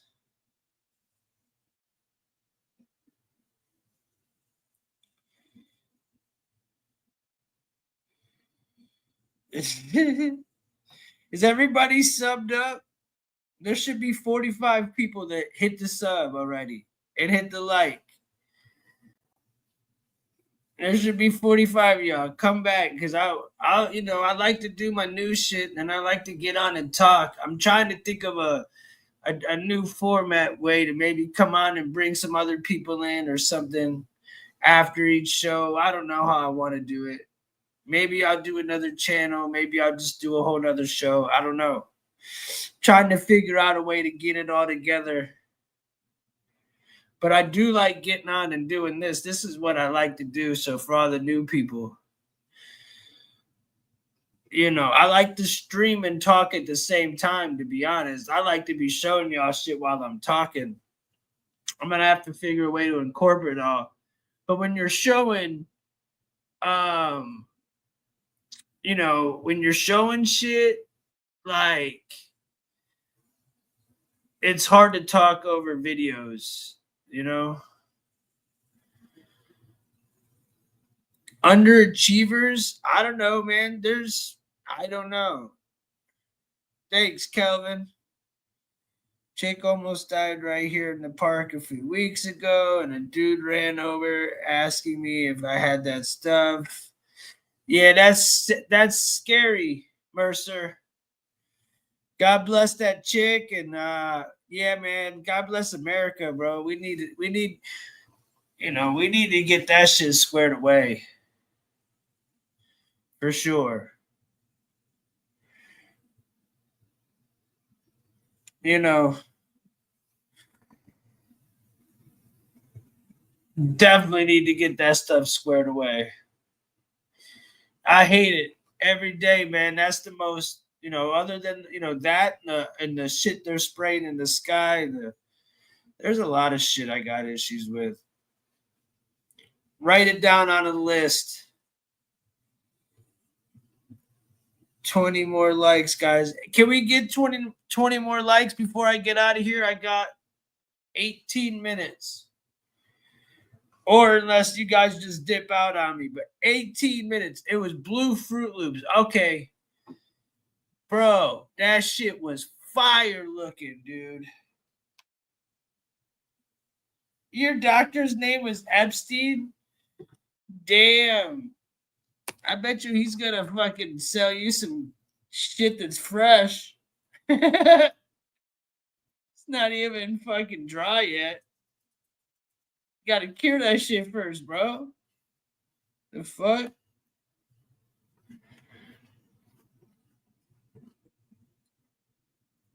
I'd love to smoke some fire. Hey, I'm about to right now before I end this biz. We're 20 away. Come on, there's 20 of y'all that can hit the like button if y'all haven't already fucking hit it. Really? All you got to do is double tap the screen. Boom, boom. It's not that hard.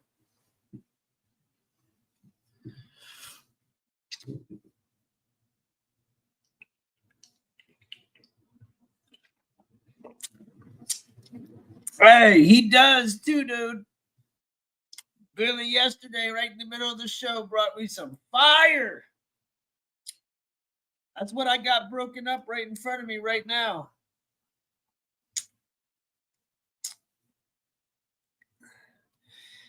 Hey, they got some booth right now down the street.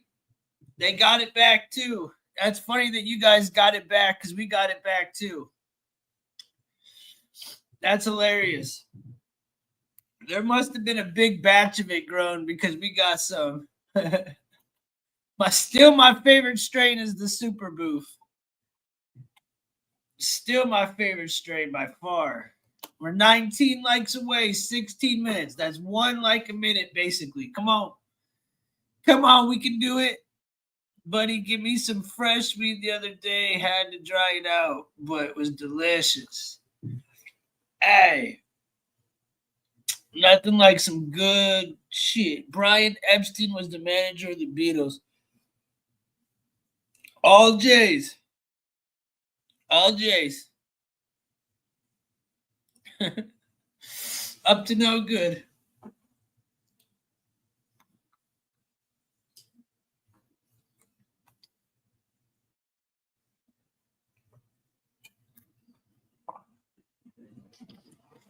It will be for a lot of people, huh? Calvin. Hell yeah. I love around Christmas time when all the good shit comes around.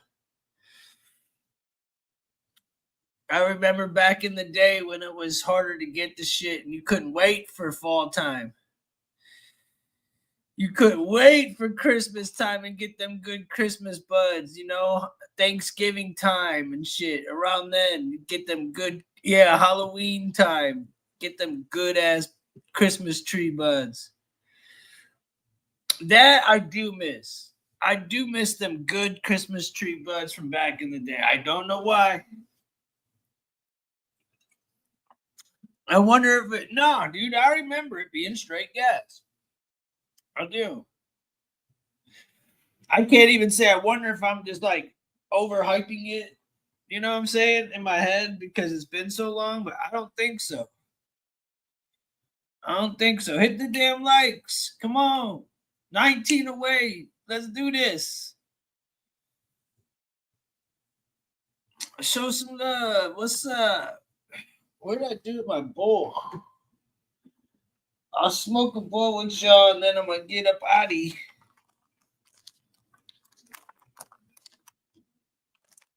I'm going to go over on the, I'll be over on Discord if y'all got that shit through. It tasted just like pine trees, just like it smelled too. Damn! Sounds nice, bro. What did I do with my bowl? Hold on a second.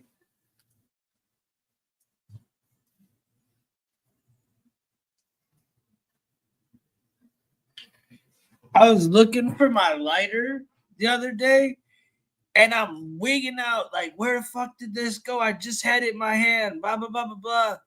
Bro, I found it in my cabinet.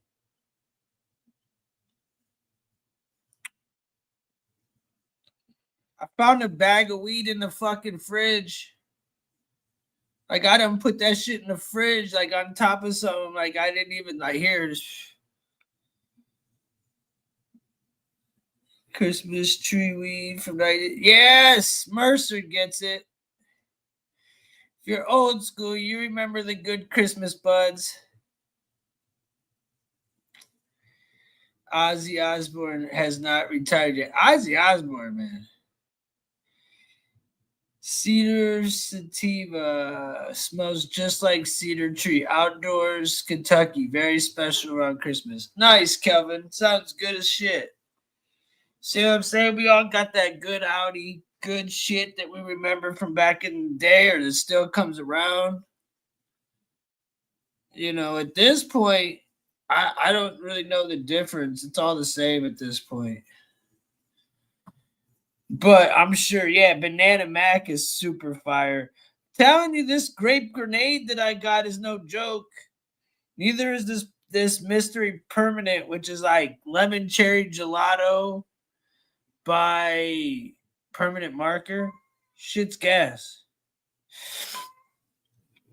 Shit's fire, bro. Legit.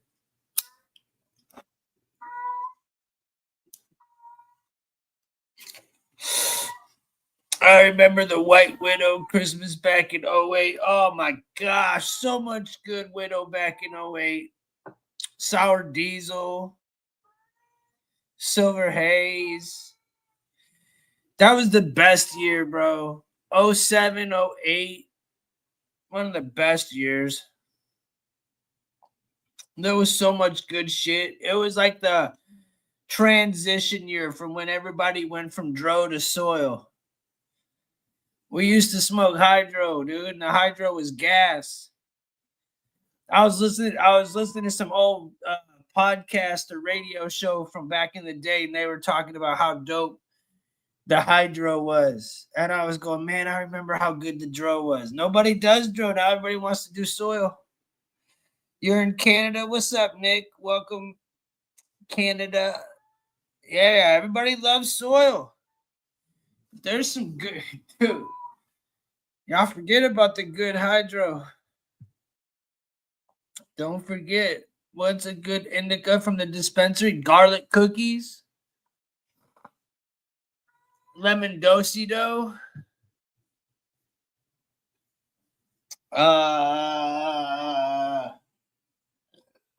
Permanent Marker. Rainbow OG Super Boof. Yeah. Any of them. Anything with the RS is good. Anything with the boof is good. The garlic, though, if you can get some good garlic, indica, garlic cookies, get them shits. Do you guys have them in Michigan? Garlic cookies?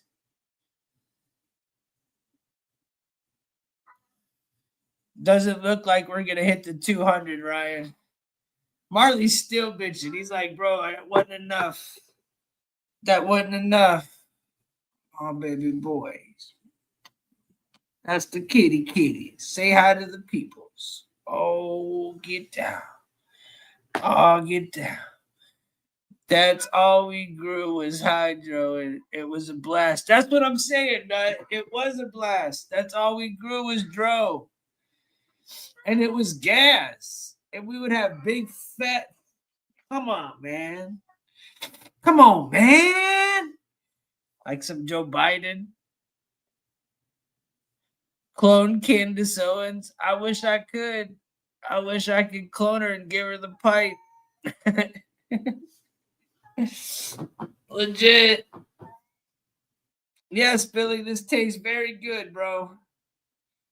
I'm impressed. Good job, my dude.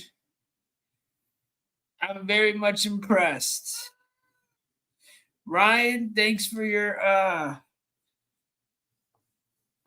fucking shit behind the wrench, bro. You be fucking cats up. I see you nailing people. I be sitting there like sometimes like, man, this fool's got to go. I'll go to pick my hand up and you just snipe him. I'm like, damn, he got him.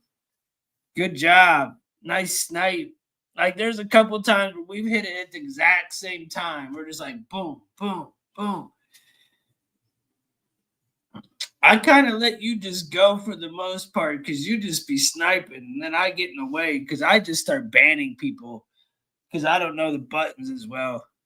I just start blocking people. I don't want to block people really. I try not to. Yeah, no, Billy too. Billy too. I appreciate it, Billy. It was wild earlier, man. We had thousands of people in this bitch at one time. It was crazy. This is just chill time, bro. We had thousands of people in here already, bro. I'm just chilling with y'all. Like I should have ended it, but we were just I'm just chilling. We had guerrilla growers move in next door in the mountains. They grew their quota and left. Original Colombian said, nice, Mercer. Did they clean their shit up? Some Colombian gold? I always hear about it. I don't know if it ever existed. Yeah, Ryan's a sniping ass mug, bro. He don't give a damn who you are. He gonna snipe you, bro. He snipe his own mom. If she typed in and said, hi, Ryan, in fucking all caps, that bitch would be in the corner. And I'm sorry to call her bitch. I'm sorry, mama. I meant that woman would be in the damn corner. He would put his own mama in the corner. That's how freaking snipe. He gets behind that snipe. He don't see names. He just sees comments. Bow, bow, bow. Give a damn. Yeah, dude. If he's not there, you'll hear me start yelling a lot more. That's for sure. I know if I got Ryan and Billy behind the damn wrench, I know I'm good to like be able to just focus on like what's the next video. Like, bro, I'd like to be able to find like the newest video. Like I literally find new shit and keep putting it up. Like, bro, this is an hour old. Bow, put it up. I'll like erase my whole lineup and put up a whole new lineup just so y'all have new fresh shit always. It still sounds all the same to me, but it's all new. Like that's what y'all got. If y'all wanted like a compilation, that's basically it. You know?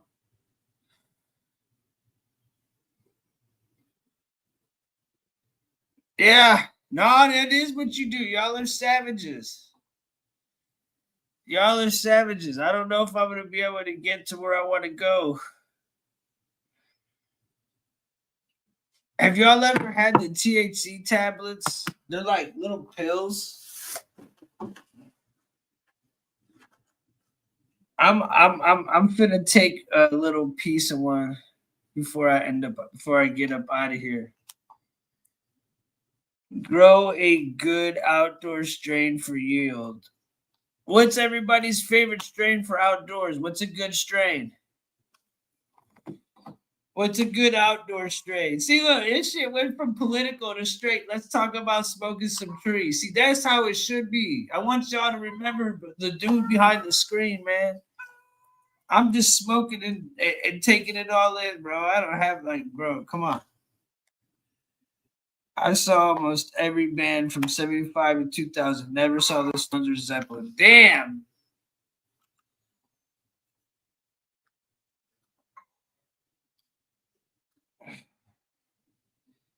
Any Gorilla Glue? Ryan, he wants to know about the Gorilla Glue.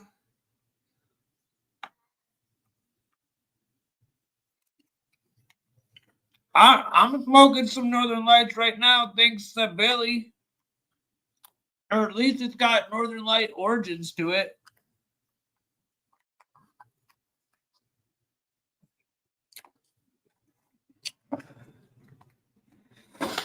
A good sativa, Calvin. A good sativa is Banana Mac, dude. That's it. It's called the Big Bang. You can look up the genetics for it. That's what I'm smoking right now is the Big Bang. Skunk and Northern Lights. Yup. That's what I'm puffing on, Kelvin.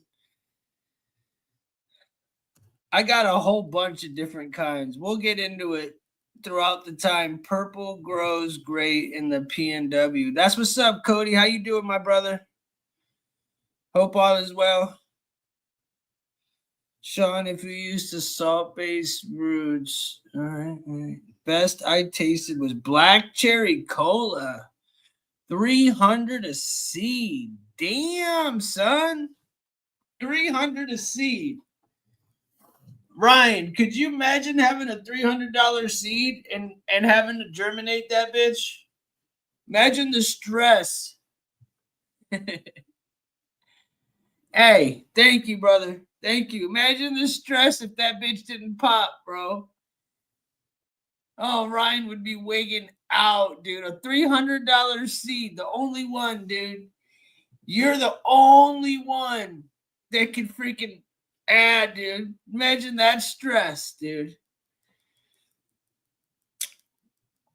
That would be a fucking headache, dude. You'd be like, if you fucked it up, everybody would disown you as a friend. Like, bro, you just fucked up a $300 seed. You would never be able to walk around with your head up again. But if you get it off right, dude, you'll be the man. I want a $300 seed. We just grew Chem Dog outside, just water, no special nutrients, just natural. And was it good, Sean? Did it taste good? I mean, I hope it don't hurt me. That's what I tried to tell my mom.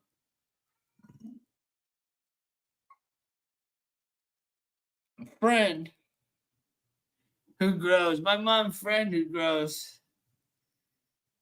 Yeah. I said, you got to give it something. Be interesting to learn how they create all these strains. Bro, it's a crazy world, dude.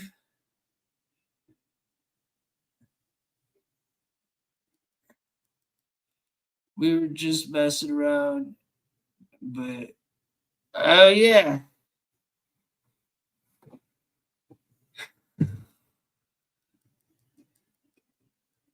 That's what's up. It's dangerous to do cross-pollination, though. You better do that in a safe spot. Fuck up your whole entire area trying to do all that shit. Chemtrails is you going for cigarettes. I don't smoke cigarettes, but yeah, chemtrails are horrible, bro. I don't smoke cigarettes, bro. Thinking of trying to grow shrooms. Yeah, there's people out there that can grow some good shrooms, I'm sure. Next time you want to just mess around, go to the casino with $300. Outdoors, fun as fuck, and rewarding as well. I like playing me some pokes. I wouldn't mind going to the casino. I wouldn't be opposed. I just don't really like doing like all that. I feel like once you start getting into that realm of it all, it gets dangerous. You know? I've had a few outdoor grows, not many though.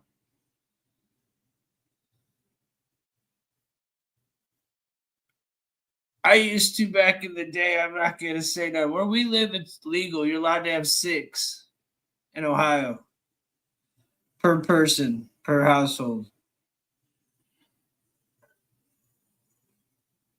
So it's kind of funny because when I moved in, I said, yo, can I? And they're like, yeah.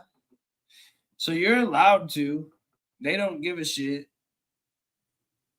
I definitely could smoke. They said, yeah, we don't care if you smoke weed. I just moved into this place, and I was used to a place where you weren't allowed. but they never said nothing. It was in a college area where everybody smoked, so it's not like, you know what I'm saying? My cousin went to prison for growing shrooms in Oregon 20 years ago. Bro, I knew somebody that did 4 years for 8 the shrooms, but it was because he had already been a felon for L a bunch of times. But he had to do 4 years or 2 years. Maybe it was 2 years for like an eighth or a quarter of fucking mushrooms, dude. This was back in the day. Isn't that crazy? Now they're like medicinal and shit.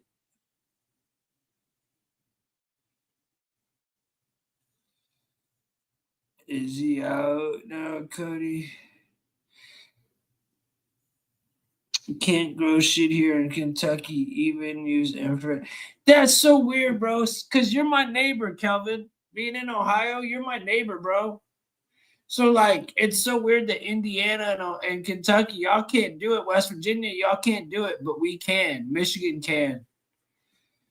I don't know what Chicago laws are, but they definitely got wreck and shit in Chicago. For sure.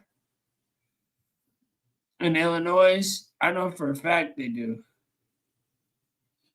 Yeah, he's been out 15 years. They legalized shooting. Isn't that crazy? Ain't that about a bitch, dude?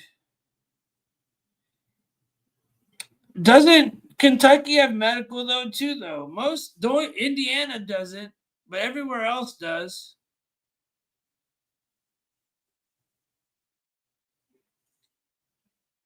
Over 5. I don't even know what you would get, honestly. I don't even know what you would get around here, to be honest. Because they didn't really care that much back when it was illegal. You didn't really get that much time. Like, I knew somebody that got caught with like 50 plus plants and they didn't even do a year.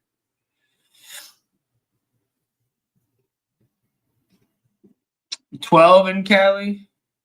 I think that's about what it is in Ohio, 12 per household.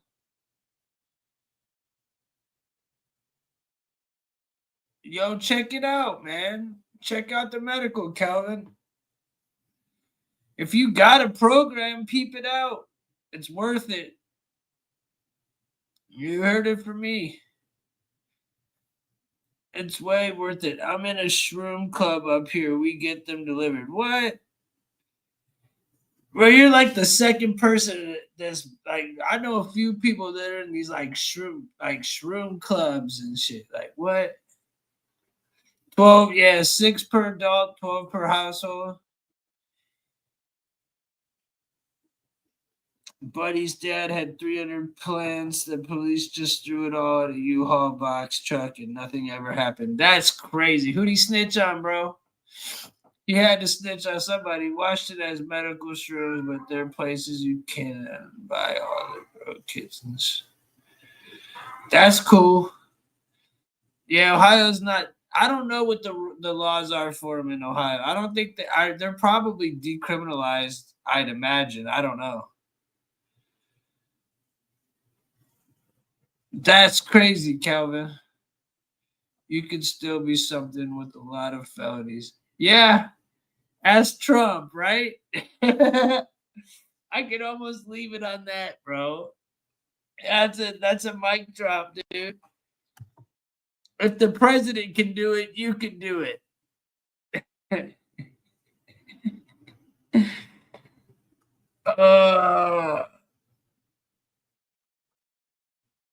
His son flashes dad's weed. Oh, his son got him popped. I would smack the shit out of you, kid, if you ever got me popped like that, bro. What? Rasta, nah. Yeah, he's getting his record scrubbed.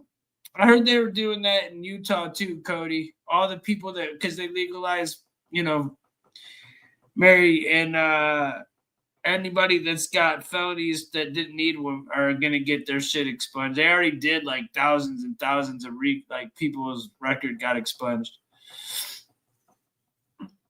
Yeah. As they should. You know? But fuck, man, we're like at 4.5 hours.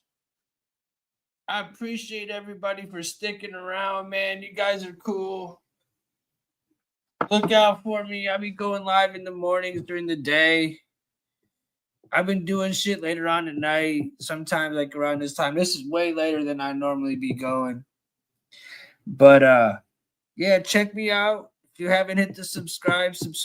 It was cool talking to you guys, man. You guys are cool. Welcome, Mercer, to the fam. Kelvin, welcome to the fam. Of course, Ryan and Billy and Sean and Cody, welcome to the fam, my brother. Oh, Hanson, welcome to the fam. I already been talking to y'all, dude. Nut, love you, brother.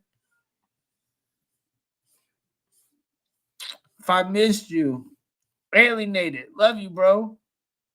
Ryan, of course, if I missed you, man, you know. Much love to y'all. But yeah, peep me out again. Peep out my old stuff. Peep, Much love, dude. Y'all are cool. I'll see y'all in Discord. Yeah, for sure. I'm about to go play me some poker. Feed my cat. So go get you some smoke, alienated. Let's smoke, dog. Come on. I only got so many hours awake. You know how I roll. So get your ass on in. Everybody, you have a blessed Saturday night. I'll see y'all in the morning. God bless y'all. Much love. Peace out, y'all. Billy, thanks too if I didn't say it. Love y'all. Peace out.